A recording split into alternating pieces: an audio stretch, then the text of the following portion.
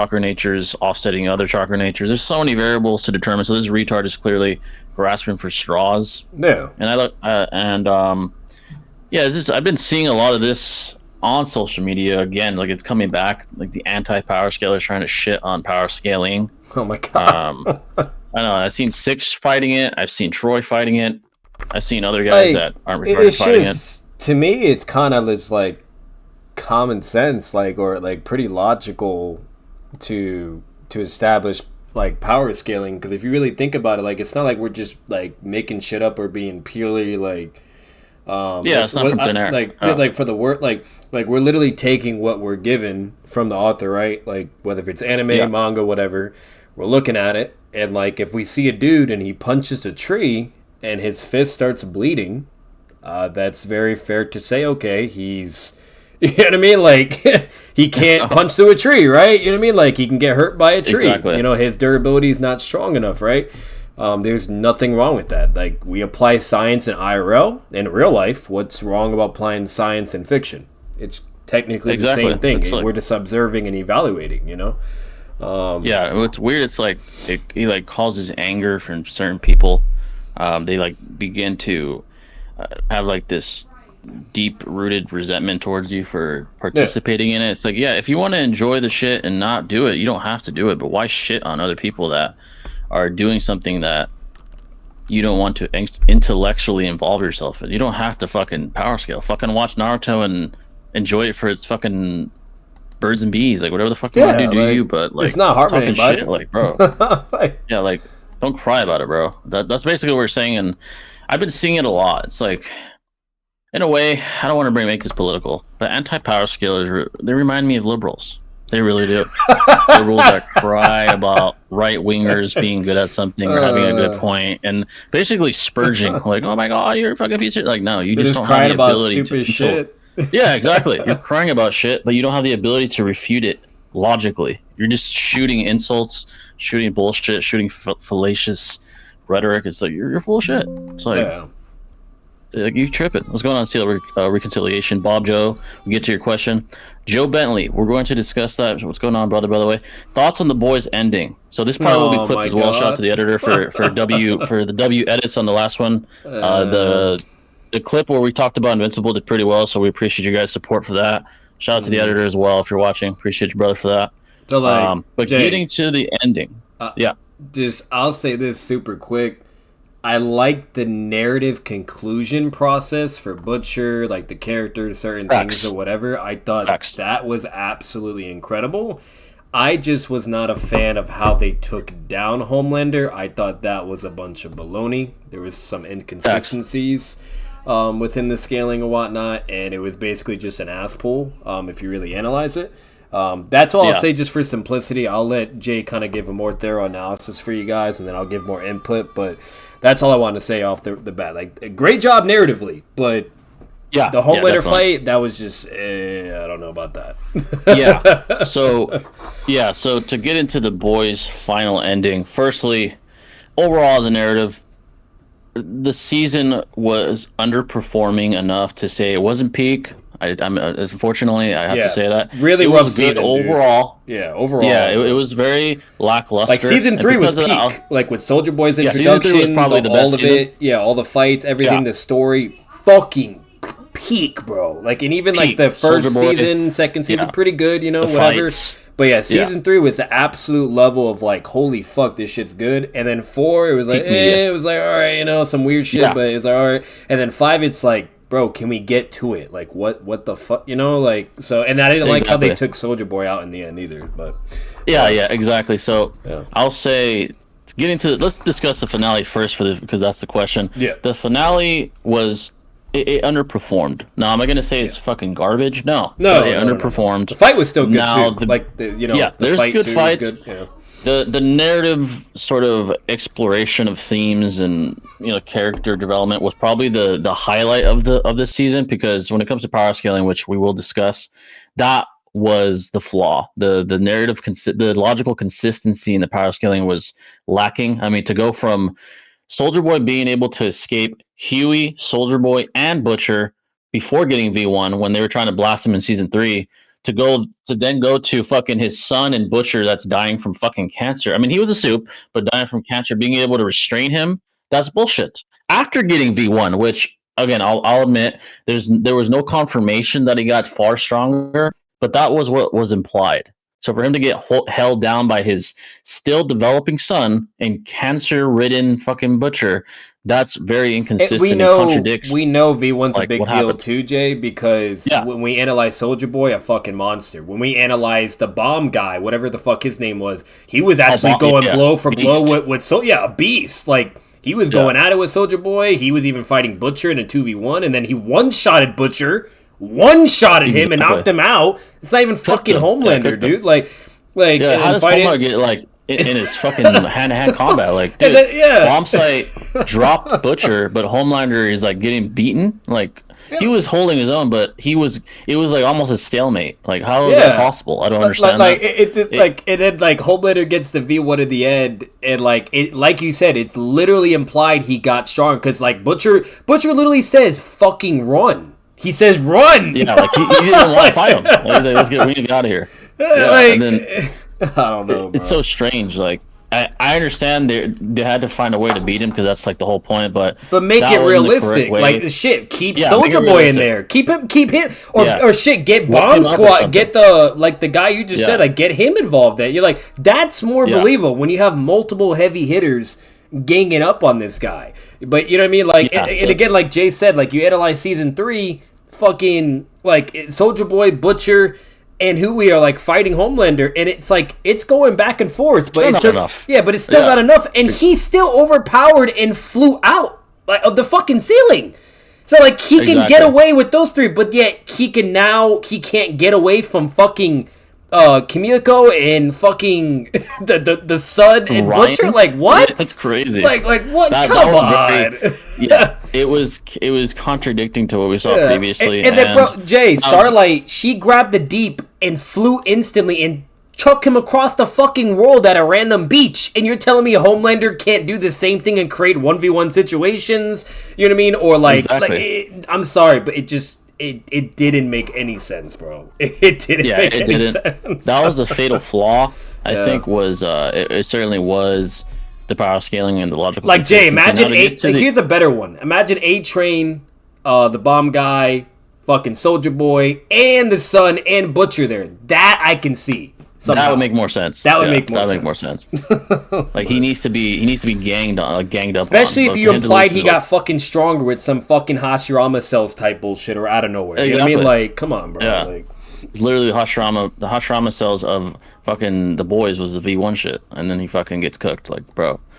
But getting to the character sort of, I guess, arcs and development, that was the highlight.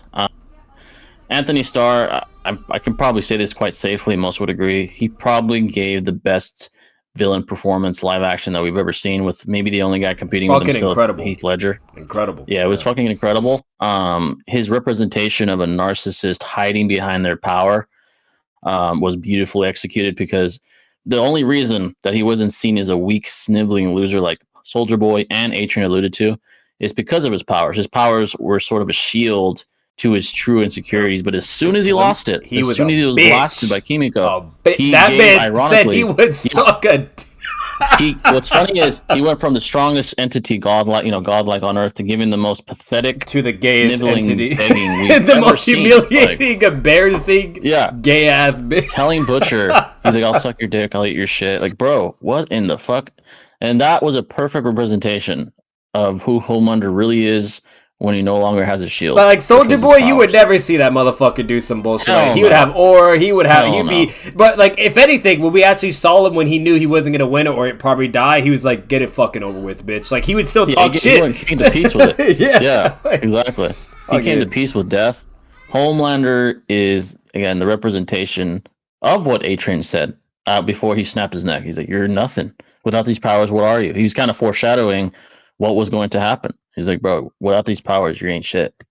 And Homelander snapped his neck and had a emotional reaction to that statement, because he knew he was right. And we saw that confirmed when Kimiko blasted him. He wasn't shit. He had the most pathetic display on national television. and Butcher. That's another thing, Jay. Kimiko, like, bro, how many times was she always typically useless in all the fights that she was in?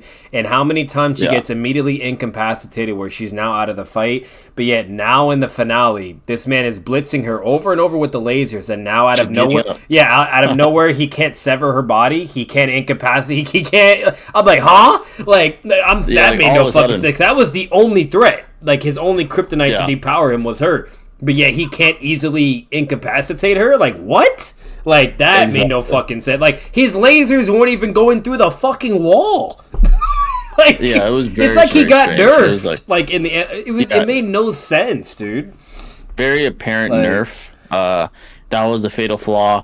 Character development was brilliant. The themes that were explored, very brilliantly done. Amazing. Like Butcher, the way he ended it, like when he beat his ass and like what he said. Like, if any comic fans out there, it's very similar to what but the only difference is he waited until after he had, like, his death battle with the clone, and then he took the opportunity to kill him. But, like, that was peak. Like, the whole narrative emphasis with Butcher was amazing. Just all of it. Like, it was on point, you know? So I think his death was on point as well. From a character development standpoint, he tried to, come back to the light after defeating Homelander, but Ryan kind of put the nail in the coffin and said, you know what, you're not exactly a good person either, and I don't want to have a life with you. I want to move on and have a fresh start. And then his dog dies, and that's what broke the camel's back. And, he came back to the realization, like, I'm not a good person, and I might as well finish the job. Fuck it. I'm just going to kill all the Supes. Obviously, Huey follows him. He tells him, you're not a monster. You're just human, so you hurt like everybody else. You know what his theme kind of reminded me too, Jay? With Butcher, is like you either die a hero or you live long enough to see yourself become the villain. Exactly. You know what I mean? It was kind of that scenario with him, It's like embodied. Basically what Harvey Dent said was embodied in Butcher. Yeah. Like he lived long enough to become a villain. Yeah. And he died, he still died nobly to an extent because he hesitated pulling that trigger at the end. Because he did see it seemed like he wasn't either. Like when he saw his brother, he kind of came back to the light. But then at the same time, after Huey shot him, he then reconfirmed and said, "No, you did the right thing because I wouldn't have stopped." So meaning he still would have done it, but he did hesitate. Yeah, exactly. He alluded to he still would have. He's like, I'm basically implying like maybe I did hesitate, but you did the right thing because I would have kept going. Burnt. Like, I'm compromised. You had to do what you had to do, and. Huey saved the world, basically. Ironically, he saved the world against Homelander and almost ended it, almost making Supes go extinct. So, it was a very, as far as that's concerned, that was a make sense type of conclusion to his arc. And then the rest of it was whatever. Yeah, the rest I didn't really care for all that. Yeah. Like one thing I will say is like what would have been crazy if they were willing to do one more season, because towards the end of the finale episode, Homelander didn't give a fuck no more. He started talking on live stream at the White House, like he's like, if you don't follow me, I'm just gonna fucking kill you all, like blah blah. Yeah, like bro, he snapped. Like he finally went like. Remember how we were always talking about it throughout the seasons, where like, yo, Homelander's getting closer and closer, just saying fuck it. And then shit's gonna pop off and be crazy. He's just gonna be like a tyrannical Superman, basically, Exactly. And and that's literally what's about to happen. But they got there, shit happened, whatever. But imagine if like they did one more season, like to where we see like just Homelander going crazy, like just doing some Injustice Superman shit, right? Yeah, that would have been fucking peak. And then they have like that finale badass, like fight against him in the end. I think that would have been way better. I kind of wish they went that route, because there would have been so much action. There would have been so much like more deaths probably. And if anything, what would have made more sense, instead of them doing the bullshit fucking finale way how they defeated him or whatever, they could have got Soldier Boy out of his like ice fucking chamber thing. And and he would be willing to help because Homelander technically betrayed him, so he would be pissed and whatnot. So that's what I'm saying. Like it could have just led on to more time for the narrative, better writing. More crazy fucking shit where Homelander's just like committing, genocide and the whole nine. Like it would have been crazy. Yeah. It would have been crazy, dude. That would have been peak. Yeah, that would have been peak. That would have been like some Invincible type shit, like when Conquest showed up and Mark had to scrap and people died and shit. Like just imagine Homelander doing that. And basically like in the military, like even if they tried, like they clearly can't do shit because they tried, right, and they Not do failed. shit. So like it'd be like the whole world trying to fight against Homelander. You know, while Homelander has some percentage of supporters, but let's be real, it's not going to really matter. But like, that would have been crazy. It's basically just a season of all-out war, right? You know, between two sides, like, you know, Butcher's side and Homelander's side. That'd be crazy. That'd be fucking crazy. That would have been much more climactic. Like, maybe A-Train doesn't die the way he did, and he joins. He's like, you know what? If I die fighting this fucker, fuck it. You know, Butcher, A-Train, Starlight, Kimiko, Soldier Boy, they all just say, you know what? Like Butcher was saying, he's like, we do this shit until the very end. Yeah. Let's all just fucking fight this fucker and that would be amazing. I could honestly see, like, that would have been fucking peak, bro. Like, that would have been peak. That would have been fucking peak. That would have been like some fucking Darkseid versus Justice League type shit. Just go for it. That's what they should have done. But we got what we got. Yeah, it wasn't peak. It wasn't ass, but it wasn't peak. It was okay. It was good, arguably good. Maybe a 6 out of 10, maybe 7. Yeah. But that's what you got with the boys. How do you feel about Ronda Rousey versus Gina Carano match? That shit was boring as fuck. It lasted 2 seconds. What did you expect? Ronda Rousey's been gone for 10 years. Gina had fought almost 20 years. Yeah. What did you expect? Gina Carano had to lose 100 pounds to even make the weight, so she wasn't at her peak. The fight was whatever. It wasn't anything to write home about. The fights before that were more interesting. John Jones kind of called out Francis Ngannou. Yeah. That was probably the highlight of the whole night. But besides that, not much to say. It's funny to see how 99.9% of anti-power scalers are the ones who take L's after L in versus battles. Yeah, it's a way to cope with their intellectual inferiority. They just shit on people. I try to understand their thought process. Like, it literally makes no sense. I don't understand how they can't believe in the concept of power scale. Like, again, it's not like we're just like, for instance, like pixel scaling and all that. Like that, we're not doing that, right? Like, that's bullshit. Yeah, we're not that far. We're not doing any of that weird shit. That I can understand. You know what I mean? But like, that's not what we're doing. And I feel like that's like their confusion. They think like maybe that's their perception of it. They think it's something like around that where it's just blatant bullshit and like. No, like, you know, obviously the author's not going to care about pixel fucking scaling or whether you think this guy can destroy a galaxy based upon his fucking art, you know what I mean, and whatnot. And like, that's a whole other thing. Like, no, instead we're just using basic observation or evaluation skills. And like, if the character blows up a fucking moon, okay, he's moon level, right? Like, that's what it is. Yeah, exactly. I don't know. Like, it's like doing basic math, right? Or calling out the fucking basic colors, the color red or green or what. Like, what's the problem here? Like, it's not like we're saying lies. Like, it's not lies. It's basic analytical thinking with presupposed knowledge of what we know. And obviously, authors that write manga are going to write with the intention of using what we know. And but like, Jay, if we use that logic, does that mean like any analysis or like evaluators for professional sports, are they just full of shit?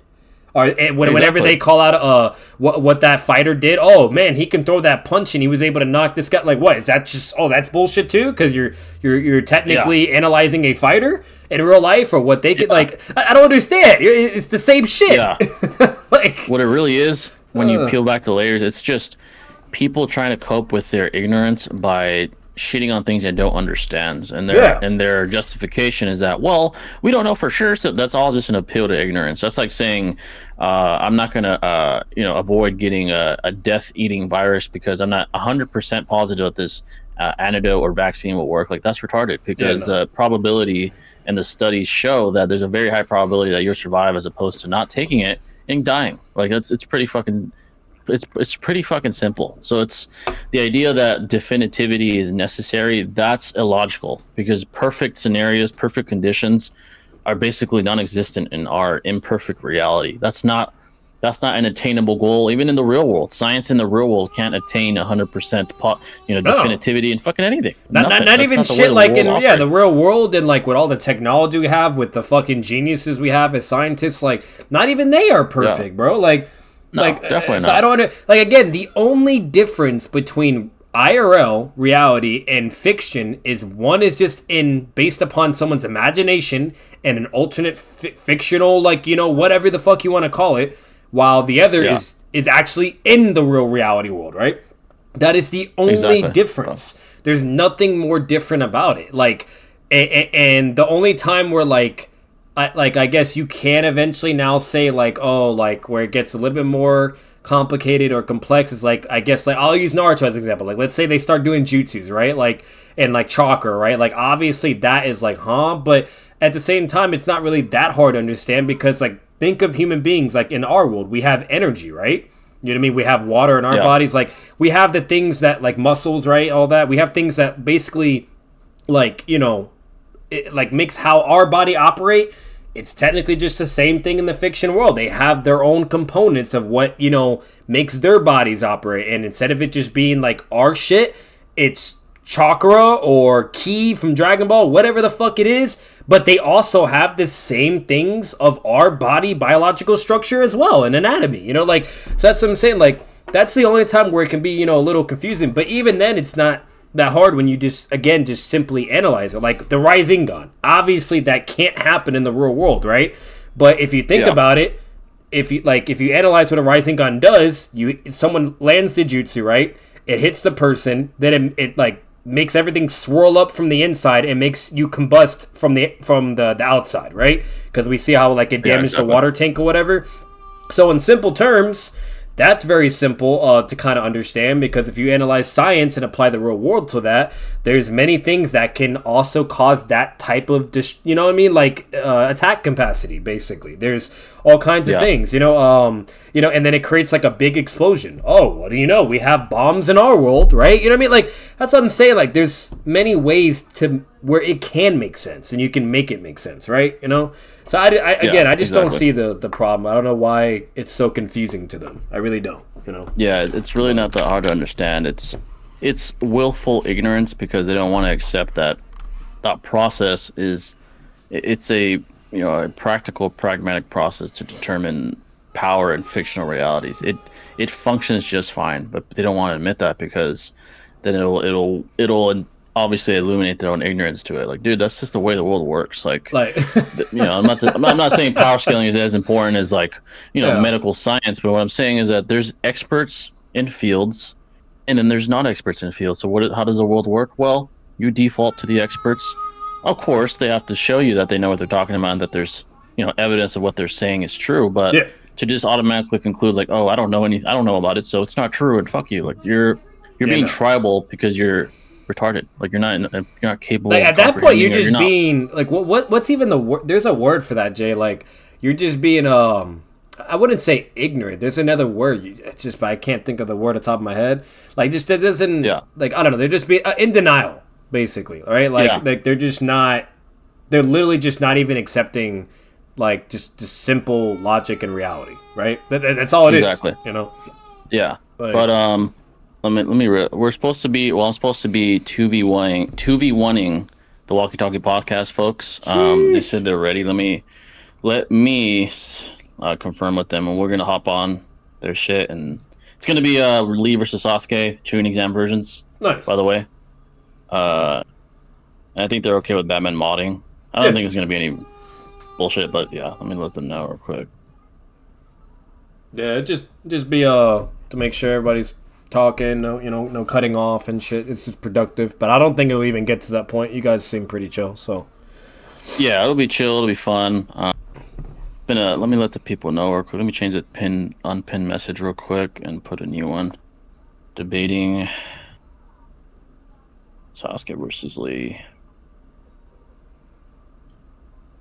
with Walkie Talkie Podcast. Should be fun, folks. I'm pretty prepared. It's a fun discussion, so let's see what happens. Let's see here. Let me let the people know. And then after that, right, if we have the time, there's some things I do have available of some cool discussions and talking points that I put in chat that we can also discuss right after too, just to keep the stream. But it depends. Yeah, we'll probably just debate them. I'll probably just debate them. We'll say our piece, and then we'll continue our stream on our shit. Let me see real quick. All right, I guess we can join their VC in the group chat that we made. Okay. And then we could join that shit. I think I already told them. Let's see if they answer real quick. All right, folks. We'll see you at the other VC.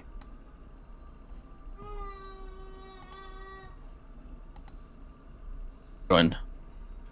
Udi just said he's gonna go to the bathroom and get his mic set up. Oh, no worries. Here in a You guys are minute, good. probably. Let me tell everyone Love that we're debating real quick. the PFP. It's dope. Oh, you like it? Yeah, that is dope. That's funny as fuck. That shit was peak peak trolling this with I Toby and Data. can't believe I got this to work because it was based. I used vidIQ's thumbnail maker to convert a sketch of this.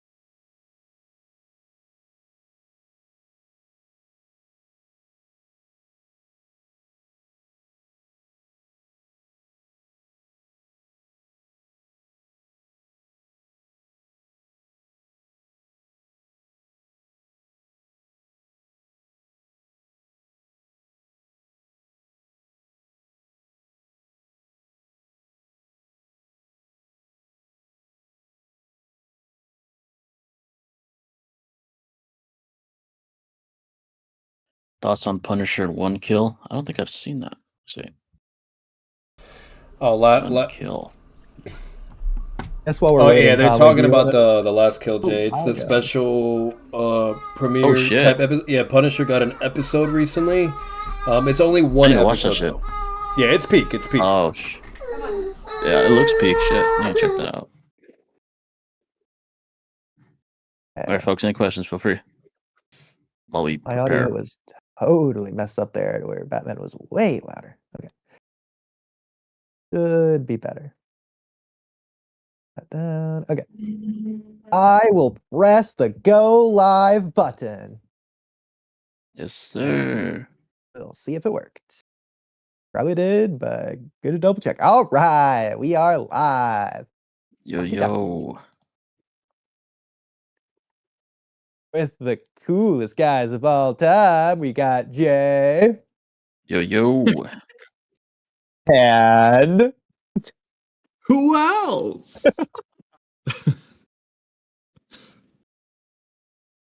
well, I see someone's being a little shy today. Yeah, you might say they're kind of mute. Okay.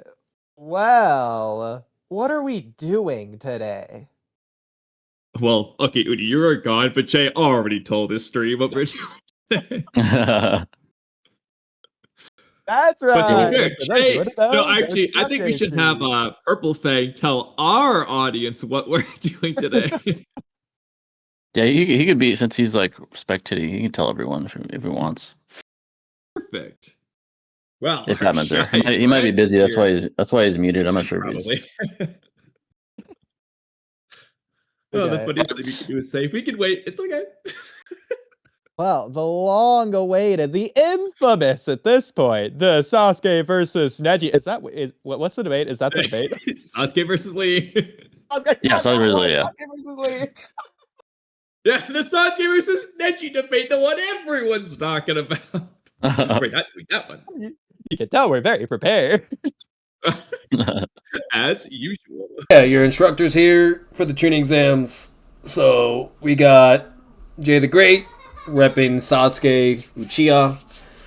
Yes, sir. And then we have, I was about to call you Toby because of your profile picture, but Sure. But yeah. You can call me Mr. Walker. To quote Toby, you can call me no one, moderate Toby, whatever you like. Oh my god! But the walkie-talkie podcast, you guys know the peeps. You got Mr. Waffle, you got Oob. So we're gonna make this go. They're repping Lee for the tuning exams. I'm assuming they're both tuning exam versions. Yeah. What's it called? But yeah, so that's basically Sir. what we got going on, guys, and the fight can commence. And Yes, for sir. obvious context, it's gonna have to be prelims Lee because the finals Lee is not in a very good state. Although we can make the argument if we can do a bonus round for it. In fact, I'll say right now we will do that bonus round. But for the majority of this, we'll stick to prelims Lee versus the finals Sasuke. Yeah, exactly. So those are the specific versions, folks. But yeah, you guys can begin if you want, establishing your premise, and I guess I could just go from there. Well, Udi, where do we okay, want well, to I did want to add a couple notes. First of all, I said this last stream. I'll just quickly summarize what I said last stream. Last time we did this is to where Jay, I'm on your side on this one, but I'm gonna debate on Kamui-san. Yeah, I remember. We do have a lot of legitimate arguments, so it's not just me being ridiculous, only halfway ridiculous. Well, to be fair, It's vice versa. It should have been Batman, and him, the ones that rep Lee, okay, and then versus Jay and that guy, the ones that rep. That's what we should have done. No, I'm fucking with you. I'm trolling. But it's funnier this way. Lee. I'm just saying. All right. And to be fair, without Udi, okay, we don't want to spoil anything, but a lot of things wouldn't have happened the same way if it wasn't us two together. So yeah, and all that matters, guys. Lee has that 10th gate, and he would have released it against Sasuke, and he would have won. So it's that simple. Oh, there you go. So I will preface this by saying, Jay, this is going to be entirely unfair because we have so many arguments that, for the sake of time, we're going to have to do like every argument with you just reacting to it. Yeah, let's see. And more than anything, our goal today, it's not to win or lose. It's to make you perplexed. So, Kamui, we did discuss this. But I forgot what we were supposed to start with. I only remember what we're going to end with.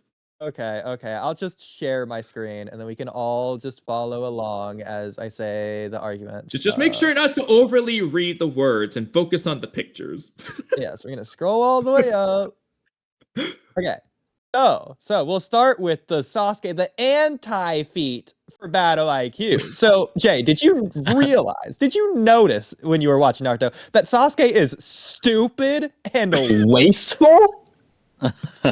Let's see. Well, Sasuke wasted his stamina, which Lee pointed out Sasuke can't maintain that speed for as long as Lee can, by showing off his speed in Taijutsu against Gaara, who could just put his sand armor back on anyway when Sasuke has Chidori, which would much more easily pierce the sand armor than the sand ball. And Gaara realistically would have just let Sasuke use Chidori anyway, given that Gaara let Lee take his weights off, etc.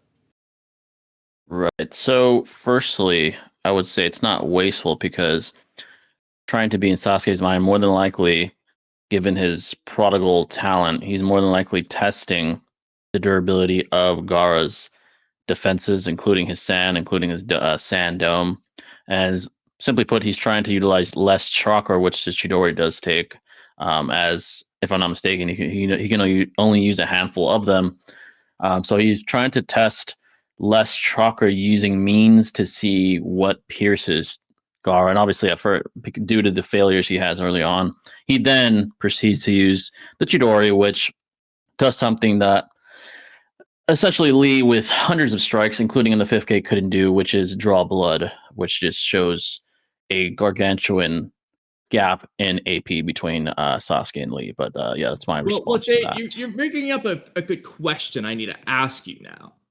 Yeah. You're arguing that Sasuke is testing Gaara basically to see like how much chakra he needs and if he can use less chakra, draining attacks on the sand armor, right? Yeah, essentially. Well, as you just mentioned, Lee fought Gaara, and Kakashi told Sasuke all about it. So he knows what's going to happen if he does Lee's taijutsu on Gaara. So he's wasting his stamina. That's presupposing that he believes he's equal to Lee, and given his high ego and high sort of confidence, he probably deduces that he's above someone of Lee's caliber, which is more than likely the case, again, given his confidence and ego, which resulted in many bad moments for him, including his ass whooping to Naruto at the Final Valley. This particular fight.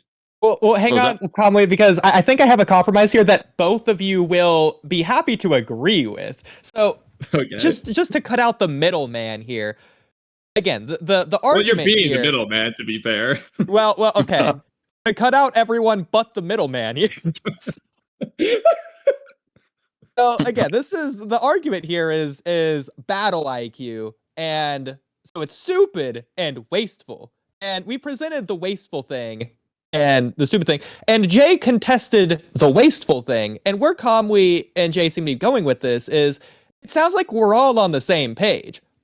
Regardless of wasteful, which is in contention, Sasuke is definitively stupid. I don't think I agreed to that, because wasteful implies you're stupid. So the very fact that he's not being wasteful implies he's not stupid. Well, you can be stupid without being wasteful. And you can be wasteful without being stupid. For example, I would argue having ego is kind of stupid. Not necessarily. That's a double-edged sword. It depends on the, I guess, scenario that we are questioning, and on whether or not ego is beneficial in that specific scenario. Not wrong. Here, and then going back to what we were previously discussing, the original premise was he's stupid because he's wasteful. So well, not because he's stupid and wasteful. Independent. Okay, so if it's presupposed that I proven that he's not, why would he be stupid then? What other reason would there be aside from being wasteful? Got it. So to be honest, I was looking for something and I wasn't listening. Can you say that again? Yeah, if I have proven that he's not wasteful, then why is he stupid? Well, what other reason would there be? Proven it. You've given an argument for it. Can you refute or proven it? Well, let's just say for a second that he has proven it. So, what from there for the stupid? Are you asking me to continue this argument for you? Yes. If either that, all right. Yeah, actually, go ahead. Yeah. Okay. Well. This is what first I say. This is gonna be the dumbest thing that first popped into my head, but I'm gonna say it anyway. It's stupid that Sasuke's being arrogant against Gaara. I would say being arrogant would be not improving his strategy in the very altercation, because he improved upon it. He deduced at first, okay, let me attempt taijutsu strikes and to see if that level of force is sufficient to bypass Gaara's durability. He then deduced, okay, I've concluded it's not enough. I can't pierce it, and I'm just wasting energy. So I'm going to attempt something with that I know is provably higher in AP, and then it ended up working proving that he has the IQ and the intellectual ability to deduce better strategies as he fights, and implying pretty efficient adaptation in the midst of battle, which shows that perhaps despite having high ego, he still has the intellectual ability to make better decisions as a fight progresses. Again, due to his prodigal talents, implying he's not wasteful and or stupid. So, Well, Well, counterpoint. Jay. Oh, go ahead, Colin. Oh, well, now I'm curious what you were gonna say. Okay. but- Counterpoint. It's pretty Yeah. stupid to not start with Chidori. Okay, I I had would- a very different approach. Yeah. I would refute that because Chidori is the higher chakra usage ability. So he's essentially escalating his AP as he progresses. He goes from punches to kicks to then some more high speed attacks from a longer distance, and then finally concluding with the Chidori, which again succeeded. So it would actually be counterproductive to just straight up use a high chakra ability if the possibility of using a lower chakra ability bypassing his Gar's defenses exists. So he's essentially problem solving and escalating as he deduces what works and what doesn't. So I think it'd be stupid to actually start with his like most powerful attack. It'd be like the equivalent of Sasuke using Kirin straight off the jump when fighting Itachi, which is not what he did. He saved that for the very end when he deduced he was unable to kill Itachi easily. So I think that actually is the most efficient strategy. Before going to what I was going to say, I want to continue this. So hopefully I don't forget what I was going to say. But I have two problems. Okay, quote unquote problems. So the first one, Kami, I want to add that first of all, I agree with Jay, and I agreed before he said that. I was curious how he was going to say it, though. Well, I don't think Kirin's applicable because it's similar in like a lot of instances where opponents try and figure out the other opponent, like Naruto and Sasuke versus Jigen. They don't start in their full avatars. Well, I completely agree, Rudy. That's not the point here. But okay. That's a separate thing. As far as Kirin goes, though, that's not really applicable because Sasuke can't do that Kirin at the very least without doing fireballs in the air and using Itachi's Amaterasu, and so on. It requires the setup. So he can't use the same Kirin first. That's not an option for him. Because even if he uses one with his own chakra, which he can only theoretically do based off Tenchi Bridge, it won't be the same as the actual lightning. So that one's not applicable. What and then the other... What do you mean by it's not going to be the same, out of curiosity? Well, it won't be natural lightning. So do you think it'd be stronger? It could. Oh, it could be, but I'm just saying it's not the same. I'm not saying whether it's stronger or weaker. I'm saying it's not the same. okay. I don't think he specified that Kirin on Itachi, and different. I've specified that Kirin won't be the same. Maybe against like Jigen, who could versus couldn't absorb it, but versus Itachi, I don't think the difference would really play out. But that's just my theory on that. But it depends on how strong his Kirin would be if he were to try to do it without natural lightning. Also, whether or not it was right. Real quick, moderating time. You guys can't debate each other. You're debating Jay. No. Wrong team. That's normal. Wrong team. Yeah. Okay. So back to the Chidori point. Okay, so I understand what you're saying, Jay, but you also got to keep in mind Kakashi is training Sasuke to learn Chidori, to use Chidori on Sasuke.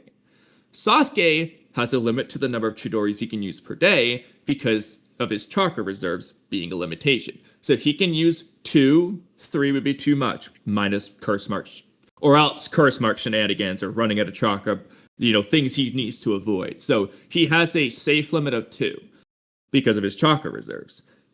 If Sasuke wastes his stamina, he therefore will have less chakra because he can't convert as much stamina into chakra. So he's effectively wasting his chakra. If he wastes his wastefulness, the most wasteful person of all time on his stamina, he will have less Chidoris to use versus Gaara. The thing he knows he needs, because that's what Kakashi taught him for Gaara, because Kakashi told him he needs Chidori for Gaara. So he's moderator, am I allowed to counter my side's own point? Because I want to.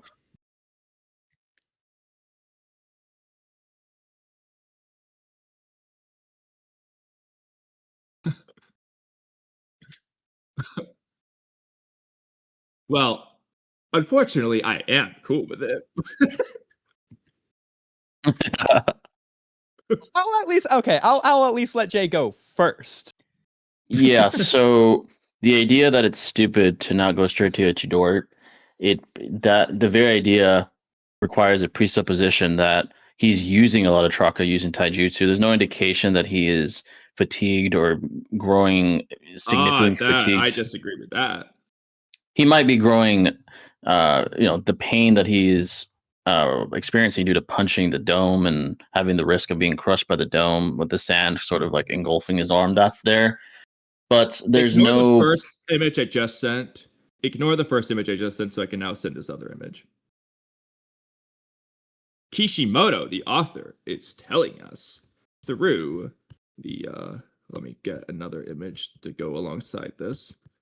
Here we go. I think I know what you're looking for. Well, that's fine. You don't need to know. You'll just understand. No, when you I see said it. I think I do know. Okay. Still in the dead air. If you're wondering, huff is the Japanese symbol. He's huffing and puffing. So you have the first image is what Lee. I did this out of order. Sasuke comes first. Then Lee is saying this in response to Sasuke. So Sasuke is huffing and puffing, and in response to that, Lee and Kishimoto through Lee is telling us that maintaining that speed still expends quite a lot of energy, doesn't it? Meaning this is expending a lot of Sasuke's energy. Yes. I would just need And to be he's showing the proven visible to. signs. He's sweating. Obito wasn't sweating in the work. Oh my god. By the way, that's not a Yeah. point. Yeah, that's false dichotomy because he's way above everybody. I But know. It's meant to be funny, but not a Sasuke, point. yes, Sasuke. Again, I still don't think it negates that. I think what his plan was. Again, there's probably an argument to be made that his cardiovascular ability could be separated from his chakra reserves to an extent. But I digress. Going back to the point, he's still essentially deducing ways to bypass this armor without having to use high chakra usage because of essentially the volume of which he could use these attacks is much higher than a Chidori. Again, he only has two, presupposing he's at full power. We just don't know how much fatigue is required to where he's only able to use one, for example. I think that's kind of grasping for straws, and Sasuke would know better than we do on how much energy he's able to expend before he's down to just one Chidori or perhaps no Chidoris. So I believe that's simply conjecture that is baseless, and it's more logical to conclude that he knows more than we do, and that Kakashi probably also told him as well prior one training on how to approach this battle based off the Lee altercation. But Jay, Sasuke uses Chidori in response to Gaara's Sand Shield. Would you agree with that? Yes, after enough testing of it with his own taijutsu, yeah.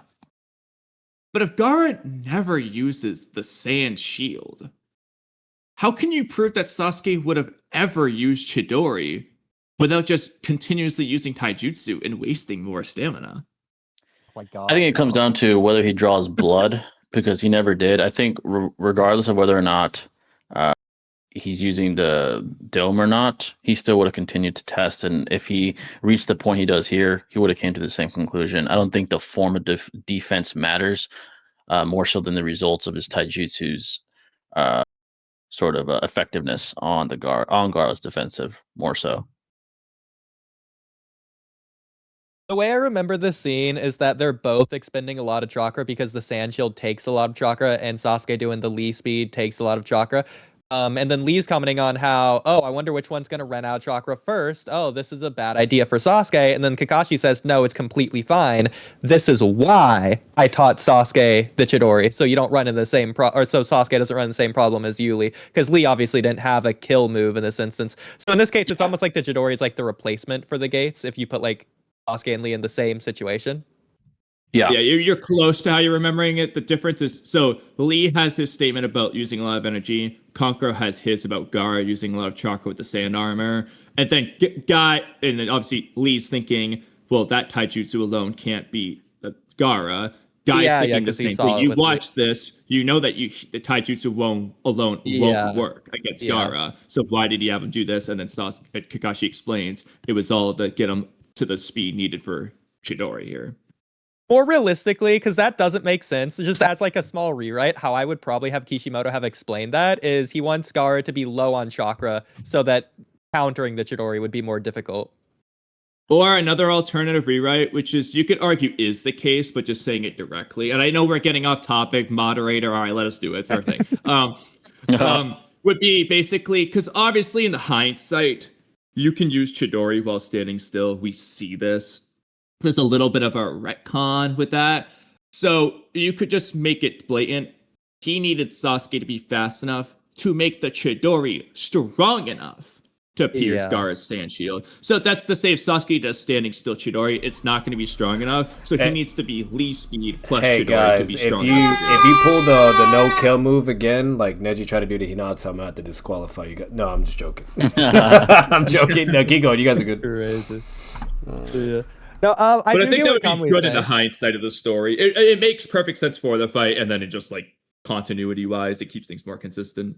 So that's more consistent. I still think that's a little bit weird because obviously Sasuke isn't using the Lee speed exclusively for the Chidori. He's just randomly using it as well. So that's like also. Well, yeah, at the beginning of the fight, he's just doing it. But again, if the reason to teach him the Lee speed is for the Chidori, then it's weird for him to use a Lee speed in this instance without it. But it's not the end of the world or anything. He's got it. He wants to flex it. Yeah. So with wasteful, as the argument would say. Yeah. So with the arguments provided, do you guys have anything to add or to refute? Well, I do want to add one thing. It's technically on Jay's side, but I'm just down a little. Sasuke, it doesn't matter if Sasuke. So this is just a weird thing, anyways, to where Kakashi says, "Oh, you gotta watch out, Sasuke. You only have like 3 uses of Chidori because you're chakra." But like, it seems like no matter how much chakra Sasuke uses in this fight or in the final fight of Part 1, he just has that 3 Chidori limit. Period. I know it doesn't make sense. Sasuke can spam 100 fireballs and he'll have his 3 Chidori limit. It's like some completely other chakra reserve from his chakra reserves. Yeah, it is kind of weird how that worked out. This is weird. Unless you could argue to make it make as much sense as possible is that Kakashi's saying it and he's implicitly saying it's not explicitly saying it. It's that within the general way of fighting style you have, so like Sasuke using taijutsu, maybe a couple fireball jutsus and so on. Like the way Sasuke fights, he's only gonna have 2 Chidoris. Actually, so basically to say Chidori's most of the chakra draining jutsu, but like he's factoring in the other stuff that Sasuke typically does. You could argue that. So Kami, I would agree with that, if not for seeing Sasuke's Chidori training, which seems to be only him doing the Chidori. I agree. However, you can argue that off screen, Sasuke was just doing the lead kicks or You're not wrong, because Kakashi would have had to train him that anyways, so I could see that. Yeah, I mean, he was training the taijutsu anyway. Okay. So, and we've also seen the fireball jutsu carve, craters into the ground, so that could have done some of the craters too. Yeah. So going back, if you guys have anything to refute or counter my argument that establishes... Well, I had something that you said earlier, and to be honest with you, I'm iffy on it, but I can just present it for fun. Yeah. Okay. I'm glad you're down for this. So, do you think that Sasuke believes that he can hit harder than 5th Gate Lee's Hidden Lotus? I think an individual Sasuke punch will be harder than a 5th Gate Hidden Lotus from Lee. Does Sasuke think that? I believe he thinks it.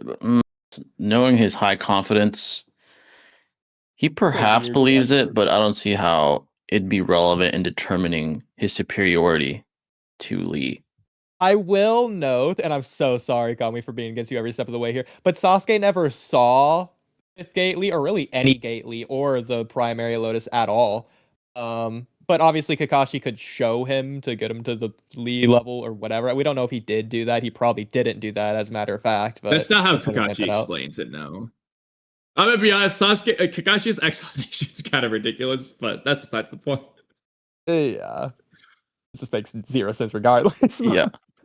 So, without being challenged... You have to be basing it off of whatever Kakashi tells him about Lee and the gates. Yeah, that's the only information he'd have that could possibly And be received. Do you think Sasuke presumably is aware of the fact that he's Lee speed now, like around Lee speed? Is he aware of that? Honestly, to Probably. him, as long as he gets Kakashi's nod of approval that he is within the realm of power and physical prowess necessary to at least compete against Gaara, I don't think he cares about his comparison to Lee. Obviously, it'd be ideal to hear, "Oh, you're faster than Lee," as Lee failed to ever draw blood from Gaara, which again establishes Sasuke's superiority. But in the end, all he needs is that nod of approval. And I guess you could argue that would involve Kakashi deducing that he has superior physical prowess to Lee, as again Lee failed to defeat Gaara, even in the fifth gate. So, yeah. Because this scene is just weird in general. So, in case people don't remember how it goes, is Sasuke has the Sharingan, so he can copy other people's jutsu. So, Kakashi tells Sasuke to imagine how Lee would fight and copy your imagination. And Sasuke does that. Like, that's the explanation. Obviously, that makes zero sense. Again, he didn't watch Lee fight Gaara, but he's doing the exact same moves and everything. And Kakashi did watch it with the Sharingan and copied it, which is what it should have been. He's actually basing it off of his like pre-first exam fight against Lee. I know, but those moves is what Sasuke's quote unquote copying, but it just turned into the other. He's copying the moves he did against Gaara, which makes no sense. Which only makes sense if Kakashi just did them for exactly, but it's not explained like that. But that's says. the only way it makes sense. Yeah, going back to the battle, because there's some red herring involved here. What do you think, besides, which I believe I've challenged, Sasuke being wasteful and stupid, what other reasons do you believe that are there to establish Lee beating Sasuke? Well, I guess go into whatever's in your spoiler text, Udi, whatever that is. Okay, yeah, we'll go down to the next argument here. Well, actually, real quick.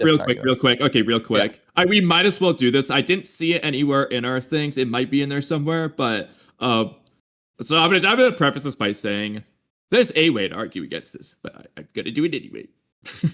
So Jay, Odie, go to that. Yeah. So what was that about Lee not drawing blood from Gaara? Oh my god. Where was that? Well, this is in the Lee versus Gaara fight. Let me see. I have to find that.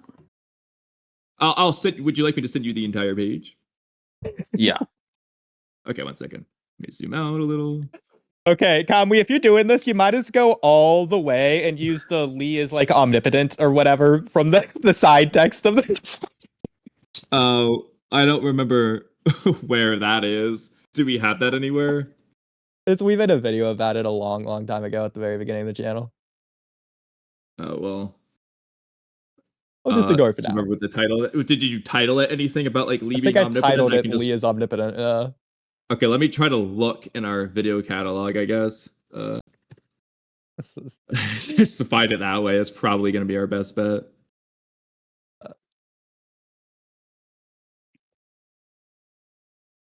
Okay, we probably wrote this argument in there, but there's a really funny argument we could make in reference to something else on that page. But all right, let's see. Talking.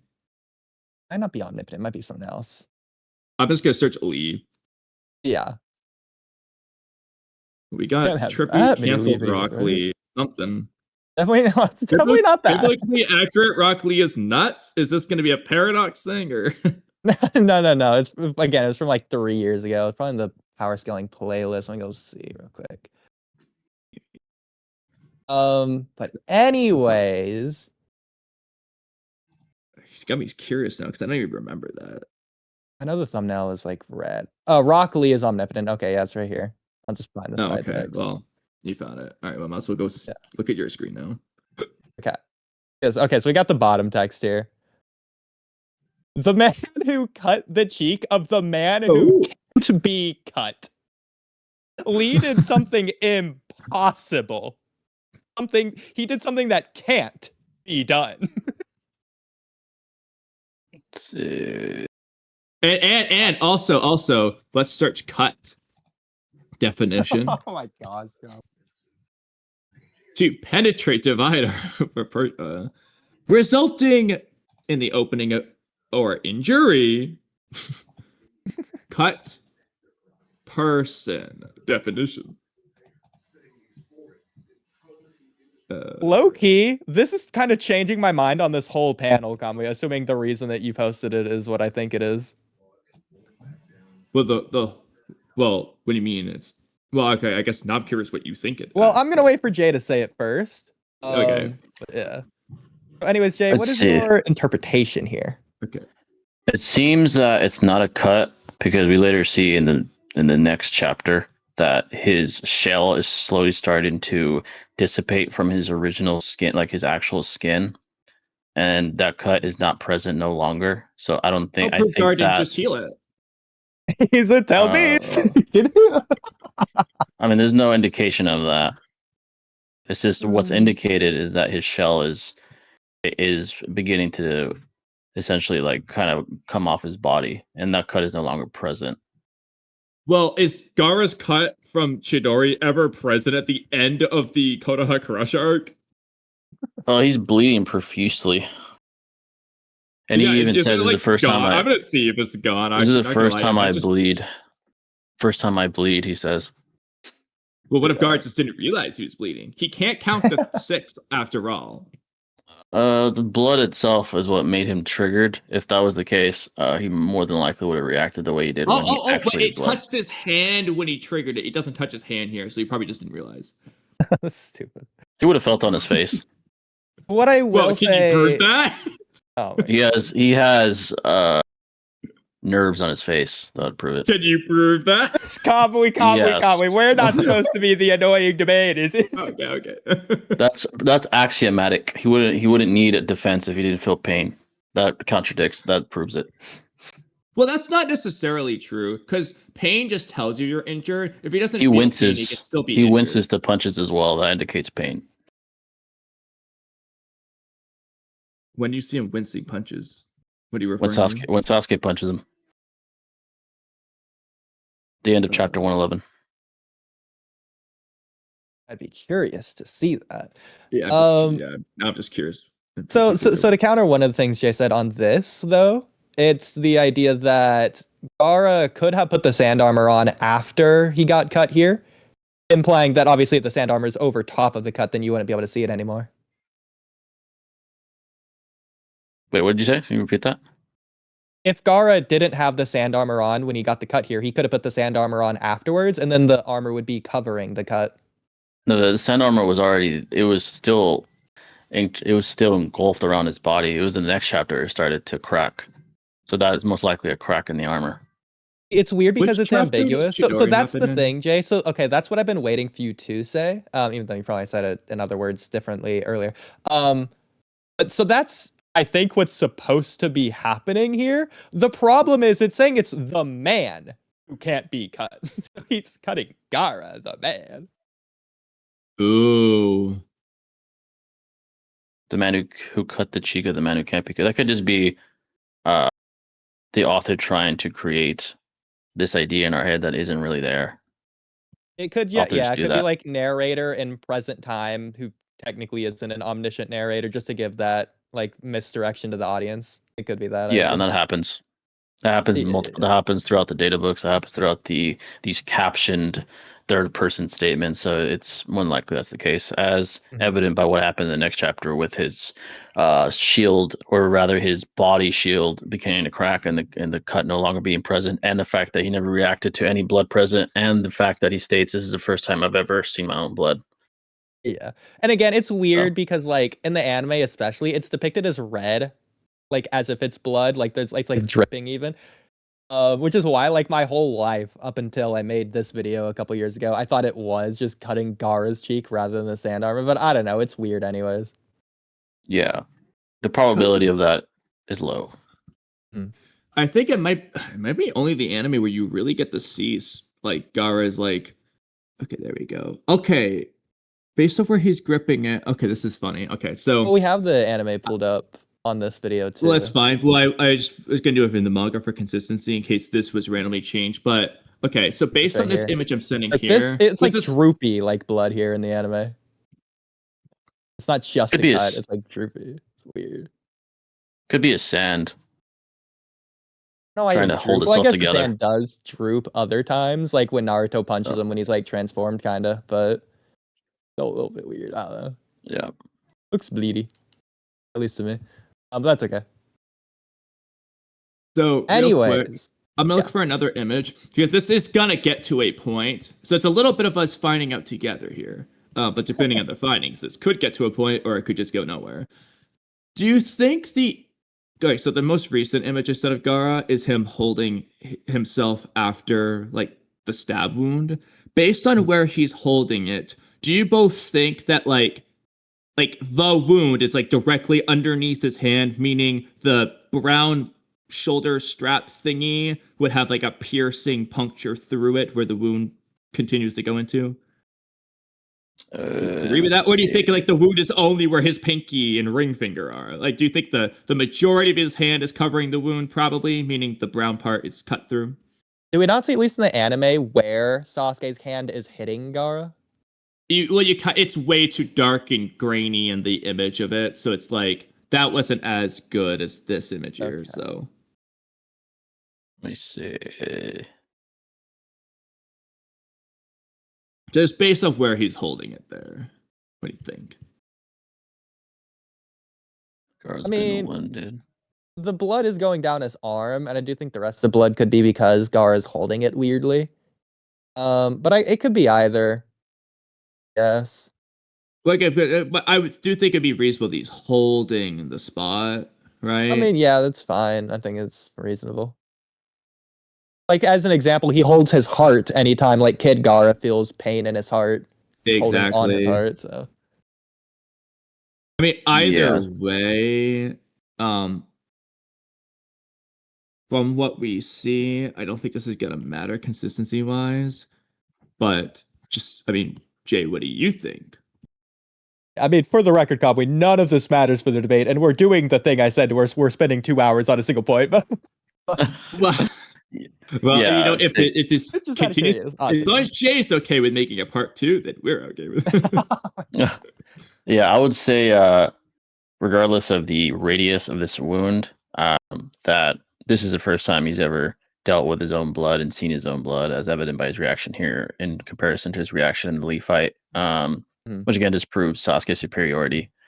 And I believe the data books state Sasuke is the strongest opponent he's faced up to this point as well, which further reinforces that. Yeah. Well, real quick, I don't want to get too far ahead here because the point in getting at where the wound is that we see Gara heal this wound. So he does have healing. Yeah, but this was a blatant tailed beast intervention. After he bled is when... No, this is before the tailed beast is awakened. Like, it's like taking over. He's already healed. I believe it started to... Let me see. I was just looking at the chapter real quick. If you look at the Tamari get away from here, Shukaku hasn't come out yet. And we can see there's no... Even Sasuke says... Oh shit, here it is.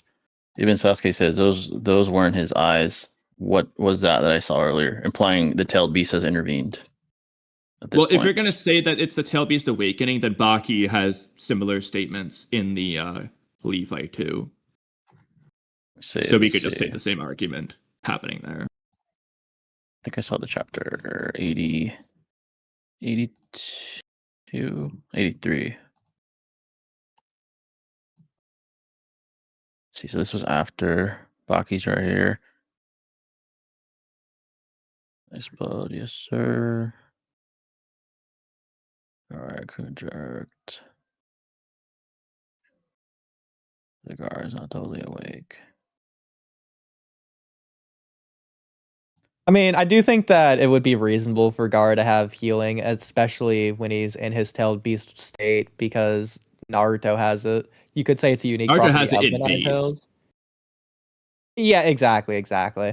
But it does seem like it's a property of all tailed beasts rather than just the Nine Tails, especially with like Boruto lore. But yeah. Yeah, I don't see any indication of Baki alluding to the tailed beast. When you talk about the Baki. inner demon awakening, See. it would be the very next chapter from the panel I sent. I'll just go find it for you because I'm not far. Okay, well, first of all, I already found Conqueror saying it, so is that good enough, or do you want me to continue to find Baki too? Conqueror. I mean, what's you mean weird? What's weird about this is that Gaara's clothes have healed as well. Well, to be fair, that wouldn't be the first time Regeneration's done that, so You're not wrong, because like Madara, but like at the same time, when Naruto got the puncture hole in him from Chidori at the end of the part 1 fight versus Sasuke, that hole stayed there the whole time. it's inconsistent, but Yeah. Not wrong.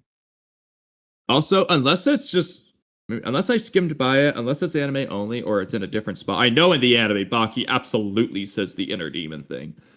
Maybe it's just Kankuro and the manga is the difference, but I mean, the point's the same. Yeah, he's not really saying demon. He's just saying the other Garas here. We could be saying the bloodlusted Gara, not necessarily the tailed beast.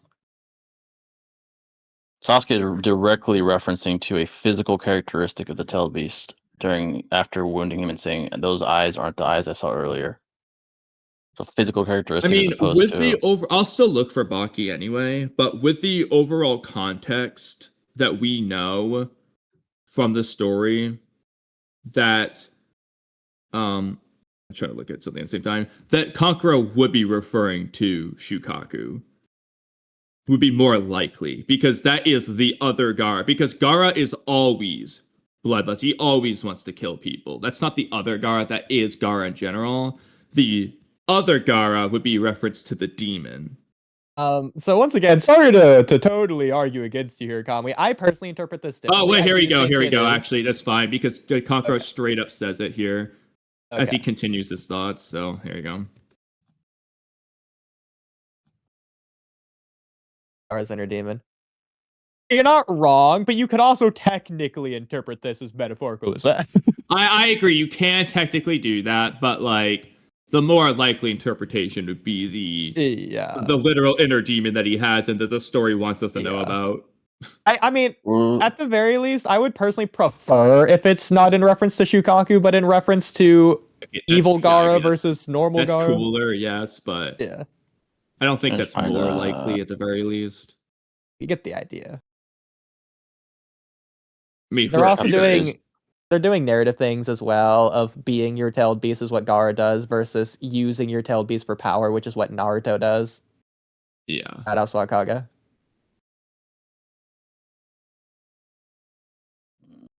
So from what I'm seeing, I guess Baki's anime only there. Alright, anime Baki's cooler. Okay. Now I'm curious. Does anyone remember? I know that. Sorry, we're off topic all the time. But does Kankuro also say it in the anime? Do they both say it, or is it just changed to Baki?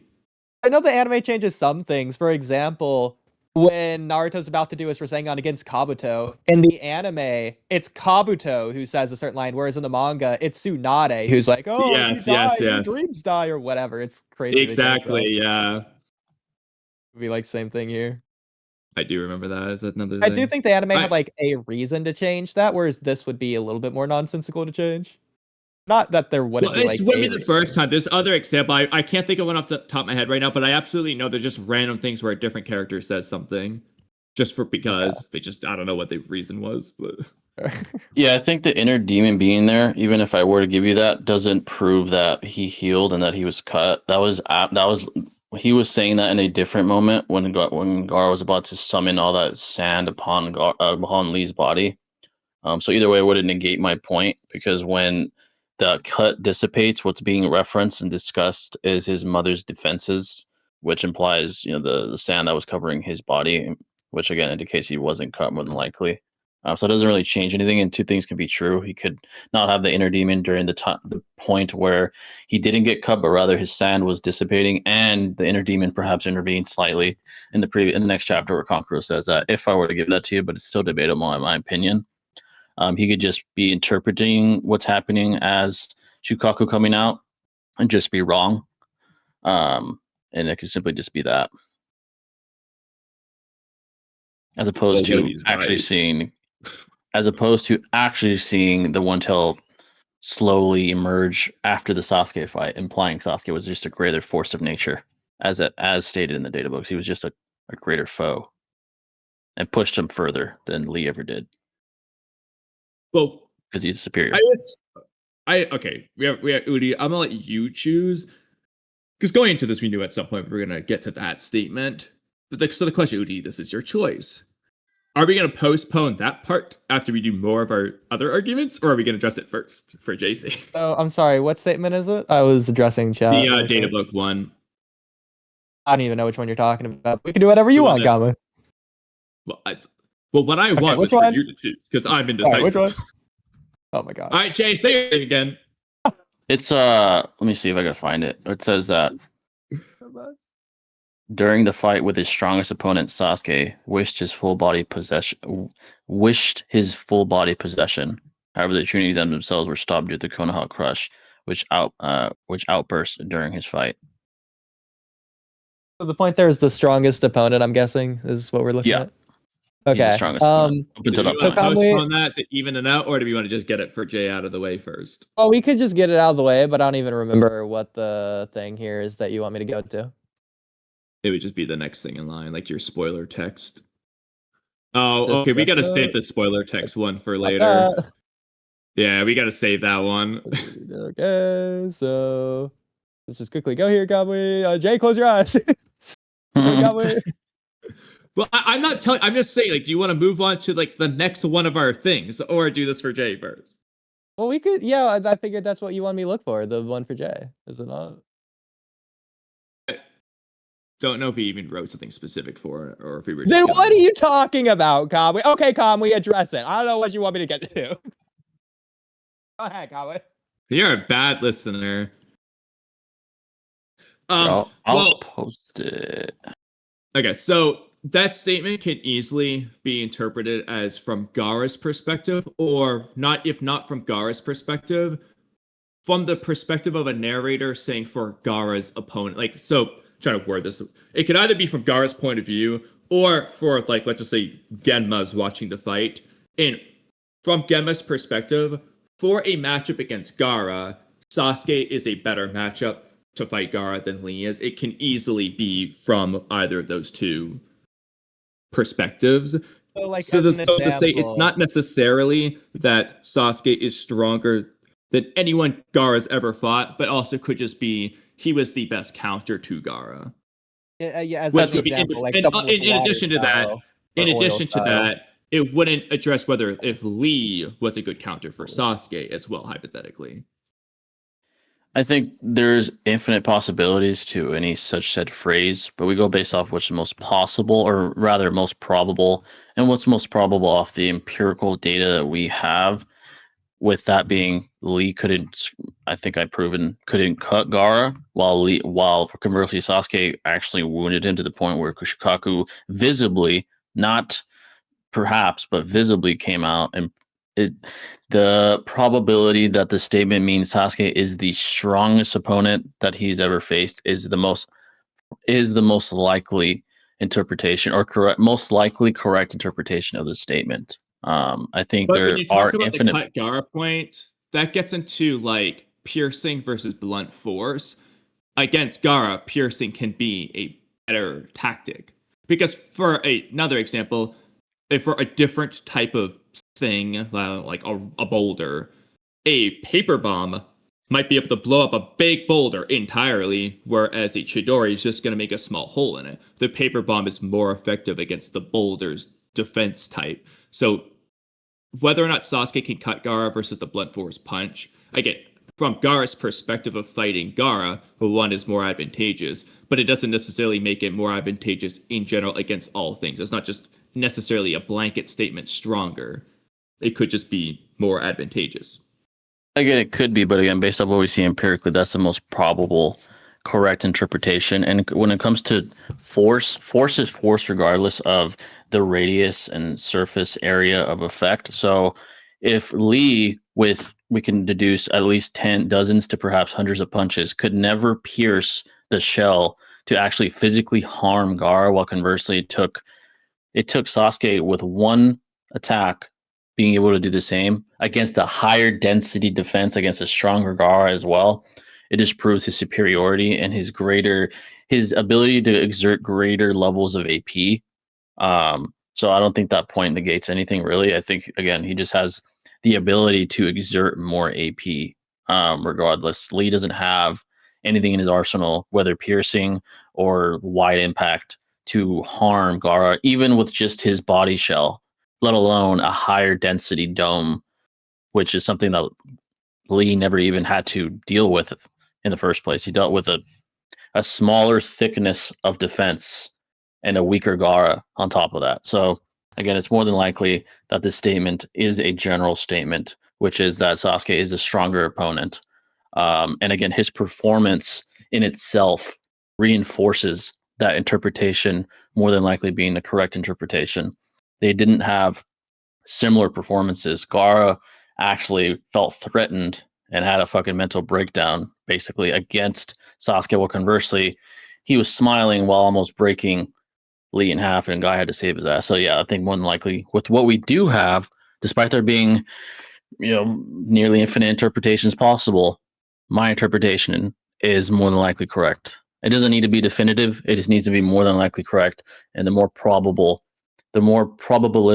correct interpretation. That's all I need to establish because definitivity is impossible in fiction or reality a lot of the time. So there's now either 3 or 4 things I can tackle from what you just said. I don't know what order, but I'll start with one of them. About the mental breakdown thing.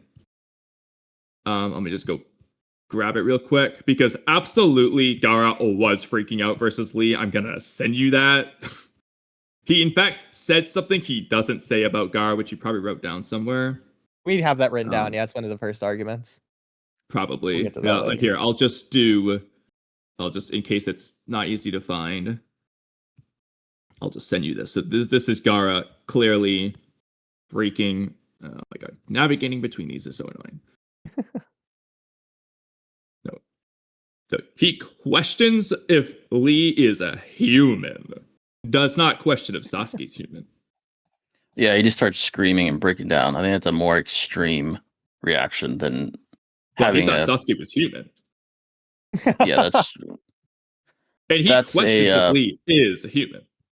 A demon, mind you, is questioning this. I think a more extreme physical reaction warrants a more scared level or a higher level of terrifying thoughts, despite him not being able to. In fact, him not being able to even formulate thoughts and just fixating on the very threat that Sasuke presents.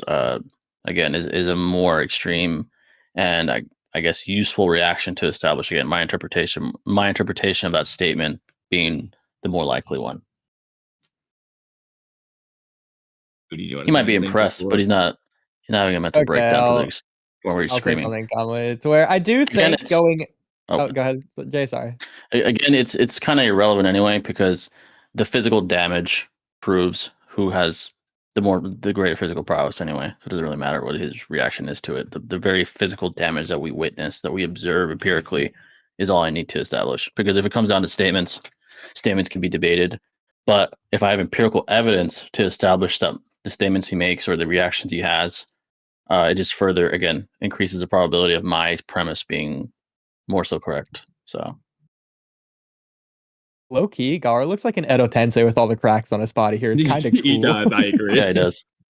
But that aside, to address Jay's thing, like Kamui asked, I'll say that I do think going into the fight, Gaara is clearly, obviously, undisputably way more hyped up to fight Sasuke than he was versus Lee. He has like the full moon blood and sand amp as described or whatever. So going into it, he's a lot more hyped up to fight Sasuke. So Kamui, I think your argument would have to be during the Lee fight, he grew to be so hyped up that it's even more than what he experienced at his highest height versus Sasuke. Well, you can make that argument. It's your argument. I'm not going to make it for you. What do you mean? This is your... Oh my god, Kamui. No, it's not, Udi. We're supposed to, like, it's just, like... So much for getting this That's one not out of something the I would way. have come up with. So I'm gonna let you do that. Okay, well, he has a pretty crazy, wicked smile versus Lee. Does he smile versus Sasuke? No, he just cries and screams against Sasuke because he's So he's realizing. crazier versus Lee. No, I think he's more. It doesn't matter what the level of craziness. It's the level of threat that he is. Oh, actually, no. It does matter because as we see when Gaara goes crazy in the forest, he's going crazy. He gets hurt and he's just smiling. In fact, what happens? So you can argue, yeah, that's evidence that Lee hurt him more because he smiled. Yeah, that's a purely speculative premise, but the fact again, Well, it's the way he. consistent. I don't think one instance or two instances proves consistency, but Well, you can going argue back to what I whether was, it's a reasonable consistency, but it is consistency. I think that's more of a red herring to steer away from the fact that Gaara's escalation of reaction and then eventually One Tail's emerging proves how much of a threat Sasuke was. Again, there was a physical indication that it was emerging. Sasuke actually said that wasn't Gaara's eyes that I just saw in that dome in that hole. That's a physical indication of the Tail Beast, as opposed to us speculating what Kankuro meant when he said the inner demon, when there is no physical indication of the One Tail emerging. So again, that's why my interpretation is the more probable one, and that's again all I need to establish. I have the Okay, empirical Conway. backing on my side as opposed to pure speculative logic, basically. Conway, you for some reason thrusted this argument onto me. All right, Conway, you want me to make an argument here? Okay, Kankuro says in the Lee fight that other Gaara is now totally awake. That's like 100%. So, okay, Shukaku's fully there. So, at the very least, you could argue equal interpretation. He's fully awake in both cases, but we don't even know if he's fully awake in the Sasuke case. In fact, you could argue he isn't because Gaara's trying to wake Shukaku up in the Sasuke one. I mean, But we doesn't fully see complete that. shortly after. I mean, no, One Tail comes out, and that was a direct byproduct of Sasuke's physical prowess and superiority in comparison to Lee. Again, statements can be interpreted in many ways, but if I have empirical backing to substantiate mine, while conversely you do not, then it doesn't matter. If we go back and forth with possibilities, I have empirical backing to establish probability. So that's all that really matters. If I were to debate interpretation with neither one of us having any empirical backing, it would result in an infinite loop of inconclusive, equal interpretation premises, essentially. So it would be essentially irrelevant and trivial to continue. But again, I do have empirical backing. Well, Jay, consider that maybe Gaara didn't need to do the sand bubble against Lee because Shukaku was already awake. Unlike There's no versus indication of that. I would have to give you that, and I wouldn't do that. I don't know. Well, actually, hold on. There is versus Dosu. Gaara didn't have to do the sand bubble thing to wake him up because Shukaku was already awake. Because that was the full moon, and that was literally that same day. As the Lee fight, or Yeah, it's all the same day. Dosu goes to kill him just later that night. yeah. Wait, Dosu kills or Dosu dies like tries to the kill night him. of the prelims? I thought it's the night before the finals. No, it's not. It's earlier. It's shown to us later, but it's actually like a flashback. Oh, it's the night of the prelims. Yeah. Let's see here. That's crazy. But when does Hayate die? Is that the night of the prelims? It's like right after. Yeah, I guess so. If you say so. They did like a several hours, several days, whatever thing earlier. Like things happen and then they like cut back and say like this happened earlier already. Okay. Whenever it happened. It gives like the timeline. The finals. I'll try to find the exact chapter it's in, but sure. So in an effort to make sure that Sasuke survived until they could fight, so he could kill him personally, Dosu challenged Gaara. Sasuke's first opponent. Aftermath of it. Wait, what? Did this skip a chapter? Hold on. Let me go to Viz real quick. I don't get the titles when I do Viz, which is the most annoying thing of all time, but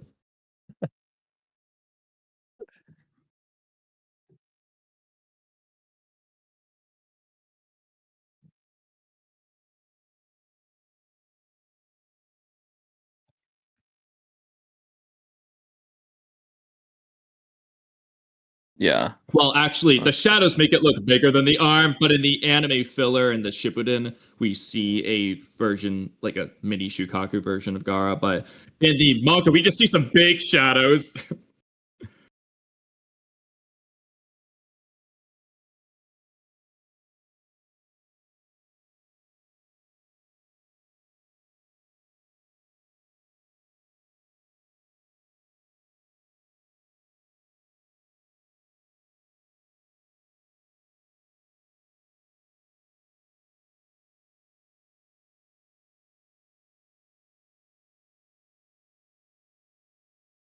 Yeah. Yeah, I definitely know what happened. Yeah, either way, Sasuke's performance proves his superiority, and Gaara's Well- fear proves it as well. So, okay, there's different ways we can approach it, but Udi, I think this one we can go right back to our J debate room and just directly compare some. Just bad Cobbley. He's just blatantly talking to his mom like the whole Sasuke fight, and he's not really doing as much recently. I think it's kind of obvious in that regard, but talking to his mom nerfs him. Well, yeah, no, he is actively getting like headaches, and like his hands are just falling apart. So it's like he is in that regard. Also, I do just want to add, Jay, for the sake of, Gar's never been hurt before. Well, that's an inconsistency. Headaches are physical pain. Yeah, also another inconsistency. We mean Gar's never been touched. When we see Kankuro touch him before that scene. That's true. Yeah, he's never been damaged. Regardless, his body's never been physically damaged by an opponent. That's the exact type of harm that we're referencing to. Yeah. Like, if you just scroll down, Udi. Okay, so wait, exactly. So to clarify for this is not referring to Chidori at the moment anyway. This is going to be taijutsu to taijutsu. We see, so Lee's damage is on the left and Sasuke's damage is on the right. Lee's taijutsu did more damage. He also had more shots at Gaara as well. He threw like dozens to No, this is actually not true. This is like the beginning. Like this is. I don't believe so. I think that was after that he had that little like thing on his cheek. Oh my gosh, Jay, you're gonna hate me. You're gonna hate me. Gaara's bruised here. Oh my god. That's a bruise. That's a sand specks. Oh, there is also like gray coloring if you see. Yeah. Yeah, but bruises aren't gray. Well, kind of purplish, bluish, or whatever. Manga coloring. Nah, those are all the same color. Okay, you can't say they aren't gray. Look at my defenses are failing image. These are the same gray. These aren't purple. If you go to the regular chat room, the one that we're in the call with, yeah. Like these are gray bruises that are on there too. Well, these aren't bruises, Conway. This is just the sand chipping away. No, like the things that aren't like the lines that aren't the cracks. The ones that like Kishimoto draws on any face. Can you not tell what I'm talking about? Like, okay, to the left of his eye, above the sweat bead. Oh, no, right above the sweat bead. That there, yeah. That's something that Kishimoto would draw on like any face. Okay, yeah. When there's battle damage bruises. Mm-hmm. That's not purple. Don't know what the point that was, but I agree. Not purple. Well, that was to say when he said like they're not gray. It's like, well, I mean, it's consistently kind of colored that way. Yeah, so that's that's not like abnormal. That's to show the difference. Yeah, this isn't a bruise, whereas the other one is a bruise. By the way, is this like official coloring or is this like fan coloring? I have no idea. I don't know, because everyone makes it seem like this is official, but I don't know. But just for another example, I guess, of what I just said about the bruises thing, like if you look at Lee, his bruises are drawn the same way. Let's take this picture. So it's again like he has like the thing I pointed out. Like Lee gets bruises drawn. This is a darkly shaded one. I can send you a zoomed out one too, but I didn't want you to say, "Oh, it's zoomed out." So I'll send you this too. You can see, like, regardless of the like chicken scratch lines, it's got like a darker shading. Yeah, the like purple. And then like I have a zoomed out one there. It's the same idea, but zoomed out, obviously. But Yeah, this one doesn't really have a different shading, but kind of a little bit. Anyways, this was really, not the art. Here's another one. Yeah, here you go. Here. Actually, here's them side by side, just to show you the bruising. There you go. Okay. Also, wait a minute. Jay. Okay, I'm just curious how you're gonna counter this. I'm just gonna send you this picture and let you do what you want to do with it. I mean, not gonna lie, Jay, this just further proves my point that regardless of what is the case, it's weird. Because if it's the sand armor, why is it doing this? It would just have like the line. Like, look at Obito's mask. It doesn't do all of this when it gets cut by the kunai. It's just the line. That's it. Same idea. Also, weird. I looked. Yeah. That's only Lee's second hit on Gaara. It looks like that when the face crumbling looks like it's the second hit. Okay. And Sasuke never gets to that point, like with his punches after like 5. So yeah, wherever. Let me see. But also look at the Tamari thing I sent. Oh yeah, she could just be wrong. I mean, I don't think Kankuro and her were both wrong because we saw that. Well, what if Gaara's wrong then? Wrong about what? First time he's been injured. If Tamari can be wrong, why can't Gaara be wrong? That's an oxymoronic phrase because how could one be wrong about being damaged and the other one be wrong about not being damaged? It would be it's not. Well, they can't the both be wrong point is at the same time. So one of them's wrong. I'm saying why can't Tamari be right and Gaara wrong? Because the shell starts to dissipate and we don't see that apparent cut that you guys claim to be there anymore. And like I said, Gaara has healing. There's nothing that proves that he has healing. I mean, I showed you earlier, like he healed the Sasuke's Chidori. That was a 9-tail intervention. Oh, excuse me, 1-tail intervention. The 1 tails is the demons awake. They say it. They could just be wrong. There's no physical characteristic indication like Sasuke where he says it's a full moon at night. It's the day of the full moon. That's when the Shukaku's blood boils the most on that day. According to what, the data books? According to Gaara and the data books. Also, what Gaara straight up says it before he kills Dosu. Because that could be a metaphoric. It doesn't need to be literal. Well, because this is before Gaara starts transforming into the 1-tails at all, and it's already healed. The 1-tails isn't out here. Which would be the same versus Lee. And as I said earlier, the wound of him grabbing his wound is after the sand ball. So the 1-tails came out, as you said. The wound's still there. The 1-tails goes away. Okay. And while it's gone is when this wound gets healed from like 0 to 100. Or if you want to say it's 5% to 100. The majority of it's healed. Yeah, because if you remember Shukaku's like hand or whatever comes out of the sand ball before Gaara undoes it after the Chidori. And Gaara's still not healed there. It was a greater wound. I mean, it was quite the wound. Maybe it doesn't heal instantaneously, but I don't see how that negates. Well, that's the point. Is the small wound from Lee can be healed quickly. That doesn't negate that there's a wound.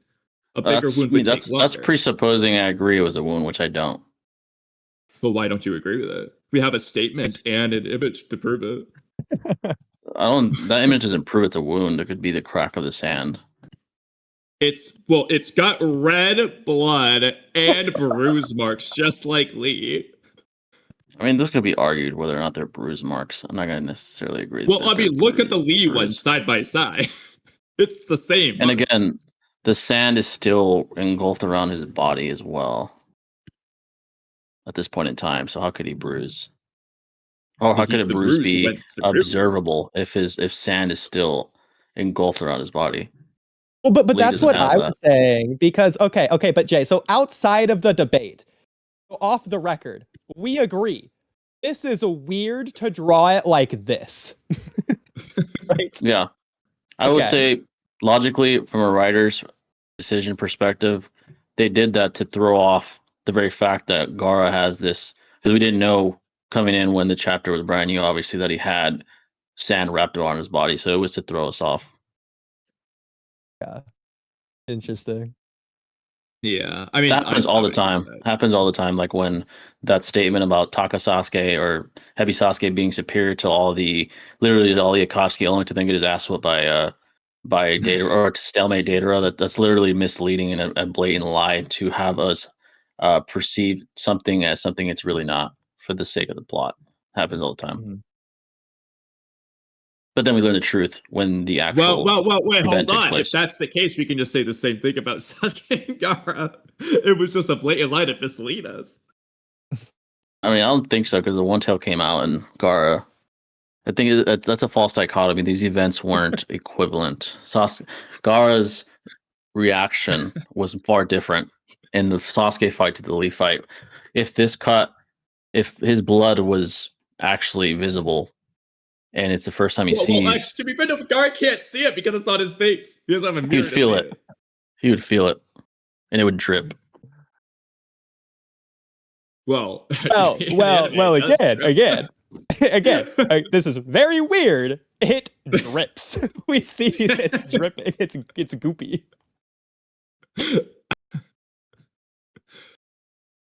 Let's see. Oh, did we have it in this video? Yeah, it's in this video. It's right. Oh right yeah. here. It's like goopy here. That's the sand. Like though. we Sand can can also also do that. We can also see like what it looks like normally here. So this is what the crack looks like. But then you have like this other red goopy layer on top of the crack, rather than it just keep going on. Sand could, the way it operates with chakra holding it together and strikes, causing blows to his shell. It could just simply be, as he takes more blows, the sand could begin to fall and kind of trickle down like blood could, basically. I see what you're saying. My problem with that would be it's just inconsistent from how it's drawn elsewhere, like here, where it's like chipping off. I mean, both could be true. It doesn't need to operate in a linear fashion. The sand is malleable. It's trying to stay on his face as much as possible. It can crack off. It can trickle off. It appears that slicing attack, or not slicing attack, but rather that sort of slice he has in his face was more than likely from the edge of Lee's foot, kind of striking his face in a very in a more piercing manner, rather than a blunt force trauma, which causes like more these kind of like chipping effects that we see in this other panel. So I see what you're saying. I do think as like a small rewrite, which is again like not really debate related, I think I would just have that be explained in universe as the different types of sand, since they're already doing that anyways. For example, some sand is stronger because it's infused with chakra from Gaara, like Gaara's gourd sand is stronger than the desert sand randomly. So I'd probably use that as the explanation, because again, we do see like some of the sand here from the sand armor chipping away, unlike when Naruto is fighting transformed Gaara and like punching him, and the sand is just like drooping away, and lights up like a different sand because that's like Shukaku sand. But then again, like also Shukaku just cracks away when Naruto headbutts Gaara at the very end, so that's still inconsistent technically. But either way. Yeah, I mean, yeah, Naruto is very amped when he does that, but so his levels of AP vary as his strikes, the AP in his strikes vary depending on his mental amp or his mental nerfs. But again, I think the strongest piece of empirical evidence that either side has is Gaara's reaction in these altercations. He never has a essentially mental breakdown. Yes, he's impressed by Lee's speed and things of that nature, but he's never pushed to the limit where he is literally like trying to talk to his mother and is screaming and things of that nature. So that is the strongest piece of evidence in this entire discussion. I have a real funny quick. argument. Essentially illuminate. So a funny argument. Yeah. Tommy, you're gonna like this one. It's funny, but it's also in a way serious. So Gaara could afford to do that versus Sasuke. If Gaara did that versus Lee, he would have just been overwhelmed and lost. I mean, that's via Occam's razor. I could just disregard it. There's no substantiation for that. Possible, Okay. just like it's possible that pigs could fly, but I could just disregard it because there's no proof. So, okay, I want to see what Jay has to say about this. So, what I've posted in chat here is going to be the first hits Sasuke and Lee land, and the second hits Sasuke and Lee land. So, Sasuke's on the left, Lee's on the right both times. Both of them get one punch and one kick, too. So, start with the top ones, the recent things I sent. Below that. Okay. I read it and made it better. So, this is Sasuke's first hit on Gaara. Now, look at Lee's first hit on Gaara. It's already there. No. Udi, they're side by side. Okay. This is Lee's. So Lee gets a bruise and a cut. Sasuke only gets cracks. Now let's go with the second hit. Next message. Sasuke gets this. And Lee gets this. Lee consistently did more damage per hit than Sasuke. I hear Taijutsu versus Taijutsu. Again, I think the nature of hits. If Sasuke is a stronger Gaara. Exactly. If Sasuke's stronger and his taijutsu stronger, this wouldn't happen. Gaara is, as we could tell from how these shinobi progress, they gain stronger. They gain strength over time, so he's probably stronger than when he fought Lee. First of all, second of all, the first hits, the nature of hits matter. Again, the kick that caused this. Again, I'm not going to say it's a cut because I don't think there's any proof of that. That causes this is sort of a kick that more than likely resulted in Well, Jay, to be honest with you, to cut you off for a second, this cut doesn't make any sense. Lee kicked Gaara like the top of the head. Lee hit him like the top of the head. I don't know how this cut got there. I don't know. It doesn't make any sense. Okay, this just goes back to, again, this cut makes no sense. Outside of this debate, we can all agree. That's not where Lee hit him. Makes no sense. Regardless. He took his leg and chopped down with it on top of Gaara's head. That's not where he hit Gaara. In fact, I could probably find. Let me go back and look at the panel of him hitting Gaara. Again, this is off the debate for a moment because obviously this doesn't help us in any way. I mean, maybe in the manga, okay, in the anime it might be different. In the manga, you might be able to argue that I guess that Lee like hit him in this way. I don't know. What it doesn't make sense for Gaara's head to like recoil downwards the way it does.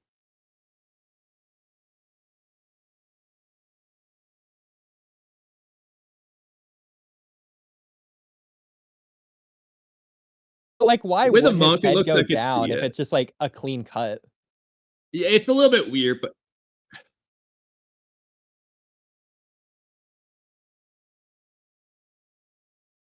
no, I completely agree. But when you do that, their face isn't usually like recoiling in the way. Well, I mean, basically, the way it works. How Lee hit him exactly. So I see what you're saying. It's also like.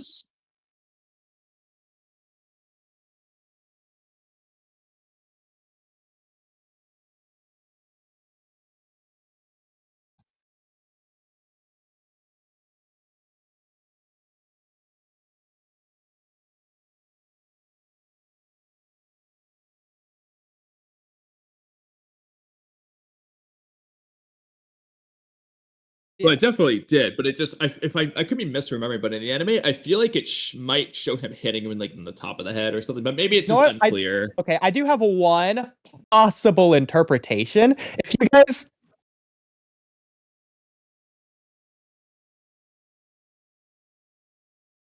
Yeah, no, the anime is. Yeah, I completely agree. That's hilarious that you mentioned that.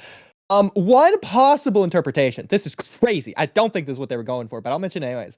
You guys remember when Sakura punches Kaguya at the very end? She punches Kaguya in the back of her head, but like the front of her face has the injury. Because it could just be like the exit wound, quote unquote. It's like that's what the force his brain rocked forward and bruised his cheek. I think the way the trajectory of the kick can be argued to be on the right side of his face, and because his cheek is parallel to the side of his head, the kick could have just also impacted that side of his face and caused that sand to crack. So that's possible as well, based off the trajectory of his kick and where the location is possibly at in correlation to Gaara's face.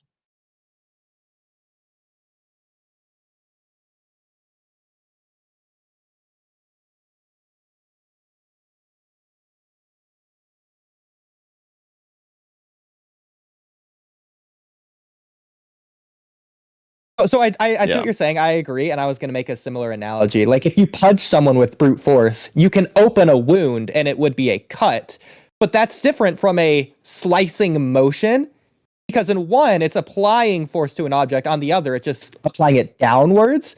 So if because that's what should be happening here, it shouldn't be because it should be that Lee's slicing with the back of his foot along Gaara's cheek. That shouldn't force his head downwards. Because what should be happening here, hypothetically, if Lee is hitting the top of Gaara's head, then the cut should be on the top of Gaara's head, and that wouldn't be inconsistent for it to be a cut, despite it being just like a brutal force hit, because it could just be a wound that cut open, and that'd be fine if the head's being forced down. But here, if it's just slicing downwards on Gaara's face along his cheek, then his whole head shouldn't be going down as well. If you I get what I think it mean. could be argued that you could swing him down. I think it could be argued that the very fact that the force didn't cause him, well, you could argue the sand also helped him not fall, but the very fact that the kick didn't cause him to just face plant into the ground implies that I think both are not mutually exclusive. You could have sort of a slicing attack, but also have an impactful attack at the same time. That is possible. They're not exactly mutually exclusive. Obviously, there is a big difference between being penetrated by a sword and being hit with a sledgehammer. But there is an in between where you have sort of like a attack that kind of distributes both kinds of force, and that's more likely. Again, I'm not going to admit, but the crack on the sand, the sand crack, I think it was from that kind of attack, more than likely. What's the red-haired guy's name? Akashi. Okay, so it's Akashi. So you guys remember when Akashi uses the knife? If you guys have seen Kuroko no Basket, I don't remember because I haven't seen it. I know you haven't, but he uses a knife to cut the really tall. Yeah, this. So he cuts this guy's cheek by like grazing it because he like dodges out of the way. But obviously, so that's fine. It's a slicing motion. It slices his face. But based on the way the force is going, obviously this guy's head isn't being like recoiled backwards from the cut. It's not really. Oh, it's also scissors, not a knife. That doesn't really make a difference here. But like the idea here is that if it's like the same idea as what's happening here, then like, do you guys get what I'm saying? To where obviously the head wouldn't recoil here because that would only. Well, that's why I'm thinking, depending on the force. So if Lee has enough force in it, I think it could be possible that even. Well, I don't think so. If it's like a clean cut, because it's going all the way through, like it's exiting out of the bottom of the cut, obviously. Yeah, but I'm imagining a hypothetical again. Lee's sandals probably shouldn't do a cutting motion like this, but I'm imagining like he just like barely grazes it in whatever way so that he can just barely touch his cheek and no other part of his head. If he did it with enough force, I could see how Gaara's head might like swing down, recoil down. The question though is if the force was that high, would the damage on the cheek have to be greater? But that might be like a physics related thing that like obviously Kishimoto's not thinking about, but yeah. But yeah, going back to the debate, I just think again. Yeah, the empirical. Yeah. So I've seen the well, real quick. This isn't relevant, but Gaara looks like Shukaku in the second to last image I sent. But the last image, Gaara says, "Ugh!" He never says that versus Sasuke's taijutsu, but he does versus Lee. So that's Shukaku looking Gaara. You can argue he's transforming here, but I'm not going to. But here, he's saying, "Ugh!" in pain. He doesn't do that versus Sasuke. No, he screams and. Well, I'm talking about the taijutsu to taijutsu right now. You could argue this is him wincing in pain. Which also, I did not find whatever you were talking about with that with Gaara. I think he said at the end of chapter 111 or something like that. I don't remember. Yeah, that's why I was confused about the wince. What he was referring to. Wincing from Sasuke's punch, but again, I don't know. Yeah, at the end of chapter 11, right hand bottom side. Well, it's definitely not chapter 11, but 111, yeah. I'm assuming. Yeah. 111. His face. Oh, you mean like reaction? Okay, is this what you mean? Like the panel of him being punched, and he has like his teeth, like I guess grit. He's Yeah, he's basically what's the word I'm looking for? He's bracing for impact, waiting for the pain. You can see the pain as it strikes him, like his eyes, the wince in his face, like the wincing Well, I think facial this is expression. striking him because he already has cracks in this panel, so I think this is the impact I'm with you in a moment. post-it. Yeah, because like he shouldn't have cracks otherwise. This is Sasuke's first punch. So Yeah. Sasuke, and you can even see the marks. Like, so Sasuke, you can argue it's drawn weird, but like Sasuke has hit him. And it caused him to fucking fly, which it's pretty impressive. Well, I Well, mean, Lee does that too. if we're comparing opponents who made Gaara fly, I think I know an opponent that made Gaara fly a lot more than Sasuke. Yeah. When you had more taijutsu exchanges, or not exchanges, but rather opportunities. No, but I see what you're saying, like wincing. I think it's arguable whether this is pain or if it's just Gaara recoiling from the force of being pushed backwards in general. In the same way that like Naruto, like if you guys have read Boruto in the code arc, you guys have in the code arc when Boruto pushes Naruto away with like the Gale Palm right before Boruto asks Kawaki to kill him. Naruto's like a recoil thing from that, but he's obviously not hurt from that. He was never meant to be hurt, and he wasn't hurt after we see that. Yeah. Like some idea. Gaara's also not doing the pain. Once again, I think it's a little bit, I guess, arbitrary to consider this wincing in pain, but then to say this definitely isn't. Because it's like the same idea at the very least. I think the very fact he needs defenses, dialogue to support it. The very fact he needs defenses implies he feels pain. It would be irrelevant to have defense in the first place. Well, I mean, to add to this, he's trying to defend himself with his arms in addition to his sand armor here. But against Sasuke, he uses a higher density defense than he ever uses against Lee. And that's before the Chidori. So you could deduce that, he hit so hard that I need to use a level of defense that I did not need to use against Lee, even in the 5th gate. What makes you say that's not why he's doing that ball. The ball is so he can transform into Shukaku, because that's what he wants to do. Well, he said before the ball. I'm curious what you are referring to with higher level of defense. He's saying the dense. Let's see, where is it? That's the ball. If you're looking at that's the thing I sent earlier that I never got to. That was the sand ball itself. That's you could argue that Gaara's sand clone could be that, but I don't think it is because Sasuke just like knocks it out pretty easily, and just like I think with the kunai even. If they keep going, because both Gaara and Lee I think are like cutting the sand with the kunai, which is kind of funny. But yeah, I mean, yeah, Lee does cut it with the kunai. Well, Lee also we have it somewhere about Lee tanking that attack there. If you want to go to that now, we'll get to it. So technically, this would be like Lee higher AP than Sasuke is the technical argument here, but or like the whole thing here, based off the damages and the the pain. Purposes though, I think just to make sure there's no disconnects or anything. I think Jay, what he's going out is saying Chidori is superior, blah blah whatever, and did everything it did, and then you guys are analyzing taijutsu to taijutsu.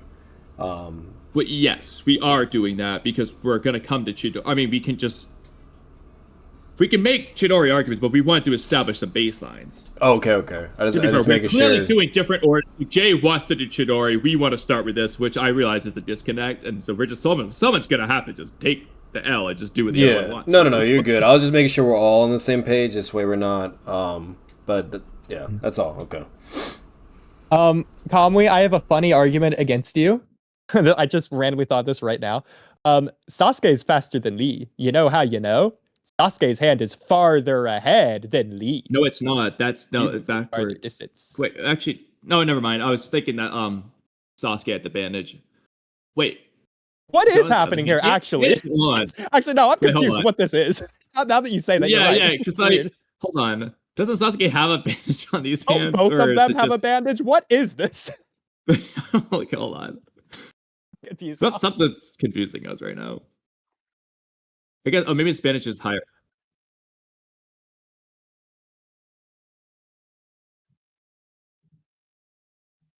Yeah. Okay. Well, This is okay. like a color So never mind that I don't know argument. what's happening We here. were both thinking. I was thinking the opposite because I was like, Sasuke has bandages on, so Lee must be ahead. And I was take it even further. I was gonna say Lee's the one making contact right now.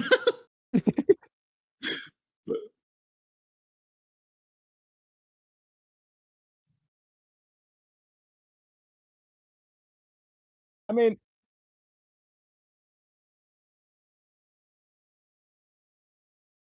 an even stupider argument is this is arguing the character has frog kumite. You're right. That would be stupid. We're not gonna do that. You could argue he has Dosu Sound Drill too. We're not gonna do that either. Okay. Okay, Jay, did you find the thing that you're looking All for? right, so Jay, we're gonna let you pick, I guess, because we're the ones that forcing you into things. We can either get into a Chidori focused thing now, or we can do what we were doing, which is kind of like establishing like we were doing like base taijutsu to taijutsu, and then we would eventually come back to Chidori later. But I'll let you pick the order. Let's see. In Kamui, I do like the idea of just going down the list, and we're all surprised of what the order of the. I mean, that's fair because like, the list is not in any particular order. You know what? Screw it. That's the funniest way. I'm down. Okay, if Jay is willing to do that, we'll do it. Also, I'm gonna say right now, Jay, if at any point you gotta go, we're not. I don't know that we're gonna finish this tonight, or without being like until 5 a.m. Kamui, let me just cut you off there. We're not gonna finish. We're not. This tonight. Yeah, so we have too many things because it's been delayed so long. The list has only grown. So if we need to do a part 2, by all means, we're willing, as long as you are. Yeah. We could.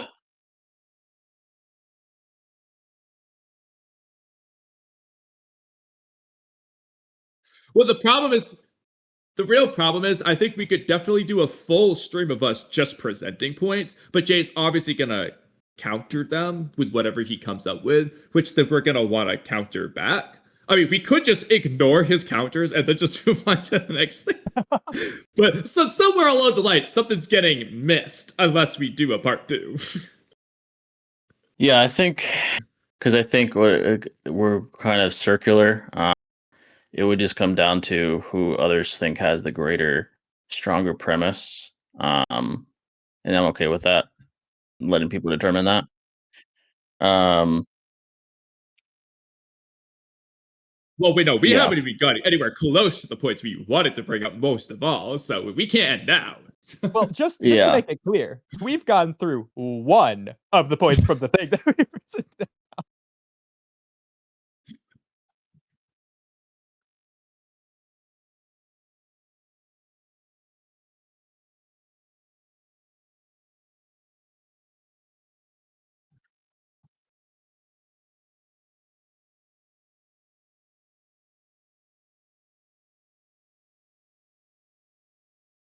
Yeah, for now, obviously. I mean, I'll say this for me at least. I'm fine with whatever. My only caveat is whether I have to lose the ability to counter Jay's counters or we have to do a part 2 or whatever. I just want to present all of our arguments. The point of this wasn't about the part 2. It was just to say that we'll probably be here for a while. So if you got to go at any point, it's fine.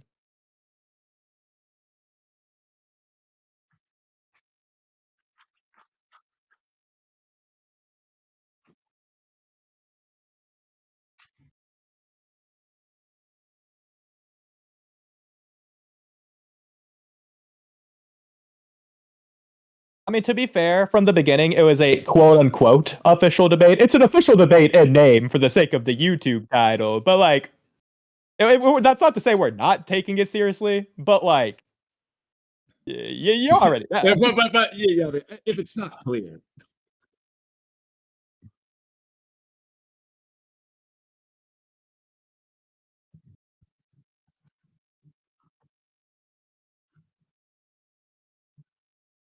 So the only problem is,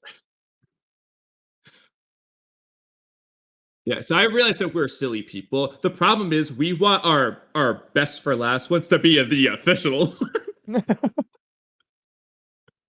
Yeah. I mean, do you have any preferences based off what you've heard so far? Yeah, I could say we could move past the who has the greater taijutsu. I think I've established that enough. Yeah.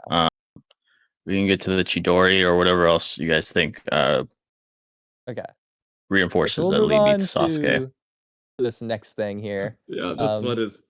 So again, it's on my screen if you guys want to follow along, assuming you guys weren't looking at it. But Lee consistently fights while unconscious, stronger than he does consciously. Before getting to the elaboration, thoughts? We agree, disagree, or do we need an elaboration? It has to be specific. Intoxicated, yeah. No. For us, we're saying unconscious in general. Intoxicated. Oh no, I is disagree with only- that. Ooh, okay, let's get into it. So, yeah, are you aware that Lee could barely crawl away from Gaara at the end of the Lee versus Gaara fight when the prelims, when conscious after Hidden Lotus, then Gaara destroyed his arm and leg, so he's more damaged and less able to crawl away. And while unconscious, Lee was able to stand up and get into a fighting pose, something he couldn't do moments earlier when conscious. I don't think he was literally unconscious. I think he was nearly physically. He was stated to be unconscious. Is what Guy says. And Kakashi. In fact, I'll quote Kakashi because I remember it. I remember it word for word. Kakashi says he's out cold. Let me see. I need to see the exact. And then a guy's crying, saying, "Even while unconscious, you're still trying to prove your ninja way," or something extremely close to that. Where is this at? Oh, yeah, I found it. Let me see. You can even see like Lee's pupils are like grayed out or whatever to like indicate it as well. And that's the artistic depiction of it. It's the way his eyes are drawn. Also, the face he's making. What chapter is that at? I'm trying to and also, he has like zero reaction right of being hugged or anything anyone says. And then he's not like screaming in pain anymore. Lee's face. This is kind of that visual depiction. They do the grayed out eyes thing. This was the end of the fight, I think. Wait. Yeah. Let's see quick. Oh, okay, so here. So both Guy and Kakashi say it, at least in the anime. I don't know if they both say it in the manga, but I'll assume so for now. No, they don't. They don't say it in the manga. Neither of them say it? Or no. Someone says it. I mean, it is definitely... The unconscious eyes thing is definitely there. Not really. But also, you also just see him unconscious, like, on the ground. Well, what do they say? Because obviously this is like huge for like narrative Lee stuff. So he says not said, senseless. He said he opened 5 gates, his arm and leg are crushed. How can he still stand? Still stand. Yeah, so there's no indication that he's unconscious. He seems very fatigued. Again, I sent you a panel of him lying on the ground, eyes closed, unconscious. That comes before Kakashi's statement. And then Guy says, in the Viz here, he says, even though you've been knocked senseless. In the anime, they say unconscious. But, like, we see Lee unconscious before both of those statements.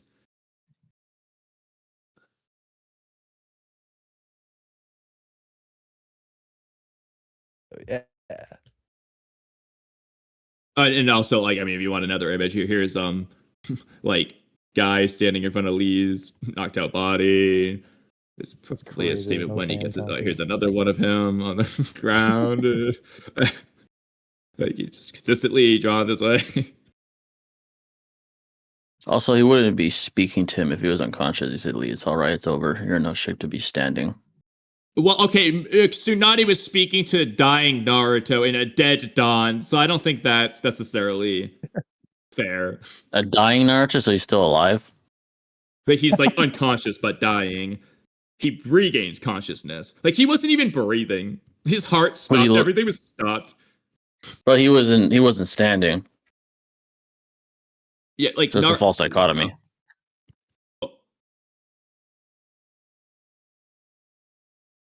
Okay, I see what you're saying, but okay, real quick.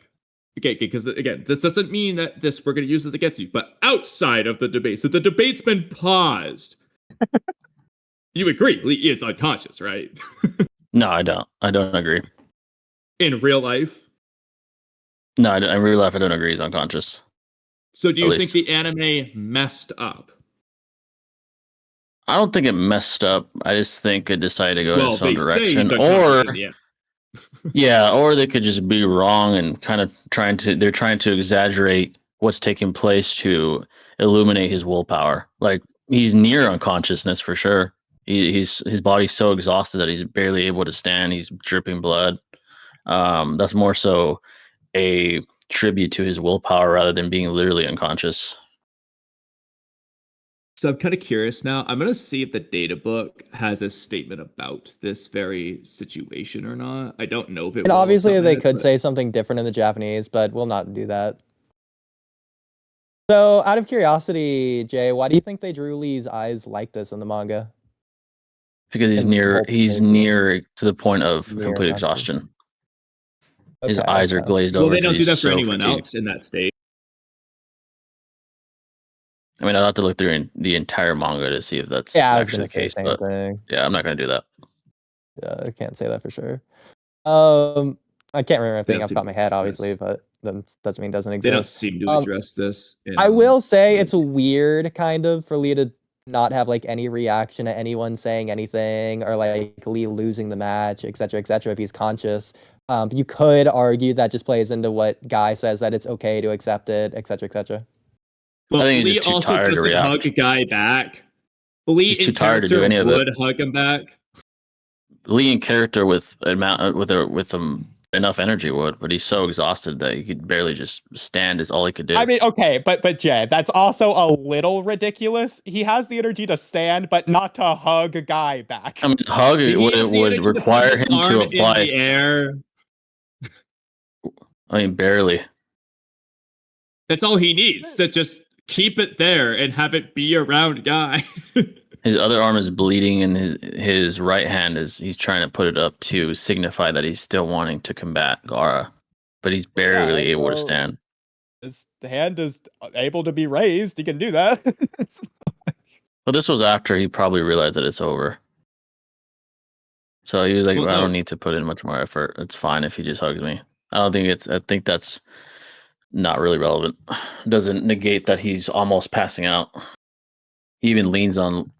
He lets himself lean on Guy. Well, no, Guy hugs him and reels him in. He's not conscious. That's the point. No, he's conscious. He's definitely conscious.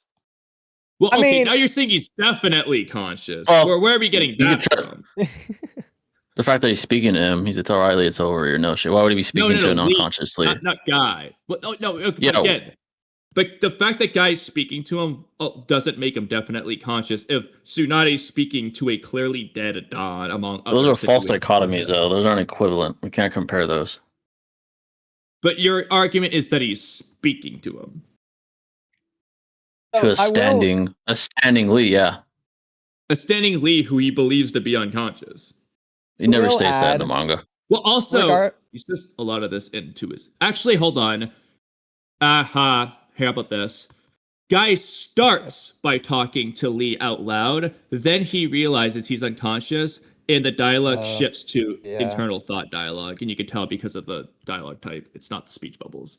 So Guy stops speaking out loud once he realizes he's unconscious. I mean, he says, Lee, you're already a splendid ninja. He says that out loud with the bubbles. The text bubbles. Well, he says... Wait, no, he doesn't. These are... I'll send you the next bunch. These are not out loud bubbles. Those are not speech. I mean, I will say, calmly, he does say this out loud in the anime, but it's fine. Well, did we see his lips move? Calmly, he says it out loud in the anime. Let's not be ridiculous. Well, but they say internal thoughts out loud from our perspective in the anime. So does he move his lips and say it out loud? I'm pretty sure. That's how I remember the same thing done. Yes. Okay, but either way, in the manga here, these are not out loud speech bubbles. And the moment he switches to these is when he realizes he's unconscious. There's no indication he's unconscious to me. The very fact he's standing. He's near unconsciousness, given that. Well, but what I will say... there's no indication when you have the dialogue, that the shift from out loud to internal thoughts, the things Guy's saying, the way Lee's drawn, there's definitely indications. Yeah, I don't believe so. I do think when Guy realizes is important, because he realizes when he looks at Lee's like expression rather than when Lee stands up or whatever. Because That's seeing what Lee makes him stand bad. made him assume he was conscious, but then when he sees Lee's face, that's when Guy has a change in what he's Like, what would the doing. exclamation mark and surprised things be in reference to for Guy? Because he already knows to that Lee's up to it be and everything him else. being shocked by the fact that he's been pushed to this extent. I mean, and that he's barely conscious. That could also shock him too. I mean, he knows that Lee was pushed to this extent, but he was That alright he's there. standing after. It also would take away, narratively, this would take away from the point a bit. It's more impactful if Lee is unconscious to the whole scene and what Guy's saying. I know we know I that's don't not think so. technically an argument, but Well, you don't think, him even if you think it's a 9 out of 10 versus a 10 out of 10, you don't think it's an increase? It's a greater, the points drilled even harder. Even if you think it's drilled hard enough, it would still be drilled harder. Him being near death is enough, which he is. But that's separate from what I'm saying, though. Something can be enough. For example, if I want to break my local bench press record for my age group, 350 might be enough, but 400 is more of the record. It's broken. I think we're splitting hairs for the sake of being correct. I think empirically and via induction, when someone stands up, they're more than likely awake on a bounce of probabilities. That's the point. Well, this is Naruto, not real life, so we can't. Naruto as well. If you could find multiple instances of people unconscious fighting, then sure. Well, actually, no, hold on. We have instances of unconscious people standing, like Naruto doing the Rasengan to Yamato in the middle of his dreams. and they talk to Naruto when he's sleeping there too. When was that? It's in Shippuden. I don't remember the specific episode. He does a Rasengan to Yamato while sleeping, is what you said? Yes, and Yamato stays up all night because of it. I don't remember He's that. in a wood dome protecting himself from Naruto. And again, those are false dichotomies as well. This is not after being pushed to near death. I think that's what's being emphasized, not that he's unconscious. Yeah, but that's not the arc. But you were emphasizing standing up, them talking to him. So these have been addressed through these.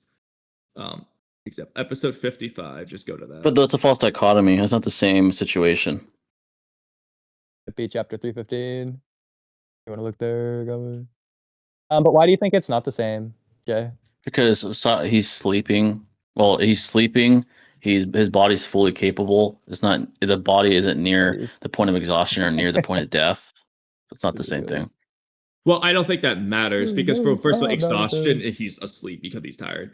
And near death, that just upscales Lee on the converse. Is that Lee, despite being near death, well, first of all, you can't prove he's near death. But second of all, I mean, you can. The very battle he's in, the very fact that guy had to save his life implies he's near death. But that's not because of the damage. That's because of the damage Gaara was about to do. Not because of the damage he's already done. Why wouldn't he jump in right away if that was the case? Near death. It is putting him near death because why wouldn't he jump in immediately? If the damage that he already sustained is negligible, then why would they let him fight in the first place? That's contradictory to the whole point. Damage being negligible isn't the same as damage being near-death damage. Because, for example, if I break my tibia, I break my leg, that's not negligible damage, but that doesn't put me near death. I think it's not lethal damage. He's splitting hairs again because he didn't come into the fray until it was observably shown that what was going to happen next was more than likely going to cause him to die. Because Lee was unconscious on the ground and couldn't dodge Gaara's next attack that was meant to not sink off in just his arm, but his whole body, and Guy understood that and intervened. So that doesn't mean Lee's damage put him near death. We could say that doesn't mean necessarily, but I'm difference for this argument. My logical explanation proves that my interpretation is more probable than yours. You're splitting hairs for the sake of being correct, but including empirical evidence. Yours necessitates that Lee being near death is the difference, but he's not near death from the damage. Which means we can remove that from the equation. It's not relevant. No, that's what you're concluding. I don't agree to that. Okay, but I don't agree to what you said. Okay, but I have empirical backing to establish that he most likely is. I do too. Lee's not gonna die. No, you don't. the sand No, you coffin to his don't. leg and arm. So You don't have okay, empirical backing for that. so I do think based You're on the saying you do, but you arguments don't. here, based You're on the arguments speculating. here, I do think that if Lee already has life altering, well, not life threatening injuries, then I think that if Guy's gonna jump in, he would jump in before the life threatening injuries happen rather than after. It would be weird for Or Guy he to would jump in jump in after immediately knowing. after, before the next attack can start. Like Gara started the next attack, and that's what Guy jumps in for. Well, Conway, that's what Jay's arguing. Yeah. But that no, that's not the same thing. That's what I'm saying. So in this case, what I'm saying there is You're that splitting hairs. Gara does the small sand coffin, the arm and leg sand coffin. Guy doesn't immediately jump down, bring him to the hospital. It's only after Gara then starts the second attack, and Guy's responding to the fact that there's a second attack coming. That's what he's defending. Well, no, Because he was Conway. nerfed So the idea is that yes, he's saving Lee's Exactly. life by stopping it. What Jay is saying, which isn't what I was saying, is the idea of whether the first attack is threatening Lee's life. So if Gar never does that, I know that. attack, I don't think you're understanding what I'm saying. No, I understand, but for the idea, It doesn't here, feel like you do, based off what you're saying. Okay, for the idea here, it's weird if Guy knows the first attack is life-threatening and he allows it to happen, but not the second, which would support your side, Conway. I know, I agree. I was adding something in addition to that, which I don't feel like you understood. But whatever. I think I understood. Anyways, I do want to add. I did have one more thing. If you don't mind, yeah, I do have something new for that. Just one more thing. It won't take long. So I understand that other characters aren't Lee, so obviously you could just argue the difference in characterization. But I do think from like Kishimoto's perspective of writing characters in this universe, we do see other characters on the verge of being passed out or dying or whatever. And we see they are just able to move or speak, etc. Like we see Naruto as his heart's like stopping. He's like, oh, I won the bet, Tsunade, as he grabs a necklace. On is like talking or as he dies. Same with Madara, he's talking literally as he's dying. So I think there's a lot of examples of characters on the verge of unconsciousness who are able to speak, unlike Lee, who isn't here. So that would be a weird inconsistency for like the universe. I mean, he doesn't need to speak to prove that he's on the verge of unconsciousness. The very, again, observable evidence we have shows that he's near it. More than likely. And it's very logical to conclude that's the most probable conclusion based off the ass whooping he took. You don't think that Lee would say something if he could here? I mean, I think that's irrelevant. I think it's a red herring to the fact that he's near unconsciousness. Well, no, I think it is. Because... Go ahead. I was going to say, basically just reiterating what I just said. If Lee could talk here, then I think he would. And because he's not, to me, that indicates that he would be unconscious. Because if he was conscious, he would talk. That's your opinion, though. It's not factual, and that's all I need. I agree. I understand that. But, Kami, what were you going to say? A similar idea. Okay. So that's fine. Okay. Anyways, we've like barely gotten into the real meat of the unconsciousness here. So, okay. So, beyond the first instance, there's more instances. And, Jay, you did allude to it, but we'll just continue on here. But Sasuke can't get a sneak attack on Lee. Lee will always see it coming. Lee was consistently dodging Kimimara's attack with his eyes closed.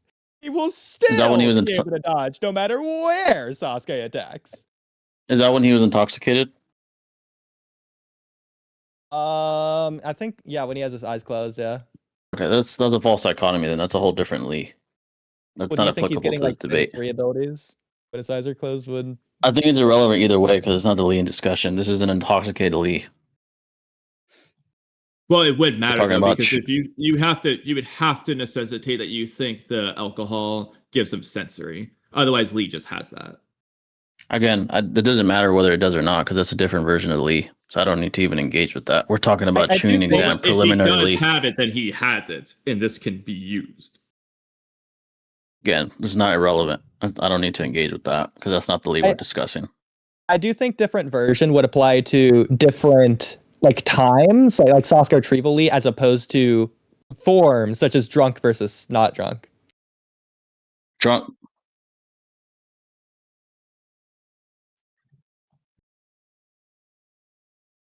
No, I understand that, and I was saying that I disagree that that should be, I guess, the argument here. Yeah, because I would argue, if I was in Udi's place, I would have made the same argument.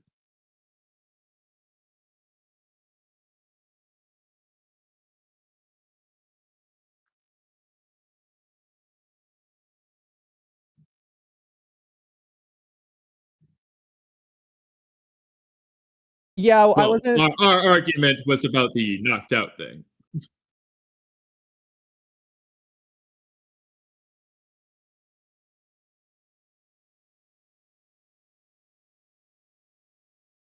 Well, actually, Lee does fall asleep in the drunk Kimimaro fight.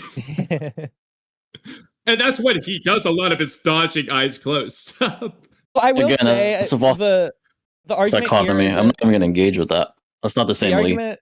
No, I know you don't have to engage with it, but I will say the argument here isn't necessarily conscious versus unconscious. It's because again, regardless if he's conscious or he's unconscious, his eyes are closed.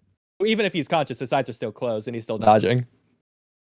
It's like me bringing up curse mark Sasuke. Like he has a curse mark during the final. That'd be disingenuous for me to use that version of him just because he's capable of using it in the specific version. So the reason why we're saying this is that let's just say you're talking about a Sage Mode Naruto type. So obviously Sage Mode Naruto has sensory. We know this, and you know he doesn't in base. But if we were going to talk about a feat with Sage Mode Naruto, and let's just say we didn't know the sensory came from Sage Mode, you would have to necessitate that Sage Mode is doing the amp.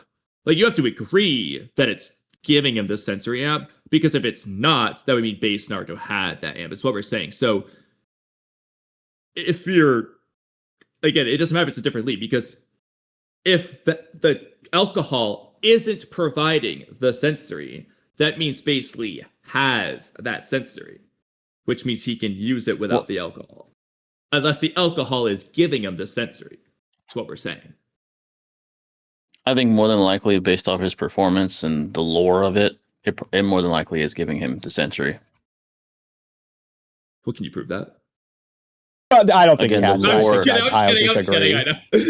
Okay. I can prove the high probability of it. Yeah, we'll go into the next one here.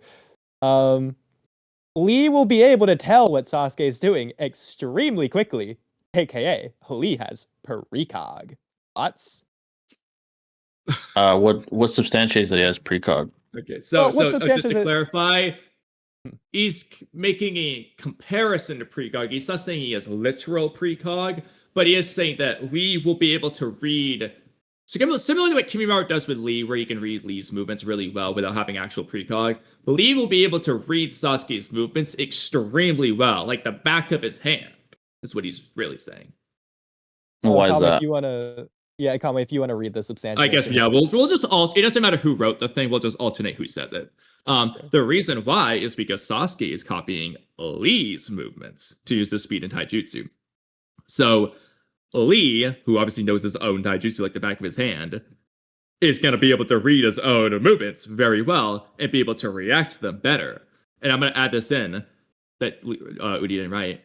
Sasuke, on the other hand, while he's copied a lot of Lee's taijutsu, from what we've seen, he has not copied all of that taijutsu. Like, for example, Sasuke at no point is stated in the data book or ever shown or ever implied or anything remotely about that nature to have the Leaf Hurricane, which means Sasuke wouldn't have this advantage on many of Lee's techniques, whereas Lee has it for all of Sasuke's, because Lee's a master of his own taijutsu that he's honed and has even more experience with it than Sasuke, which gives Lee an advantage. I'll just add the caveat. in terms of all of Sasuke's, this is in terms of Lee's moves, because obviously Sasuke Yeah, in has terms his of all own of moves Sasuke's outside of lead Lee. movements, yes. Yeah, okay, yeah. I just wanted to have that caveat. Yeah, make that clear. Then he would just switch to a different set of taijutsu. His own, more than likely. But his Lee's speed comes from copying Lee's taijutsu. Which is ridiculous. No, it doesn't come from it.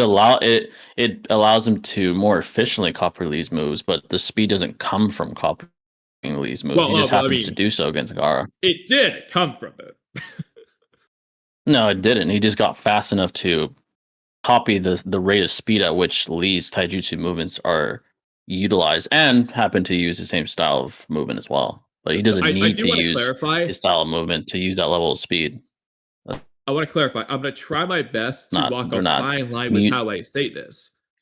But Sasuke's Lee's speed did come from copying Lee's taijutsu. Why is that? It's stated by Kakashi.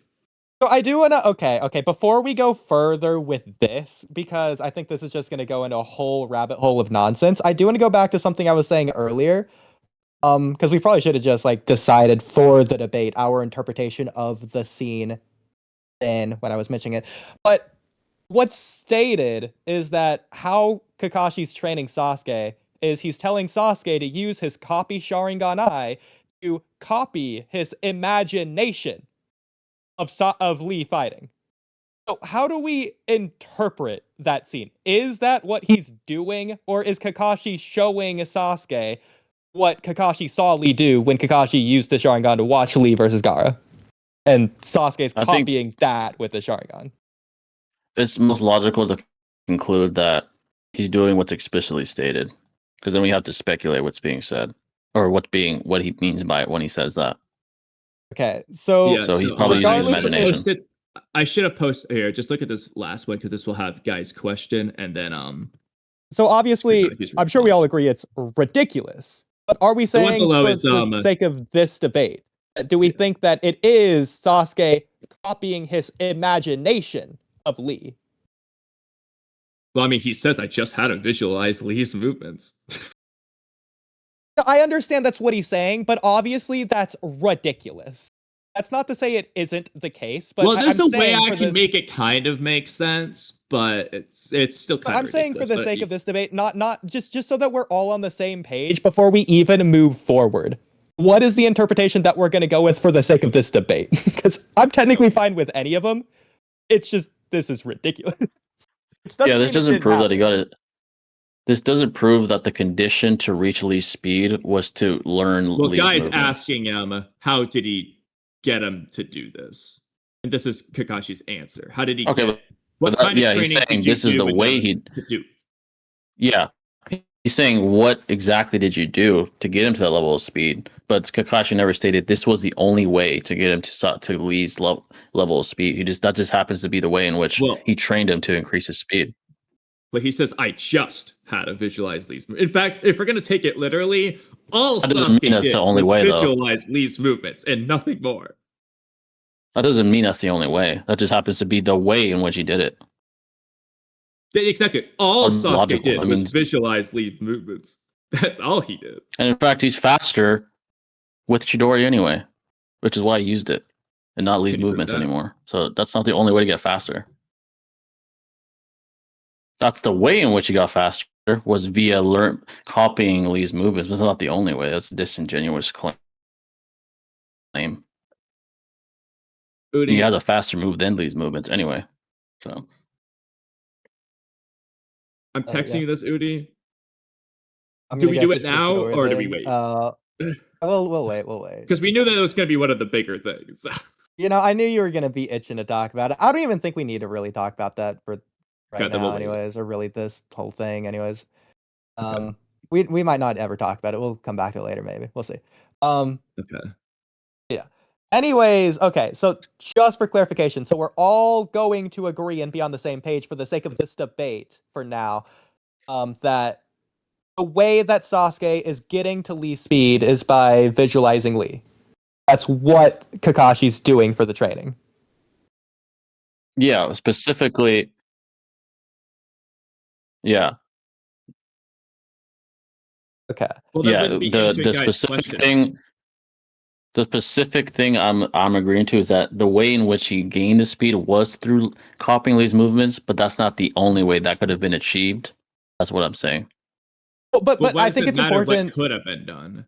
Well, no. I think Conway, Because it's your important. argument is that you're basically implying that the only move Sasuke would use against Lee is Lee's own movements. But first of all, No. Sasuke is much more intelligent than that. He would Well, that's not what change I his said. style.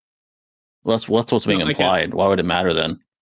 well, again, I told you What's the I point of was bringing that up in the specifically first place? walking a fine line with how I worded it.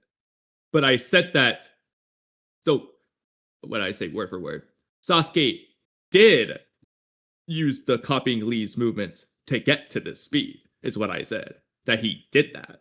And you contested it, and I showed you that he did it. Well, this is why establishing this interpretation is important, because a lot of these upcoming arguments are going to spin off of this interpretation. So having an agreed upon interpretation, I think, is the best way to move forward. I do think we do need to agree with some kind of interpretation here before we get to the things that we will disagree with on later arguments for this part.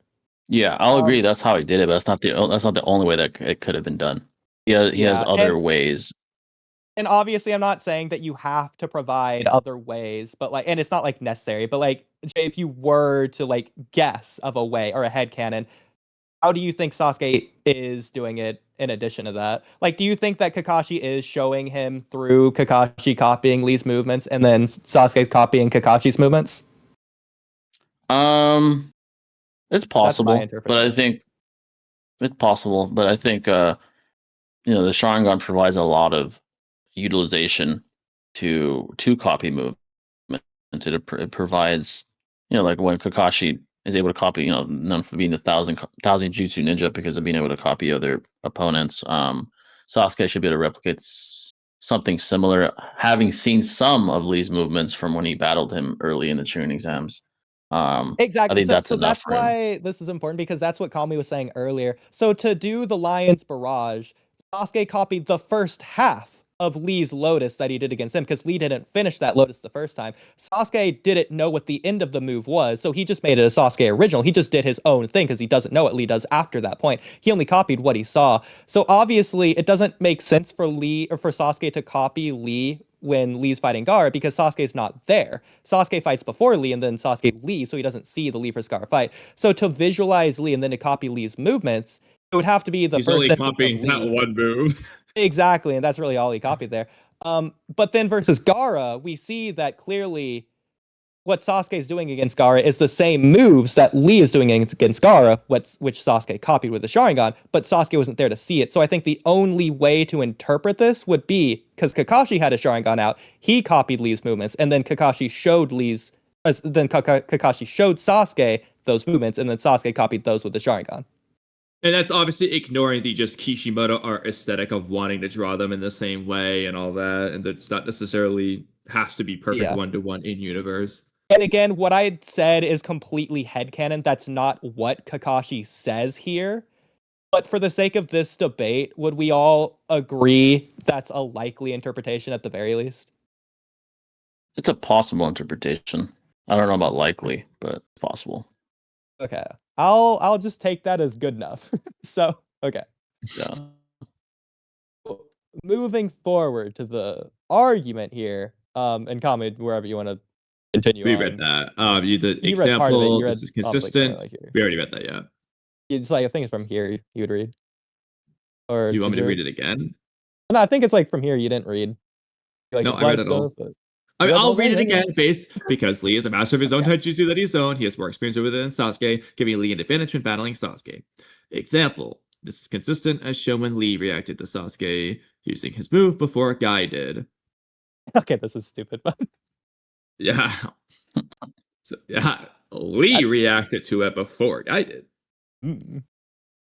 What's that being substantiated with the manga? That's showing that Lee's ability to observe, interpret, understand, analyze, whatever word you want to pick, his own taijutsu is greater than that of even Guy. I just want to preface first. This is a ridiculous example. Don't hold this against the actual argument. Yeah. Is that because in the manga he's shown reacting to it first? Is that the basis for that, Well, in the anime, it's or the what's the same. basis? It's I mean, it consistent. just Both the That's perspective just happened to have shifted on him first, but God doesn't necessarily mean that Lee is superior in that specific type of taijutsu, or faster than has like faster neurological processing speed than Lee, just and then Guy, just because we see him talk about it first. That's kind of illogical. Well, we're not saying that he has that over Guy. We're just saying that he reacted to specifically his own taijutsu faster than Guy. I mean, Kamui, what makes this example more egregious, outrageous, I'll add. Well, I'm assuming you're going to say what I was going to say. That Guy taught Lee this move. This is Guy's move. It's Guy's taijutsu that Lee's using. Yeah, exactly. We should be. Are we not? I'll double check. Yeah.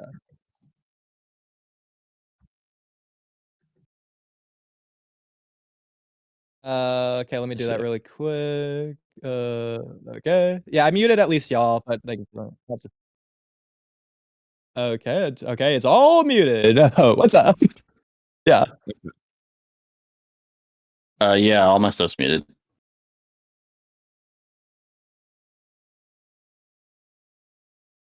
Let me switch to you.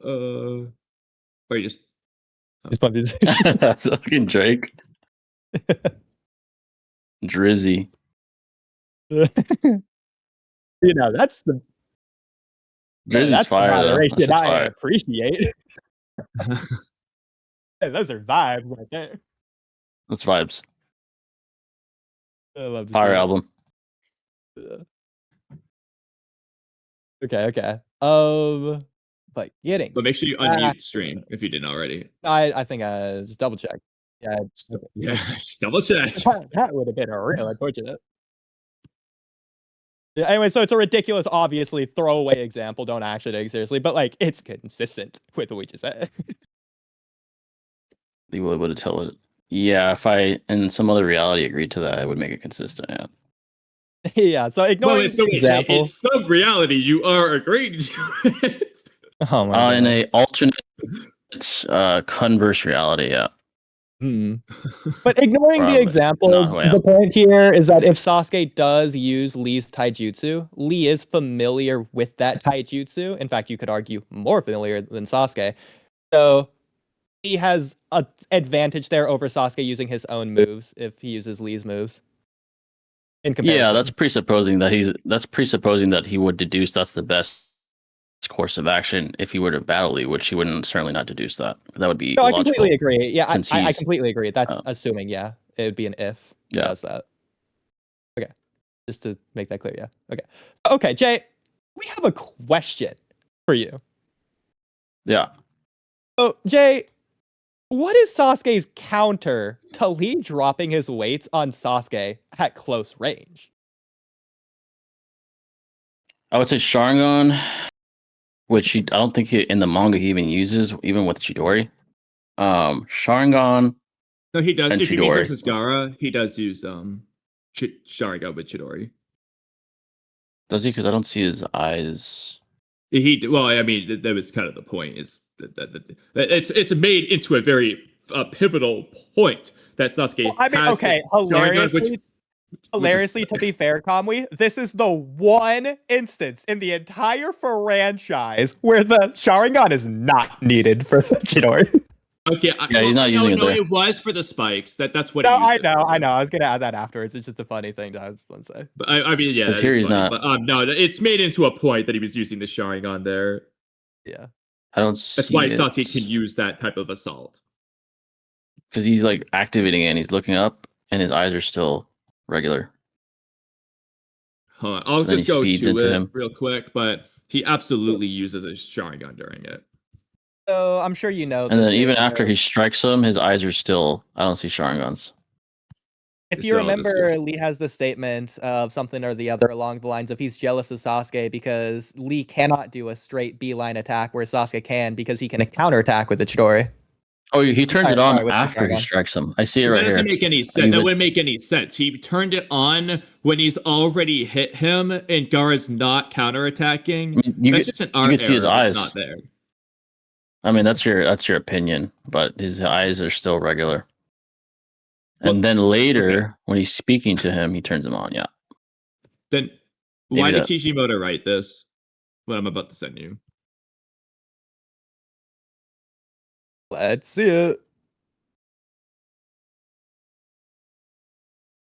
Don't maybe have that the ties the eye counter to to him. see through that counter. And see through that And we counter. know what the Sharingan does in reference to this. Yeah. Oh shit. We couldn't have.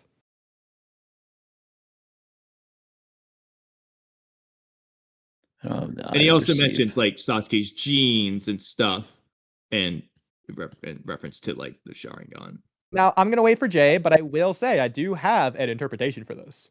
I think the point of this Sorry, is that my point is his speed was still capable of surpassing Lee's without the Sharingan because he doesn't activate the Sharingan at least observably until he's right at the dome where the dome is trying to counter him. That seems like he's turning it on to avoid any strikes from the dome or like the dome's little like arms coming out, and that's when he turns it on. It's not much more for. Basically, what I'm saying is that he can reach levels of speed beyond Lee without the Sharingan via the Chidori. If he were to turn on the Sharingan, his speed would, at least his neurological processing speed would increase, which would help aid him against Lee. So remind me, does Sasuke have the Sharingan on before this point, like when he's doing taijutsu against Gaara? Like, does he have it on at any point? I don't see it at all until that point. I don't remember. He might have though. in the anime at least. He might turn it on and off. I'm not. I don't remember off the top of my head. I mean, this is just okay. Interesting. And keep in mind, this is when it said. He said this is when it said again in base without Sharingan. He's the same. He's practically the same speed as Lee without weights. Well, we're gonna come back to that one hopefully fairly soon. If not, we'll skip to it. But I'll let you say that for the moment. I think that's interesting because again, that's like an unrelated point, but that also means the Sharingan eye to copy applies when you have the Sharingan deactivated as well. You can still do the copy jutsu when it's not activated. Once you've copied it and remember it, you don't need to reactivate it to do it again. Yeah, that's interesting. So I guess Kakashi kept all his 1,000 jutsu as well. Yeah, likely, yeah. Like the Boruto. Yeah. Well, he used it until later. Yeah, and it wasn't until later on. Yeah, he beats his ass and then he turned it on.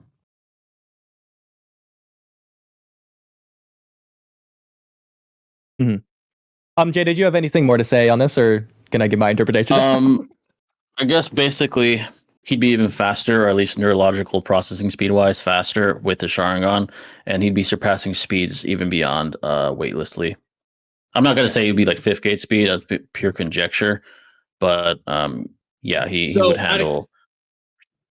I know Udi's gonna want to wait on this probably, but out of curiosity, why are you saying Sasuke reaches faster speeds when using the Chidori than his taijutsu speed? Because force equals max times acceleration, and prior when he was trying to punch the dome, it didn't do shit. But as soon as he used the Chidori, it only took one blow to go through it and go that's into ignoring Gaara's body. the Chidori lightning style hand part entirely. Well, that's just ignoring like the Sasuke doing the hand signs to make the lightning bolt in his arm that has chakra focused in the hand. Like it's ignoring the rest of Chidori that isn't running. I don't see what's the point. What do you mean by that? Attack versus the punch. I mean, again, force is force. So you're just splitting hairs as far as the radius of effect. Well, no, I'm not splitting hairs because Sasuke's doing a thing, concentrating chakra into his hand, turning into lightning style. That increases the force. It doesn't have to just be the running speed, if at all. Because we actively know he's done something to increase the jutsu's force when doing Chidori. Like, we know that's a component.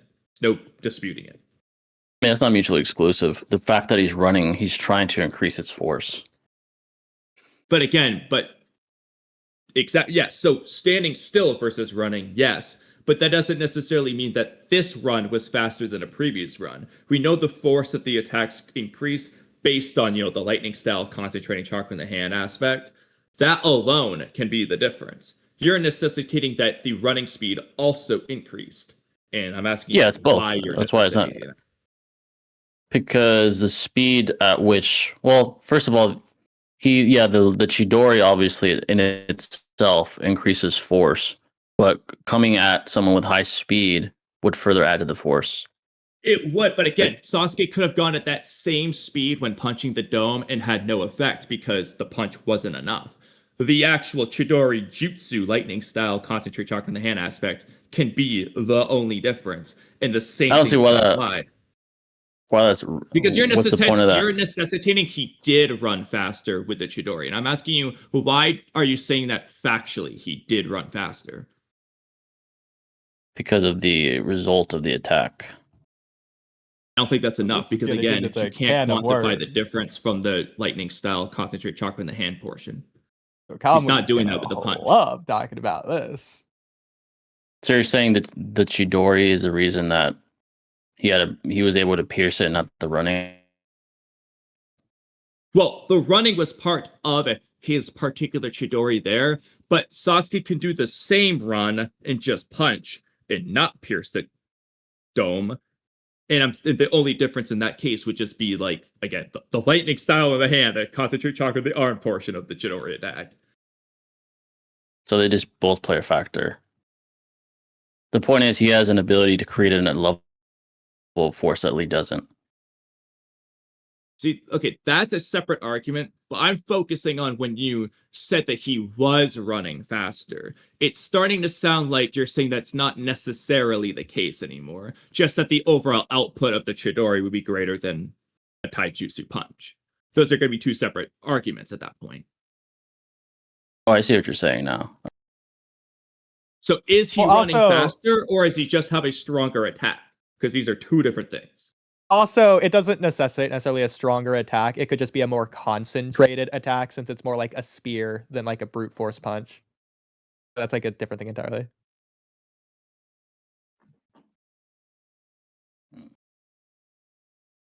Because, for example, like you can punch a hole or you can punch a wall with the same amount of force as you stab a wall with a knife.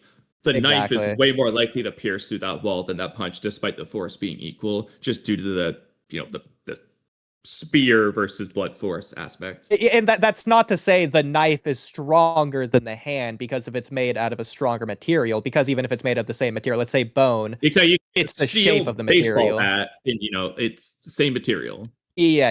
Okay. It would be the shape in that case. Spear versus hammer, And that is like a thing that Kishimoto loves to do, especially like this is one of the instances. It's the idea of the spear versus the shield. You see that with Gaara versus Kimimaro. You see that with Naruto versus the third Raikage. It's just something that he just himself, repeats. Yeah. Exactly. Yeah. Pretty common thing in Naruto. Kishimoto loves the spear versus shield. Yeah. Anyways, where were we on this? I guess Jay, thoughts? See, it's a move reserved for assassination. The secret is in the speed of the thrust and the immense chakra produced. Okay, and again, Guy says in reference to that, the whole point of the Lee speed training was to get Sasuke to the level of speed required for the attack that Sasuke's doing here. So you got to Lee speed to do this attack is what's, I would argue, at least was implied. But either way, nothing's saying that Sasuke ran. Well, also, I mean, you can call this weaker evidence. It's still accumulating in this direction. Nobody watching the Chidori is commenting on how Sasuke got any faster. Nobody thinks that. It's only, what's that sound? In fact, I have a post about this somewhere in that chat room, but it's the chirping noise. The fact that Sasuke pierced the sand. It's not about his speed. Nobody's reacting. Nobody's surprised. There's no acknowledgement of Sasuke running any faster than he did before. Which would just be further evidence that he didn't run faster, because if he did, there's a good probability that somebody would have noticed. We do have And- ridiculous arguments for this posted in the debates tab as well, Kamui, so we'll get to those when we see those of characters reacting. Yeah. We do have some funny ones for that. Yeah. I will say, though, and this isn't even necessarily the case, but I do think one thing they could be trying to say here is that Sasuke didn't need one or the other. He needed both the Lee speed and the Chidori combined to get through Gaara's sand bubble here. If he only had one or the other, it wouldn't have been enough, and he wouldn't have been able to take out Gaara. It's like a possibility. I'm not even saying that's necessarily the case. It's just be what's implied. Yeah, because if you're gonna, because with the previous argument that Jay made about Sasuke, he doesn't use things he doesn't need to unless he needs to. So if Sasuke didn't need to use the Lee speed and only needed to just stand still and use Chidori, then by that previous argument, he would have. So if we're gonna keep Sasuke consistent here, he's doing both because he needs both. Yeah.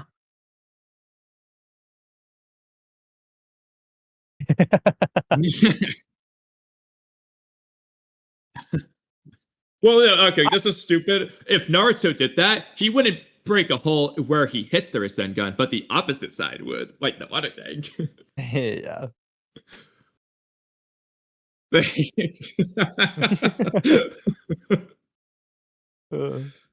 I do want to just add some conjecture here, just like off the record, just why not?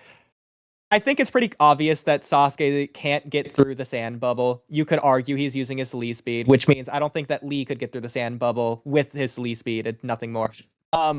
Likewise, I think if Sasuke tried to use Chidori just standing still next to the sand bubble, ignoring the spikes that are going to obviously attack him anyways, I think it's going to be similar to what happens with Kimimaro versus Gaara's sand shield. Or even like, if you remember, you have Boruto using his whatever he was using before Purple Lightning in the tuning exams versus Shinki's Iron Sand. And it's like it's hitting it. Arrow, whatever, like yellow lightning jutsu was. Yeah, and it's like cracking it, or like for Kimimaro, it's like kind of going through, but not really. And then in both cases, Kimimaro's breaks, and then Boruto says he needs more power than activates Purple Lightning to get through. So you could argue something similar is going to happen here, to where Sasuke is going to try and get through the sand bubble with his Chidori, and maybe he'll make it like part way through, but he's either not going to make it all the way through before the Chidori stops, or the spikes are just going to attack him, obviously, before he finishes getting to Gaara. Assuming he could go through. Yeah. So regardless, he does have the ability to create more force with his strikes. Well, not necessarily, but going back to the knife versus basement, a steel knife versus steel baseball bat against the wall analogy. You can use the same force. The knife can go through it without the baseball bat going through it, just due to the nature of the knife, the spear versus the blunt force object. There's more capability for more force at a single point. I guess I should be more specific. He's capable of generating a higher amount of force at a specific point than Lee ever could. Yeah, that's what the Chidori does. It's like concentrating it into a single point, is how Minato describes it. Yeah, so that's the point. But so to clarify, then, are you retracting the argument that Sasuke is running faster, or are you sticking with that? Running fast. I mean, he's increasing his speed to create more force, but no. But again, is he running faster than his Lee speed, or is he just using his Lee speed? Which one are you going with now? I would say in really base. At this point, but might as well answer. Yeah, I guess I could say using Lee speed, but he's capable of higher speed with his Sharingan. I'd say at least neurological processing. Well, why? Speed. Oh yeah, okay. Is he capable of higher movement speed or just better reactions? I think if your body's if you have higher neurological speed and you're able to react in that time period, then your body speed must be more than likely increased as well. That's fair to an extent, yeah. Well, that's not really. I'm trying to think. Say that again. How you said it again? If you have the neurological speed to perceive something and your body is able to react to that, then your body most likely has to compensate for the lack of speed it had previously, so its speed increases as well. Okay, yeah, so the difference though is like with A's lightning armor, that's basically how that's working for. I mean, he's quite literally amping his neurological reaction speeds in addition to his movement speed. But for Sasuke, it's like he's getting a head start. So if I have a bull charging at me from 100 feet away versus 50 feet away, Sasuke's Sharingan turns that 50 feet away into 100 feet away. Ignore the specific numbers, it's the idea. He just gets the head start on his reaction without having to move any faster. So the Which byproduct is of why higher Lee makes this point that he does early on in their fight. It's that in Sasuke's case, he was just too slow versus Lee, that Sasuke's body couldn't react despite that advantage. But once Sasuke is close enough, it does matter. It does aid, because he gets a head start, is the point. So a byproduct of increased neurological processing speed is physical speed. Well, no. He didn't move faster, he just moved earlier, is what's happening with the Sharingan's precog. So Kamui's saying it translates into effective speed rather than literal speed. Yeah, so like Sasuke's not going to run the 100-meter dash faster, but he's going to predict the start gun before everyone else and start the race sooner. If that makes sense. I mean, if you could predict it and your body can't react to to you perceiving something, then what's the? I think that's well, he has to be close enough oversimplification. for it to matter. Because again, if the gap's too big, it just doesn't matter. But the point is, he gets a set head start, basically. Like, I'm going to give a hypothetical number. The number doesn't matter. It's the idea. If Sasuke gets a 5-second head start, well, if Lee is 10 seconds faster, tough luck, Sasuke. That's not good enough. But if Lee's only 4 seconds faster, now that Sasuke has a 5-second head start, it effectively becomes a 1-second head start of his reaction. So he gets to be out of the way in time. Does that make sense? Without Sasuke moving at any different speed, he just moves sooner because he sees the attack before it starts. To make that more clear, because we might be getting lost in the sauce a little. Obviously, yeah. Mhm.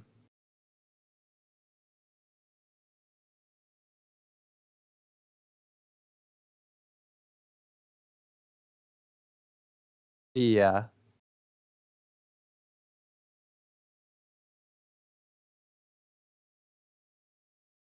Yes, that's what I was using with my example. Yeah. Obviously, speed is distance over time. So if Sasuke with the Sharingan can react to the starting gun faster than the other characters, but Sasuke is the same speed as the other characters, well, Sasuke is faster than those other characters, speed over time. That is true, but that's not really what Kamui's getting at when he's saying speed. He's referring to Sasuke's top speed, how fast he can run at any given moment. It's to say that Sasuke. So the clock. Okay, so I'll make this exaggerated. The gun goes off. Sasuke starts running. He starts running at exactly 0 seconds, like on the split millisecond, and he finishes the 100-meter dash in 10 seconds. And Hinata starts at 10 seconds, moves at the same speed as Sasuke, but she finishes the race at 20 seconds because she started 10 seconds later. They actually moved at the exact same speed. Hinata just started 10 seconds later, is what I'm saying there.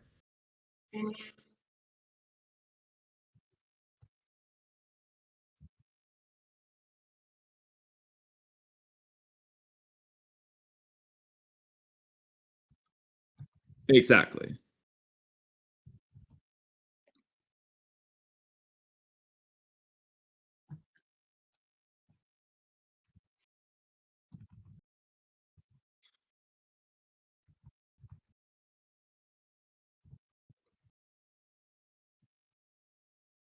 Yes.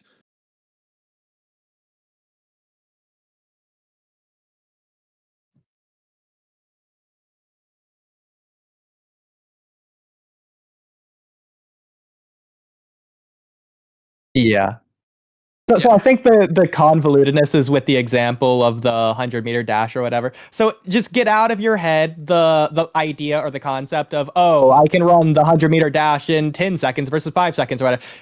Throwing that away, looking at it from a different angle, and again, ignore the numbers. Kamwi's argument is that Base Sasuke and Sharingan Sasuke have the same top speed of running like 20 miles an hour, rather than Sharingan Sasuke running 25 miles an hour. Like a better way to look at it, probably. Yeah.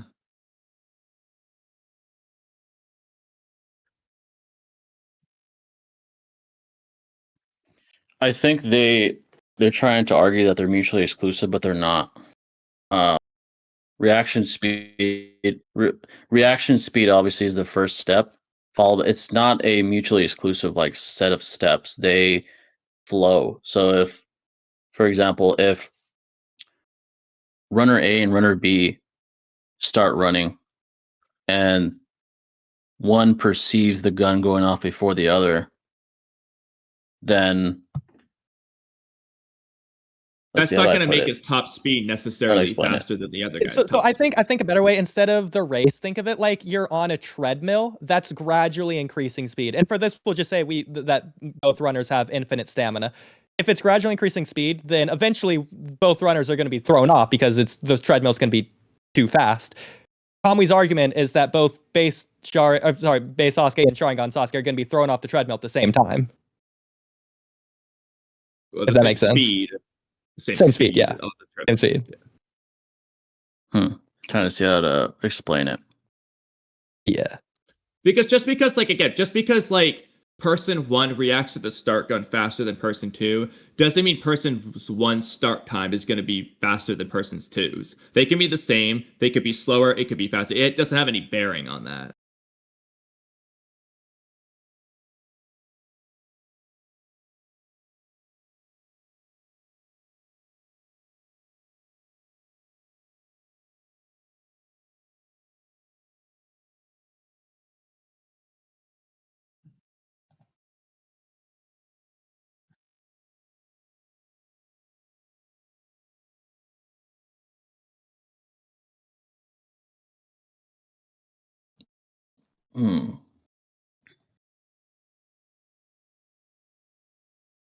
Yeah, like, is he moving faster during the Chidori, or is he still using the least? Yeah. Because Kamwi's the most die on this hill, double down. He's gonna talk about this for 3 hours about no matter what person all time.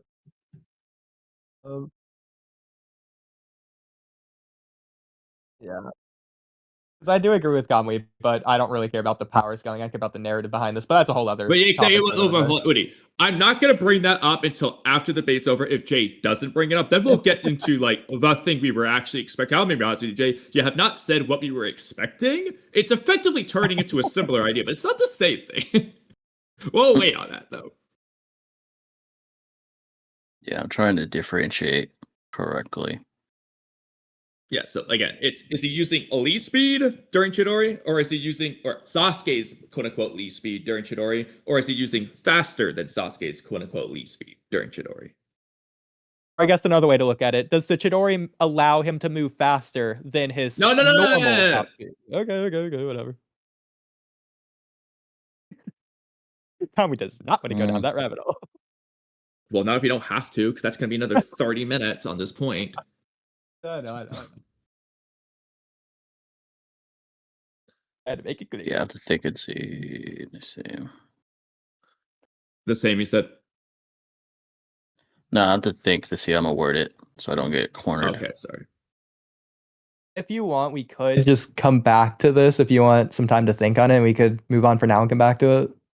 It depends on how well he can think and listen to something else at the same time. I know, but it's really up to Jay on that. Yeah. Also kind of depends on how long you want to think about it. Because if you want like 30 minutes, then we probably shouldn't be mad.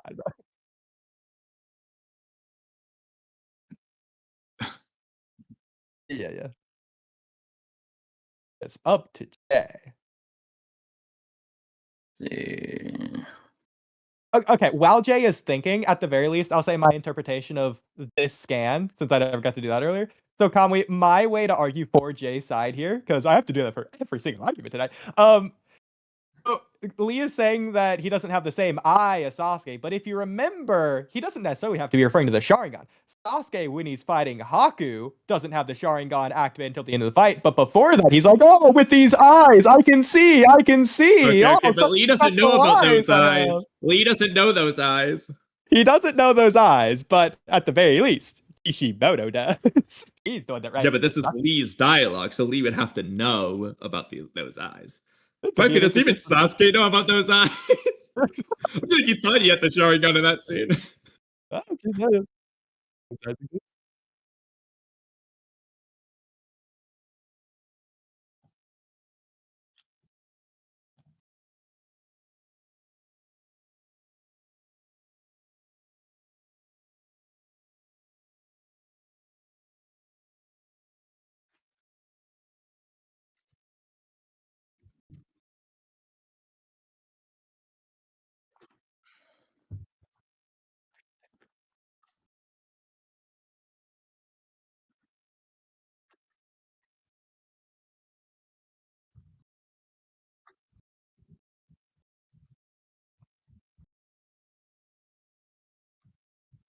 And he can still attack.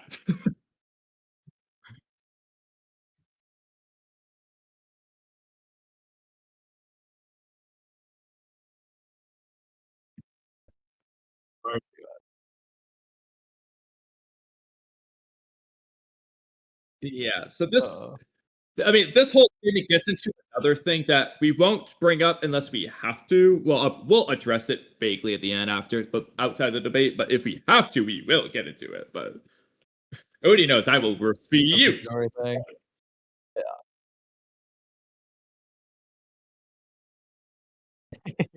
That they can do it.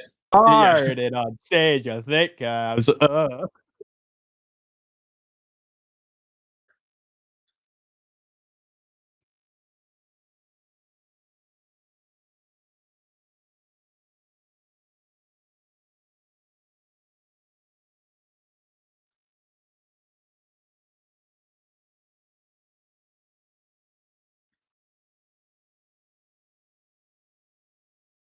Yeah, I think I got it. So I'll say, for the sake of the debate, without Sharingan, to be specific, he is moving at the same, probably around the same speed as weightlessly when using the Chidori.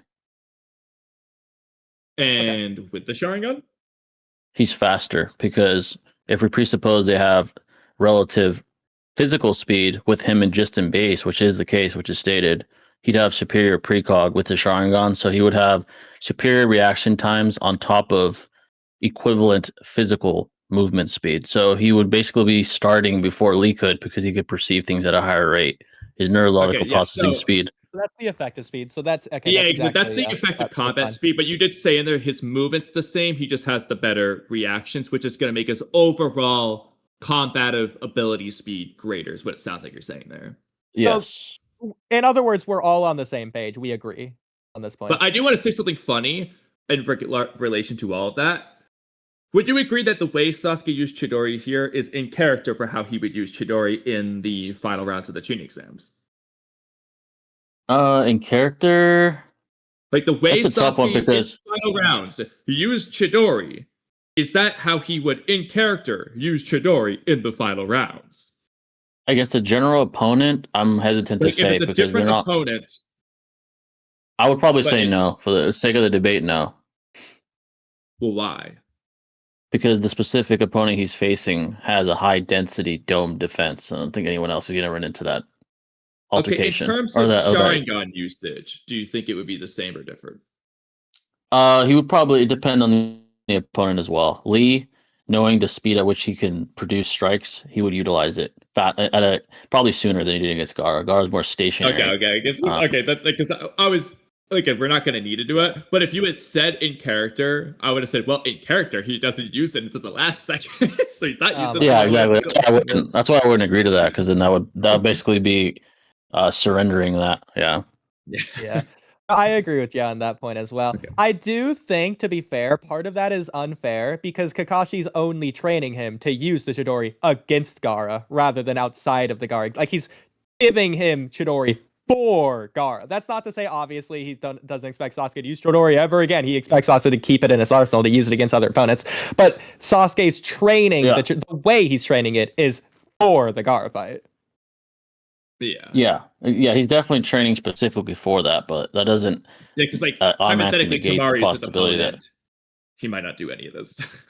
Well, but that's to say, wouldn't. Kamui, because of the way he was trained, he might not know a different way to do it. So he might do his Gaara strategy Chidori against Tamari because that's the only way he knows how to use it at the time, because that's the only way Kakashi taught him. That's obviously headcanon as well, but just a possibility. But I do like the idea that Sasuke would be smart enough to know to do it different kinds of ways. I mean, he would definitely consistently utilize fights Sharingan Gaara to is his the advantage. problem.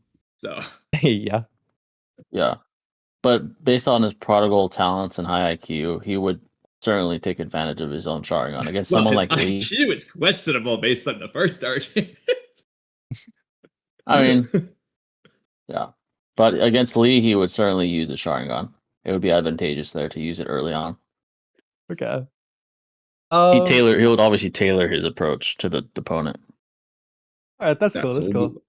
So we'll move on to whatever's next now. We got that point. Okay, Kamui, this one is yours. We already did that. Did we do this as well? We did. Well, yeah, we did. Okay, we did both that as well. Okay, so yeah, again, that's defense, and then offense. What's this other, I guess. What's question for Jay? We already did that. That's okay. Jack, remember your answer. Okay, I don't remember what Jay's answer was. I don't remember you asking this. So, Jay, what is Sasuke's counter to Lee dropping his weights on Sasuke at close range? Sharingan. Oh, you did say that. Okay. Well, how can you prove that the Sharingan's fast enough for those weights? Oh. I mean, you guys conceded to that. He'd have a sooner starting point to react than Lee would. Well, not if Lee does it at close range. He would just turn it on and he would be able to move it. He'd be able to have an earlier starting point than Lee would. So when Lee throws a strike, because he'd have more time than something. Lee's obviously going to know the attack himself, so he has the earliest starting point because it's not going to get any earlier. He just knows what he's doing, so he would have to, and he's good. It wouldn't matter though, because he'd have a quicker starting point. Like the point in time at which he's starting his. Again, he even admits, I don't have the ability to perceive beeline attack. So let's say he throws a strike that's linear in fashion, and it's one of Lee's movements. We're not saying he's throwing it. Like hypothetical. Okay, to be fair. No, it's dropping in the same way he dropped it in the prelims. If Sasuke's just under Lee when Lee drops. Yeah, because Sasuke's not going to know how heavy that is. Everyone reacted only after it hit the ground. They all thought it was just a couple. And we agree, Sasuke has an ego. Maybe he'll try to take it head on to prove his point. No, he's not that retarded. He definitely wouldn't move out of the way from that. But he might just sidestep like 1 foot to the left so it doesn't hit him in the head, not expecting it to be like 1 billion pounds like it is. Especially if he's arrogant. He's just gonna casually dodge it. No, I don't think he's arrogant to the point where he would intentionally take damage. That's not even intentionally taking damage because he doesn't know how much those weights actually are. Yeah, but it's not in character for him to be that stupid. He never does that. Well, I mean, he dodges like kunai, like just simple dodges sometimes, right? He doesn't have like every time you throw a kunai at him, he doesn't like backflip 500 feet away from it. I mean, that's the false dichotomy. That's not the same as a kick coming at you. That requires more evasion than just moving out of the way of a kunai. Lee's just taking off the weights, like, I shall take off my weights. Sasuke's not expecting this to be an attack. But he'd have the Sharingan to see at a quicker point in time what's taking place. Yeah, but I don't think we have any evidence that the Sharingan can see how heavy those weights are. It could analyze on a molecular level, see how many molecules it is. You mean what are you saying that he would address how heavy it is? Well, the molecules would be so close together, he can see the density. Okay, can you prove that? Sharingan can see on a molecular level. But that doesn't mean he can see the atomic level to know the atomic weight. It's not about atomic weight. It's about how close the molecules would be together. Well, the atomic weight would still matter too, though. Yeah, well, you know. What are you saying about? What do you mean by the weights? Like he wouldn't care that the weights are removed? This is goofy. So, like, okay, remember when Lee drops the weights on that pillar versus Gaara? Yeah. So imagine Sasuke's he's not like standing where Gaara was. He's just standing at the bottom of the pillar because he was fighting Lee hand to hand up close. They get to the pillar, then Lee backflips up there, and Sasuke's at the bottom of the pillar just like looking up at Lee. Then Lee takes off his weight, just like, that is better. And then he drops them. Sasuke's just like expecting, those 2-pound weights to fall to the ground. He doesn't move, or he at least moves if it's gonna hit him in the head. But he just moves out of the way, but he doesn't necessarily backflip all the way to the other end of the arena, because why would he? He just sees I'm assuming what he expects to be lightweight. First of all, weight. So Lee catches him off guard, essentially. The weights hitting him seems very unlikely. I don't know why he. Well, I'm not saying it has to hit him. It can land next to him. That's enough to do some damage, based on what we see into the arena. I mean, I'm assuming if he sees things of high, like he's obviously going to know that they're weights. Maybe not know how heavy they are, but I don't see why he would intentionally stay near them or allow them to hit him. That's very logical. I'm so sorry to argue against you. Why would they damage him if they land next to him? It's not an explosion. I think you need to go back and look at what happened. It did a lot of area of effect. This was not the spear type of attack, okay? Obviously, it cracks the ground. It's putting up the dust in the air is realistically what's happening. It's not blowing air backwards. It cracked the ground. Oh my god, whatever.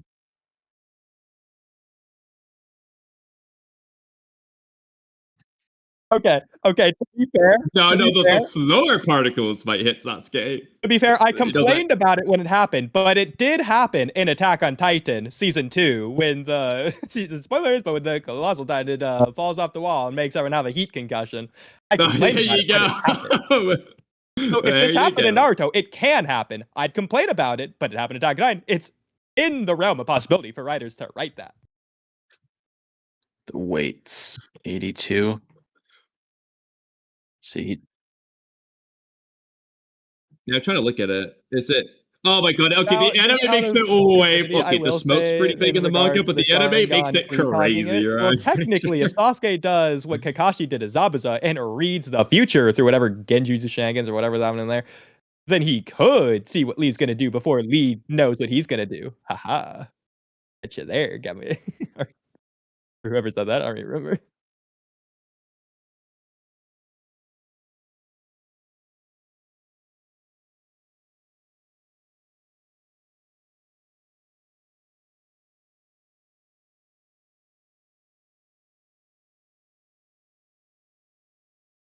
Well, we'll come back to that.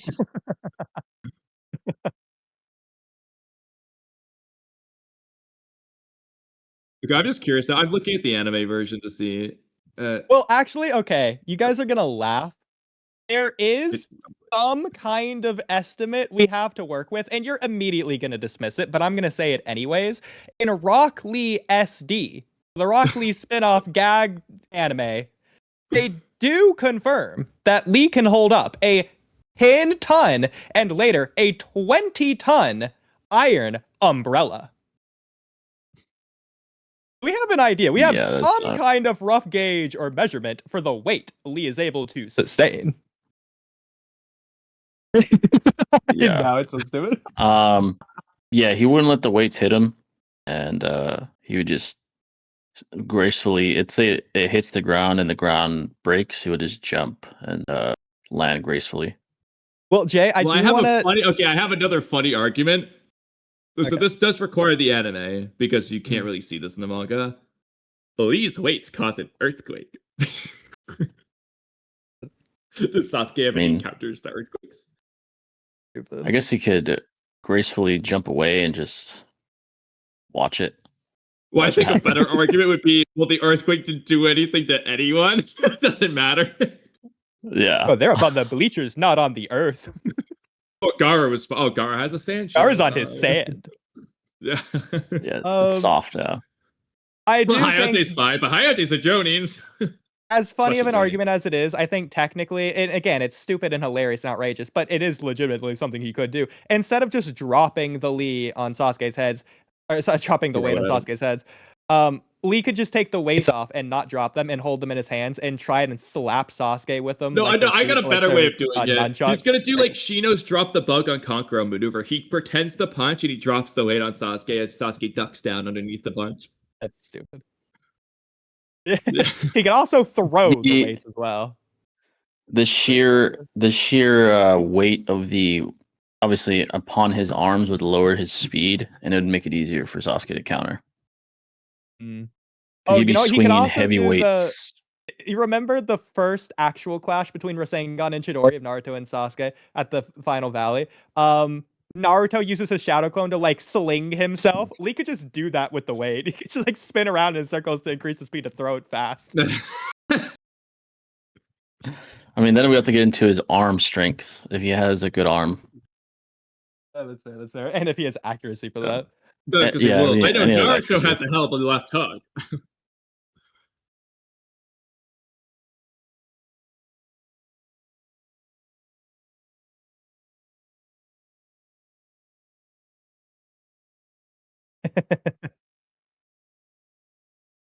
Well, let me counter that because Goku has 10-ton weights on, right? No. But this is important. But keep in mind, he has those weights on King Kai's planet, where the gravity is 10 times. Oh, that's right. Yeah. You gotta keep that part in mind. Yeah, the weights. Oh, okay. I thought you were talking about Dragon Ball Z. Gotcha. Oh yeah, there he is. Whatever.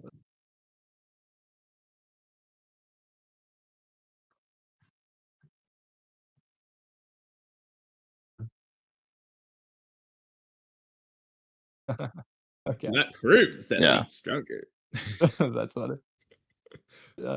I do think using his weights like nunchucks is hilarious. I'm not even gonna say necessarily it's out of character, even though he never does it, because Guy is his teacher, and Guy does that. So to an extent, I could see Lee legitimately do that. But I do think, on a more serious note, on this ridiculous topic, I do think a legitimate way this could actually play out in like an actual fight is if, remember when Sasuke's fighting Yoroi, this guy right here, at the beginning of the fight, before he does his Lion's Barrage, which is what he does to end it, at the beginning of the fight, he has to like do some grappling techniques to like fight Yoroi on the ground, and they're basically immobile. If Sasuke's doing that against Lee, and they're stuck fighting on the ground, I could see Lee using his weights to just like take his weights off and just place them on top of Sasuke, since they're both on the ground anyway. It sounds ridiculous and common, you're laughing at it. It is funny. But legitimately, I could see that being a valid counter strategy to Sasuke trying to grapple Lee. If Lee does that against Sasuke's grappling, not only does that negate the grappling, I don't know how strong Sasuke is, but the weights might legitimately keep him pinned on the ground. Just end the fight if Sasuke tries that. I don't think Sasuke would try to grapple Lee, but if he does, it is a valid counter strategy. Yeah, the weights. I'm assuming Sasuke has, with all the physical exertion, he has pretty good upper body strength. I mean, I'm assuming he could at least, maybe not, at least move them off of him.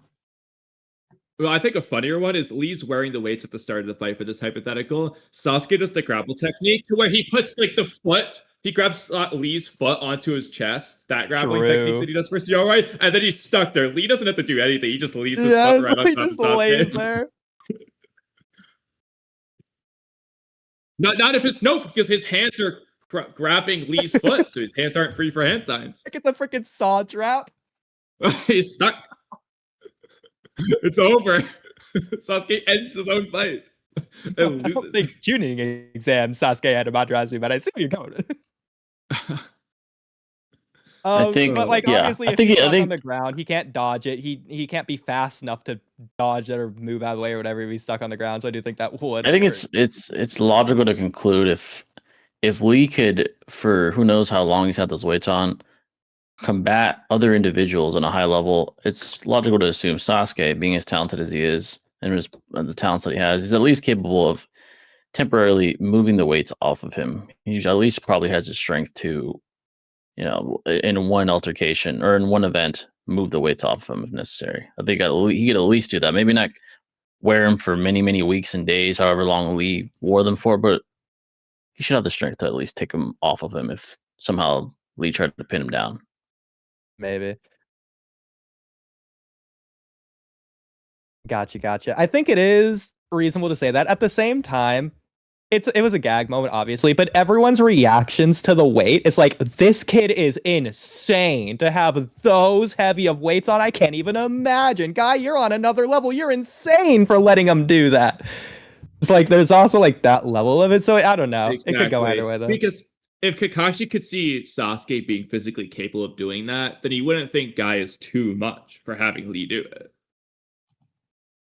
That's true, but Sasuke has other talents that are exploited. The only thing Lee has to bank on is his taijutsu and physical, like only his physical prowess. So that's another reason why that's not as emphasized for someone like Sasuke. We also see that this isn't how Sasuke trained. I mean, you can make an argument against this, but like Kakashi knows how Lee got this speed with the weights. He doesn't have Sasuke do that. It's not part of the training. I mean, yeah, we don't even necessarily know that. I mean, Sasuke could have been wearing weights over the training. It is possible. But then I feel like it's most likely that Kakashi would have included that in his answer to Guy of what he had Sasuke do. Okay, but then it also should be the case that Kakashi says, I copied Lee, and then I showed that to Sasuke, who then copied me. Not Lee, but that's not what. But I mean, to be honest, even though we think that makes more sense, that's just seemingly not what Sasuke's training was. I agree. Based on the way Kakashi said it.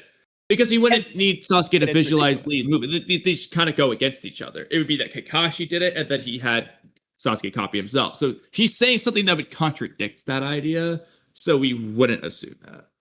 So it being ridiculous doesn't mean it isn't the most likely case. So it is the most likely case. But it's ridiculous. Well, the most likely case is that he did what he said, which is the most ridiculous one. Which is the most ridiculous thing. I agree. Yeah. Okay. But I think sorry. Did you want to say your thing on the weights? Yeah. I think we're done now.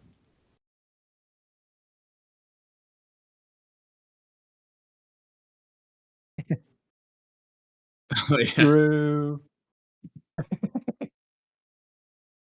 Well, that's Tamari upscale.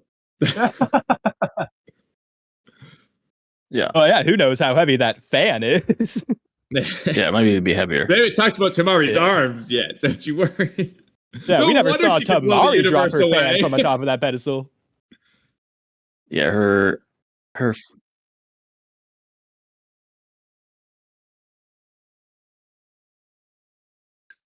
Yeah, and her fan didn't even dent. It didn't even cause a dent. And she made fun of his kick for being weak. Yeah. The funniest answer is Tamari's fan is the weight of 3 moons. Yeah, it's universal. Yeah. Well, I mean, then just makes her statement of blowing the universe away more consistent. Yeah. Different. The realistic thing is Kishimoto probably just didn't even write the weights of the concept yet when he did that scene and came up with that later. I mean, it's very soon after that Lee drops the weight, so I don't know. But at the same time, it's a gag moment, so I could see him just coming up with that, like in that chapter. Exactly. It's that like a thing, and then he's like, "Oh, I'm gonna make this ridiculous," and then it's like never really addressed ever again after that. So yeah. All right, let's see what I'm supposed to read here. Okay. So, Conway, what do you think about this? Okay, yeah, okay. So Jay, are you aware that Sasuke is only as fast as Lee's average speed, not his top speed? This is Sasuke's top speed, because you already agreed that his movement speed during Chidori is the same as the speed he was using before. So we've already agreed it's his top speed. As Guy mentions that this taijutsu training was to get Sasuke to the level of speed required for Chidori. We already agreed that's the same speed. And he's never been described to have an even faster speed than that. We already agreed. What's this X? So let's see what the example. Okay, this is what you're talking about. So example. Choji couldn't track Lee's speed, but is just sitting there smiling but not shocked watching Sasuke fight. Well, and then we have our dialogue here. He's quick. He's almost as fast as Lee's average speed. So this is the argument, really. Yeah. With the rest of this just being elaboration. I don't think every strike and every type of attack is equal in speed. They all vary. At this point in time, when Guy makes his statement, he just happens to be punching Gar on the face, and that's when Guy states this. But Sasuke never gets a statement of being faster than that at any point. Well, I will say it's not just this. There's also the because it's the top speed as well. We have that, I think. Yeah, because not his top speed. Yeah, we're writing that for a reason. We worded it in a certain way. It was like his ramp up speed, whatever the because average speed, whatever the wording was. It's probably going to be down here. I don't know where it is exactly. We should have images with it. Oh, it might just be this next one. I figured we would have it in order, but maybe it's I couldn't do that. I don't know. Maybe we just is that they're not in order. Oh, wait, hold on. Okay, we have stuff. Oh yeah, I wrote. Okay, I wrote the chapters. I think is what that is. Where I wrote chapters 82 to 85. I think that's referencing for where we need to look to find the other images. Well, this might be a different argument, but either way, we'll. No, this is average speed. Okay, yeah. So go ahead. It's all related to the same thing. It's substantiating what Guy said here. So let me just go up and pull up these chapters and then see. Because I just didn't want to start some other random argument. I wanted to make sure we said. No, it's all related. It's just gonna require us to. As you can tell, we really prepared, guys. It's gonna require us to go to the chapters and take images, I guess. Okay, Kabui says that as if we did a little bit. No, it is real. Like, we did actually prepare a lot. You can see how. Okay, yeah. So we both prepared and are not prepared at the same time. The walkie-talkie paradox. As you can see.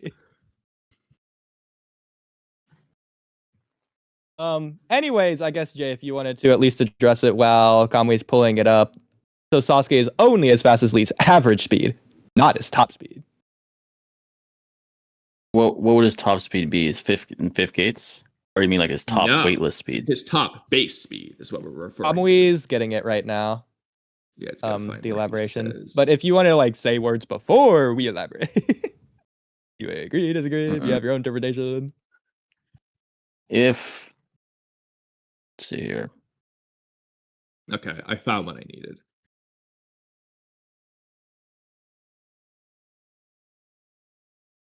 Well, Kamui, feel free to present it. Well, I guess, okay, I'm going to have to you want to say your thing? Go back a chapter. I'll have to take a bunch of pages of images then, I guess. Or I know by Batman, you are the moderator, but please feel free. Actually, hold on. I'll just share my screen again. I'll start sharing my screen when the time comes, just to make that easier, because we're going to have to go through. You can still keep your screen up, Booty. Well, it's a little late now, God. Right, hold on, I got to get out of yours. Well, okay, does Jay have anything to say real quick before I start?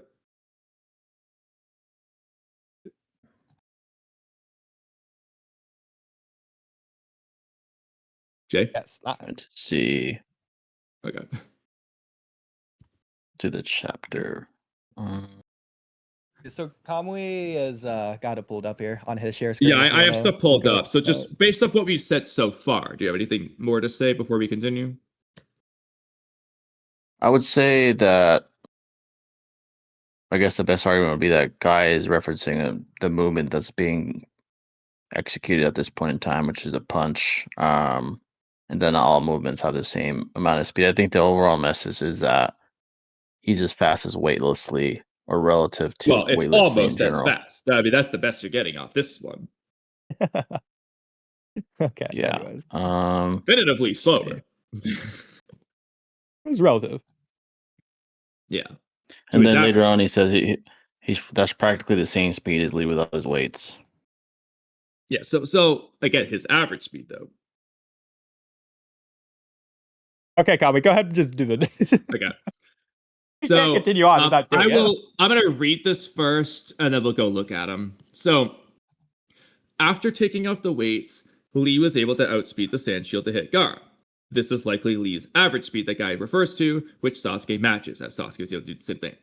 However, after Guy says to, quote-unquote, explode, Lee ramps up his speed even more, shown by various visuals such as the puff of smoke or Lee's 2-in-1 panel after images, etc. I'll show you what that looks like in a second, and hitting Gaara even more than before.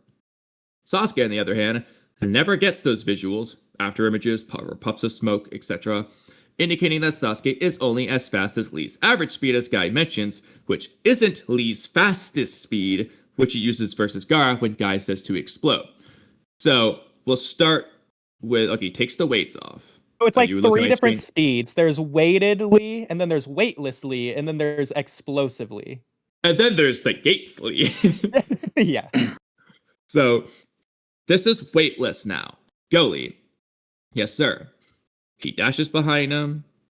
He just got, his dashing speed lines. And these are his, like, weightlessly speeds. Comes back here, does his flip-de-doo, lands the hit. So there's no, like, puffs of smoke of him. That's the weight that hit the ground there. There's no puffs of smoke from Lee moving around here. There's no after images. He's just moving around. He hits Gaara, as we see. His famous bleeding. Okay, so then he continues. Blah, blah, blah. He wounded Gaara. Okay. Now, Lee, explode! Yes, sir! Does the puff of smoke, which, if you remember, this actually is usually used with body flicker. It's a common one. We see this a lot. The puff of smoke indicates a higher level of speed consistently in Naruto. We get that here. Gaara has a reaction, very reaction, despite already having seen things, which would be more indication he's probably going faster.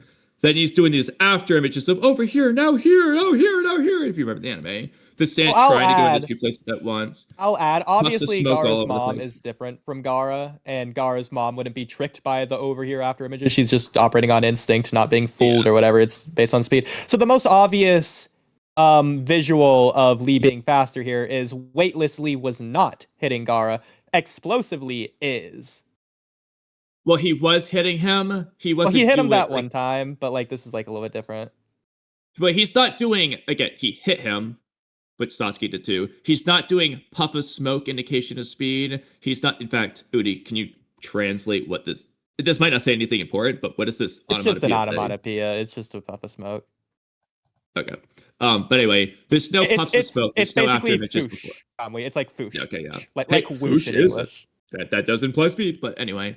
We won't use the onomatopoeia argument. But anyway, after images and puffs of smoke, I do think is legit because that's consistent with the story. And then he gets Gaara and all that.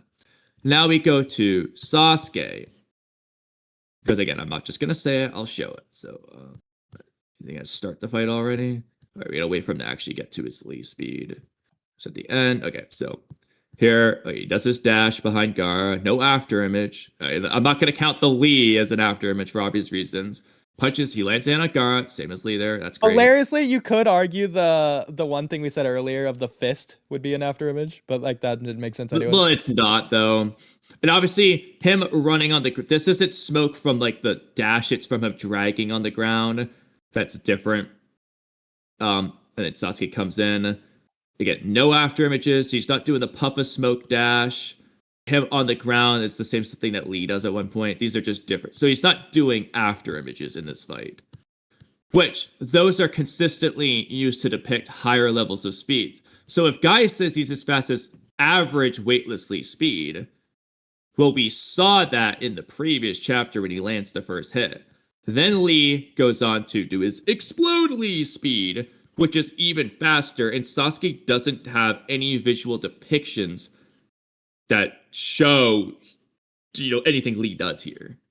I think it's also important to note that because weightless Lee is already fighting Gaara, and then after he starts fighting, Guy tells Lee to explode, that tells us that Lee wasn't, quote-unquote, exploding yet. And then obviously by Lee saying, yes, sir, rather than, I'm already exploding, and then I think that's an indication he's now changed to do something which seems to be move faster. And as I mentioned before, Choji's eyes can't even track them. In the whole fight, Choji he's not worried. He does no issue tracking Sasuke. Apparently, he's commenting on things that he's without issue. So we'll stop there for a moment. Thoughts? Hmm. And again, to clarify, this is just in regards to movement speeds, top speeds, to how fast they are physically moving. I bet you never heard this argument before. Yeah, we gotta start wrapping up our perplexing surprise arguments. I guarantee you have not heard this argument. No, I would say Lee's reaction to saying he's so fast introduces a possibility that he perhaps is moving beyond his average speed because he wouldn't be as impressed, perhaps, by his speed if he's saying. Hold on. Lee saying Sasuke's so fast. Wait, what? Hold on. Yeah. Oh, here. Okay. Say what you're saying again. So yeah, with him saying that, there's a possibility that he is moving beyond his average speed. Well, Guy continues to not say that. Hang on, Conway. So when you say that, Jay, when you say he's moving beyond his average speed, are you referring to his? Is that in reference to Sasuke's average speed or Lee's average speed? I think Sasuke's speed is increased at this point in time, from when Guy said he's moving at about his average speed, because then Guy gets more specific later on and says that's practically the same speed as Lee without his weights. Okay, but hold on. This panel says he's almost as fast. What if he just got to be as fast, practically as fast as Lee's average speed now? That's still an increase. That's consistent with what he's saying. I think Sasuke is getting faster as he's attacking Gaara. And that's fine. But again, so Lee's average speed doesn't have puffs of smoke or after images. Sasuke's faster speed still doesn't have those. So if Sasuke goes from almost as fast as Lee's average speed to Lee's average speed, they would both not have puffs of smoke or after images. Lee can then go beyond that with explode speed, which does have puffs of smoke and after images. And that makes all of Guy's dialogue consistent. Let's see. So, for the sake of clarity, what's the chronological order here? Is it that Sasuke starts moving and then Guy makes his comment, and then Sasuke keeps fighting and then Lee makes his comment? Should be, yeah. Okay. Well, actually, yeah, he must say it in the previous chapter. Because obviously, if Guy does his comment last, then even if Guy does faster, this comment is in this chapter. Okay, and then the next chapter is Lee. Is when Lee says he's fast, but he doesn't say he's faster. Oh yeah, I can use the bathroom real quick, so hopefully I don't need to use my computer. I'll use my wireless mic, but I gotta go to the bathroom. Okay, when Gabi gets back out. Yeah, I didn't realize what time it was. Maybe we should wrap it. Hold it for a little bit then. Yeah. Again, whenever you're good, we'll call it there and hopefully come back to this. But yeah, I didn't realize how late it was. Okay. Well, as long as we want this to be the last argument, that's fine.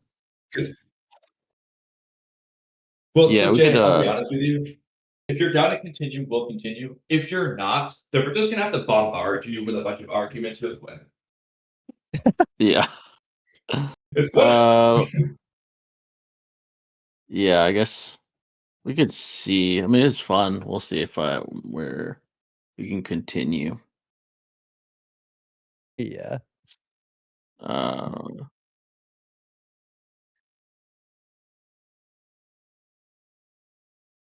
I agree, because I mean, we could do that. I mean, sometimes judges do debate point by point, so I think we could do that if you guys wanted to. Just like a nice resolution of the stream, especially if we're going to do a part 2, then I think it makes the most sense to do the conclusion at the end of each stream. Again, it's up to you guys. I'll leave it up to you, but one thing I will say, just as an example, is like a point we would like to bring up at some point is going to be Sasuke's usage of Chidori, which we just haven't gotten to yet because we're just haven't gotten to it yet. Which could essentially negate a previous point Jay could have made, but it won't be negated because we were cutting it in half. So, like, it would affect results by doing that.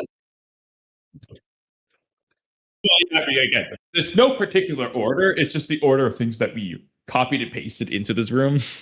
Yeah, I tried to make this like very comprehensive to follow because like we wrote it like a different way before. I went back and edited a lot of these.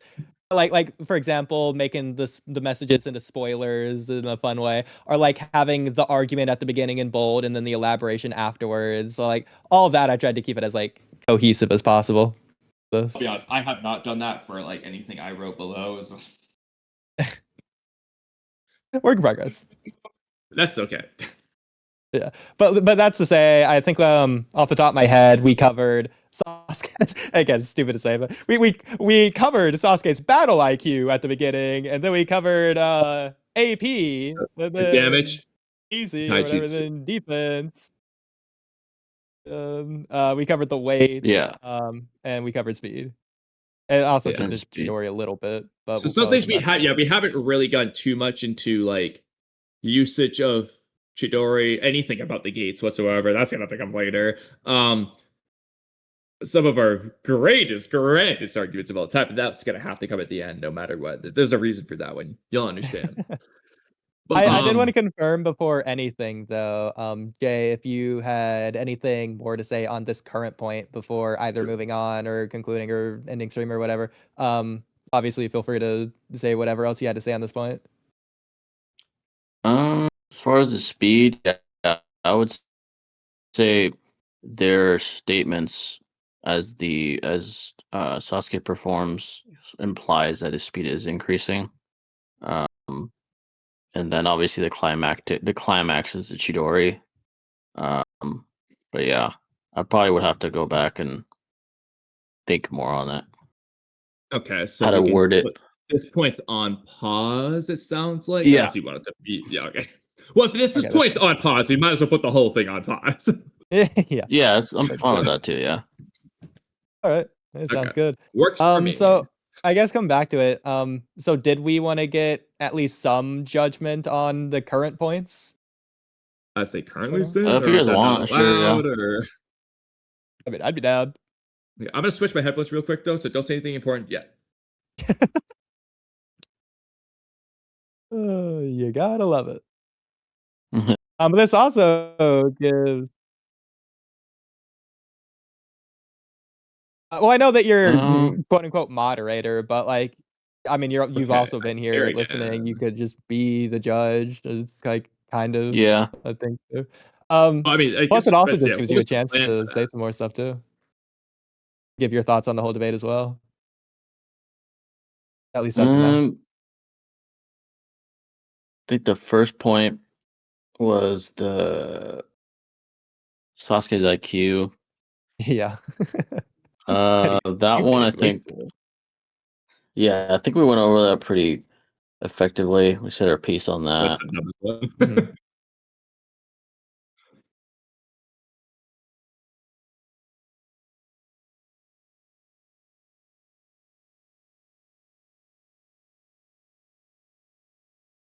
Yeah.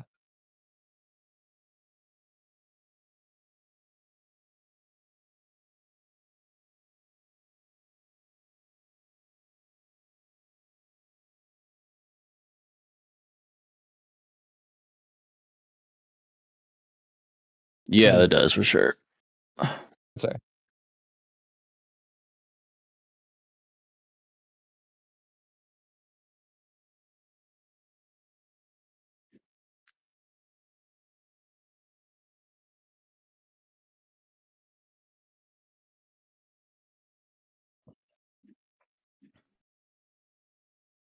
Yeah, we can go back to the speed point too.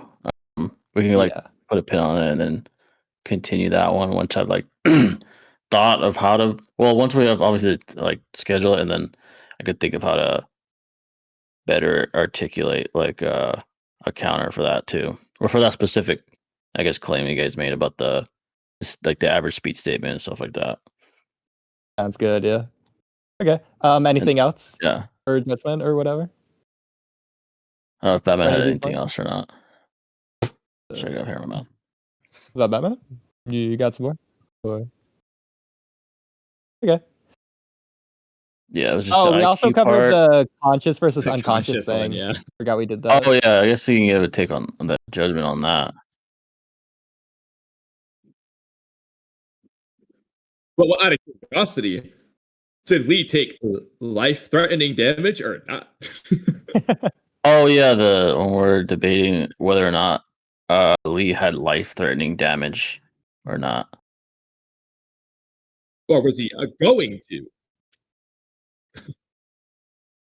Okay. That's fair.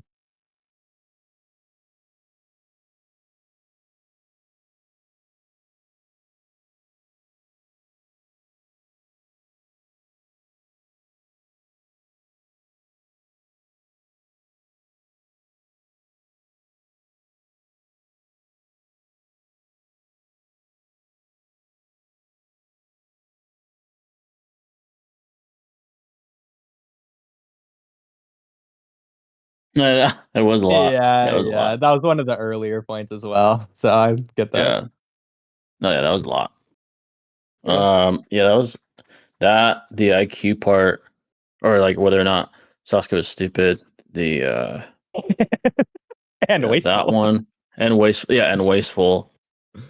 Yeah, I think that was the other one. Yeah. Yeah.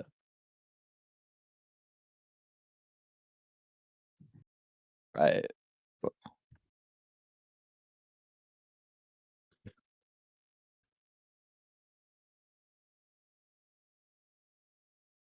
Yeah. Okay. But yeah, we'll come back to sure.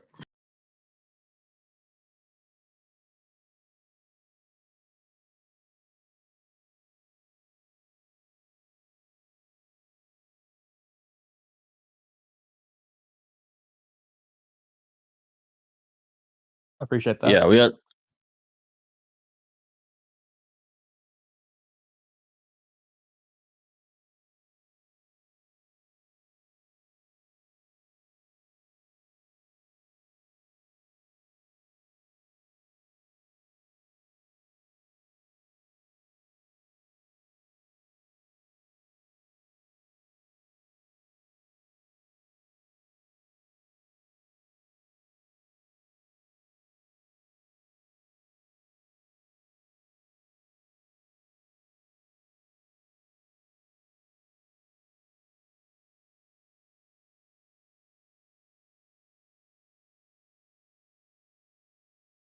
Yeah. Yeah. Okay. Out of curiosity, how many of these points have you never seen before that are like Yeah, I completely was going to unique or ask. creative? Most importantly, how surprised and or perplexed were you by the point so far? Because it only I gets think. crazier.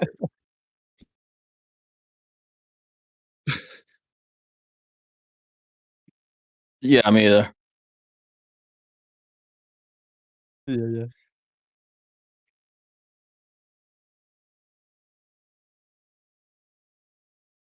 Mm,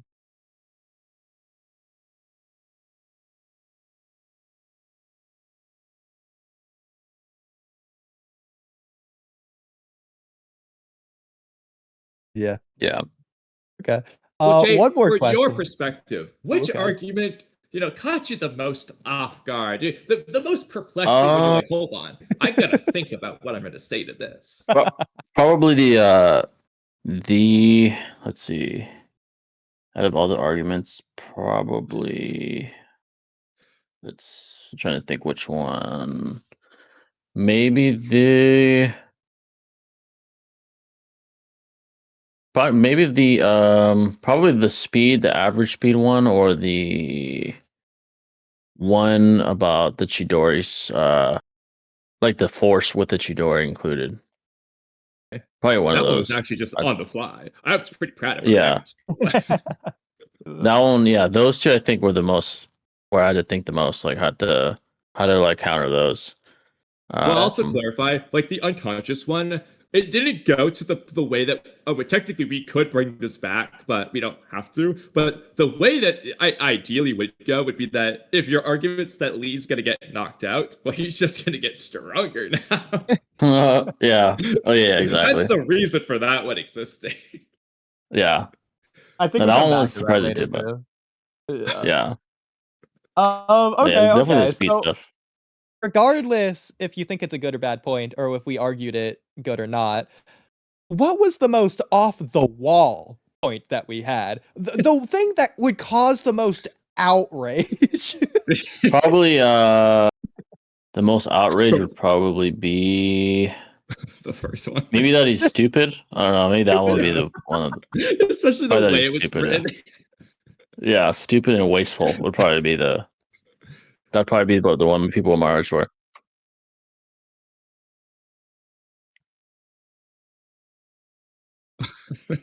Yeah. Yeah. It's like obviously a point of the story, yeah.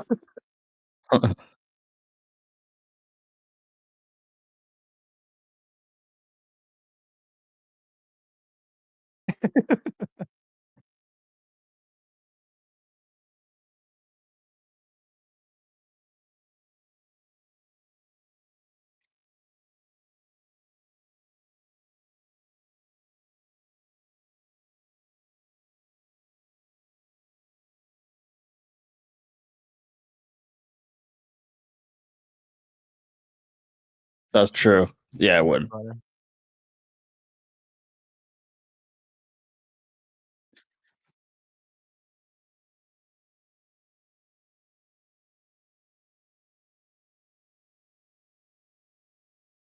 Well, keep in But to be fair, that's you can just argue that Lee and Sasuke's taijutsu is faster than a paper bomb's explosion speed based on Yashimaru, Jonin Yashimaru's point blank range explosion on 3-year-old Gaara, who doesn't even have sand out at the time, not wearing a yeah, sword or that's what I anything. was gonna say. So not only is the sand able to counter that, which means it's as fast as a paper mob explosion, but it countered it.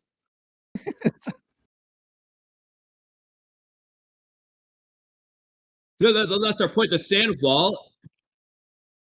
Yeah, but the problem is that the explosion speed can just be slower than Lee's speed based on the fact that point blank range explosions when there is no sand wall isn't fast enough to stop the sand shield from just appearing. No, you just say V2 Gar is slower than the sand shield. I mean, let's be real though. Just let's be completely real. They're not faster than the paper bomb explosions. I don't think it's the speed. I think it's the force. Like the bomb, it doesn't matter if he's fast enough. I think it'll go through the sand anyway. Like the way like the way Oh, I think Data it's both. But then why didn't it Like go the way through Data, Gaara? yeah, like I the think way it's Data drastic caught distance. caught Gar lacking. Obviously, he had his body armor still on, but it didn't matter. He got cooked, and then Exactly. yeah,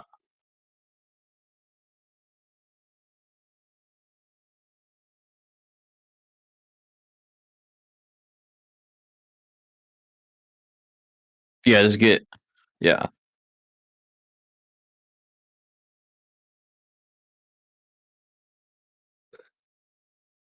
Yeah, see, he could do what Madara did and put the paper bomb on his face for sure.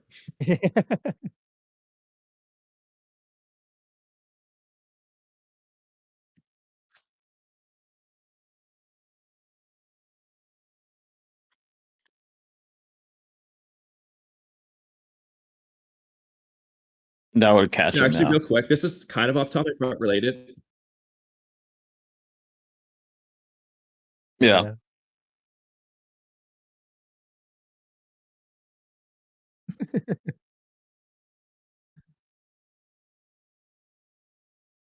Well, it's not just them that's stupid. Actually, Gaara's mom is actually stupid because that sand wrapped around Gaara in that ball.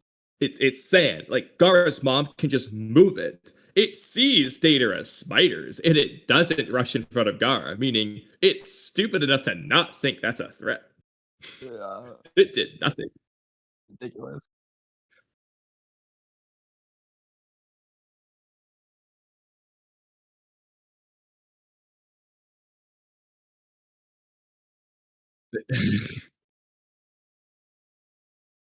That's No, no, facts. nobody could do. He Yeah, could do like the mud wall. You know, like when you lift people up with the mud wall, or like whatever the other jutsu it's called, like mobile core, I think it's called. And just do that inside the ball so that it lifts Gaara up really fast, and he hits his head on the sandball and gets a concussion.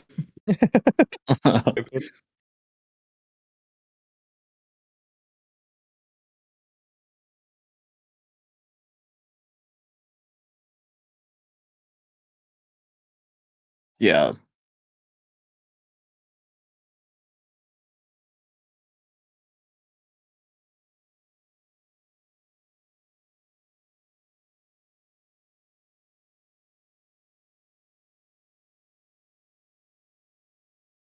I mean, low key, I don't think that Gaara's sandball in the final round for Sasuke. I don't. Well, also, I don't actually, think I'm that gonna add on to this. sandball. Lee's stupid because we don't know if he has paper bombs equipped, but you know what he does have equipped? Kunai. If instead of punching Gaara in the face, he just used the kunai there, that's it. I'm sorry, that Gaara's dead. He's getting stabbed. That Stupid. would have been a good idea, actually.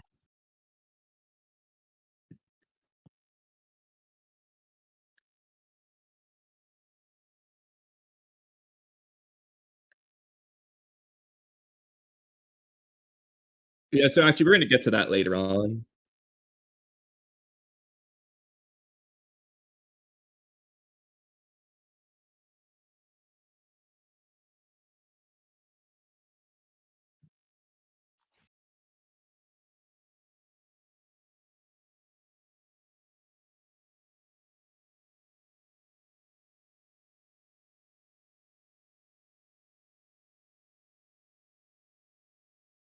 Yeah, despite being genius, prodigy, top of the class.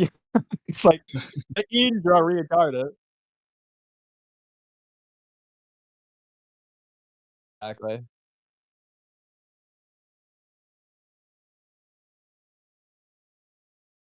be fair, that is just different fighting styles rather than intelligence, but yeah. I don't think the sandball has a bottom to it. I bet that Naruto could just do it against Neji, crawl underground, Yeah. and uppercut Gaara. Gaara's the third eye, but he's not gonna necessarily know what he's doing. Especially if Naruto sends a shadow clone or whatever to do it. Exactly.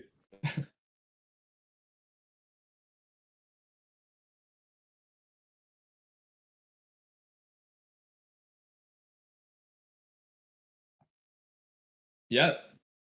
Yeah. No night has him.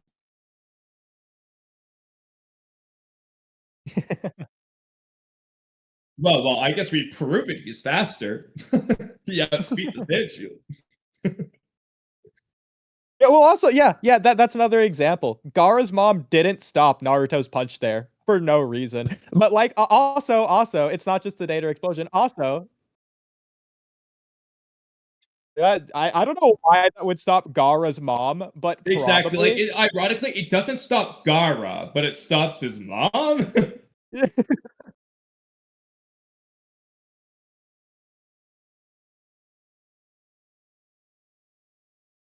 Yeah, like it blocks things Gaara isn't aware.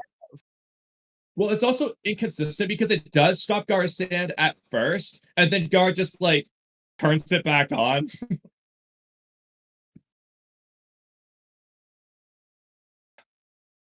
Oh my god, yeah.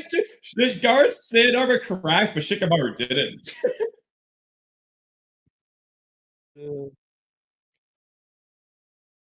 I mean, but also Naruto versus Gaara at the very end. Gaara's mom doesn't stop Naruto's headbutt. Like she could obviously see that coming. There's no shadow possession to stop that. He's Same with like reaching Naruto's as hard as final he punch on can to Gaara. barely reach him. Pretty obvious what he's trying to do there.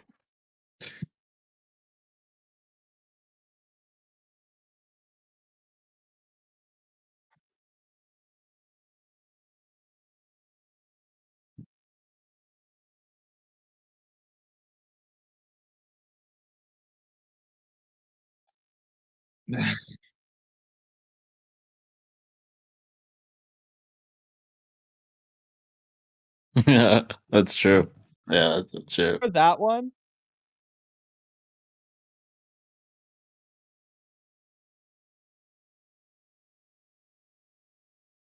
Yeah. yeah. Oh, I agree. I I don't think know. that looks bad for the Raikage.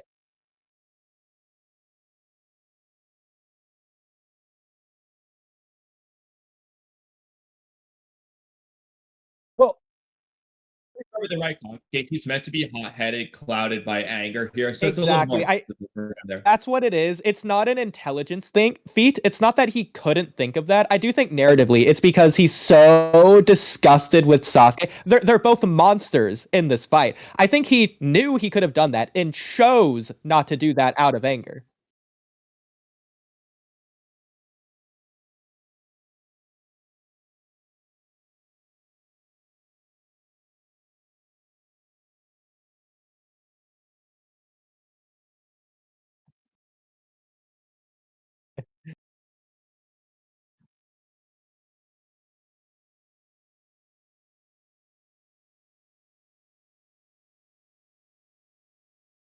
Yeah, because like for example, like Lee wants to prove his taijutsu's better, so he's not going to use a paper bomb. That's not helping him. I guess he can touch because it's a touch, but it's not really his taijutsu. Whereas Naruto, he doesn't care what he's doing. He's just going to do anything he has. I don't think that's fair. Sasuke's using anything in his arsenal, like the ninja ropes or whatever. He's using everything, bro. But what if Sasuke doesn't have this with him?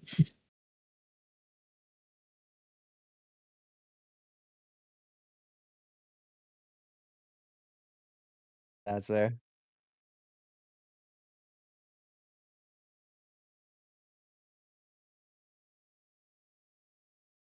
We could also get like other people to like be our quote unquote judges.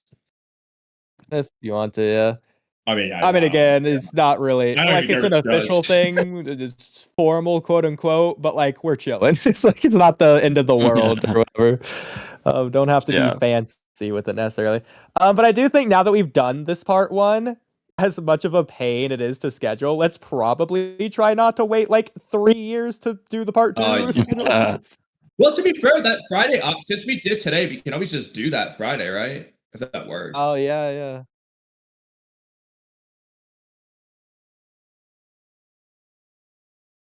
Yeah, that's fine.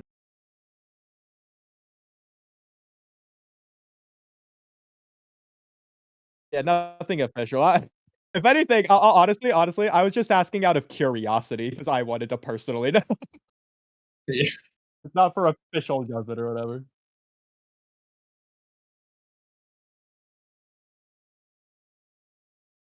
Yeah.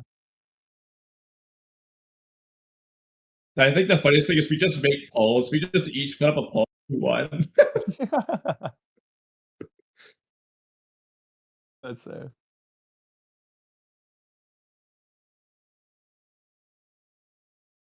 Ah, that's fair. Okay.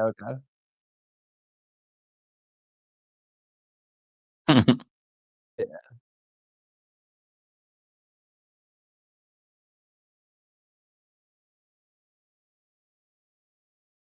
It's Kaneki being tortured by Jason. I feel the same way. I wouldn't like to be a debate judge either.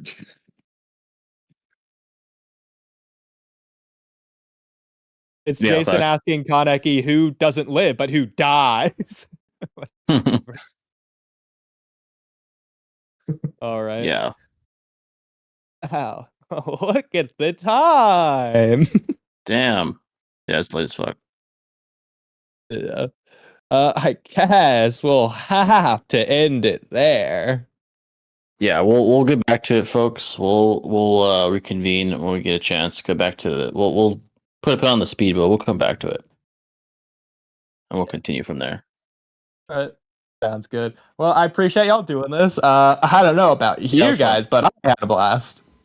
It was fun for sure. Yeah. Definitely fun. Right. Definitely could do it again for sure. Yeah. Perfect. Yeah, stay safe, y'all. All right, sounds good. Hey, thanks for coming on and doing this. Yes, sir. It's fun. Oh.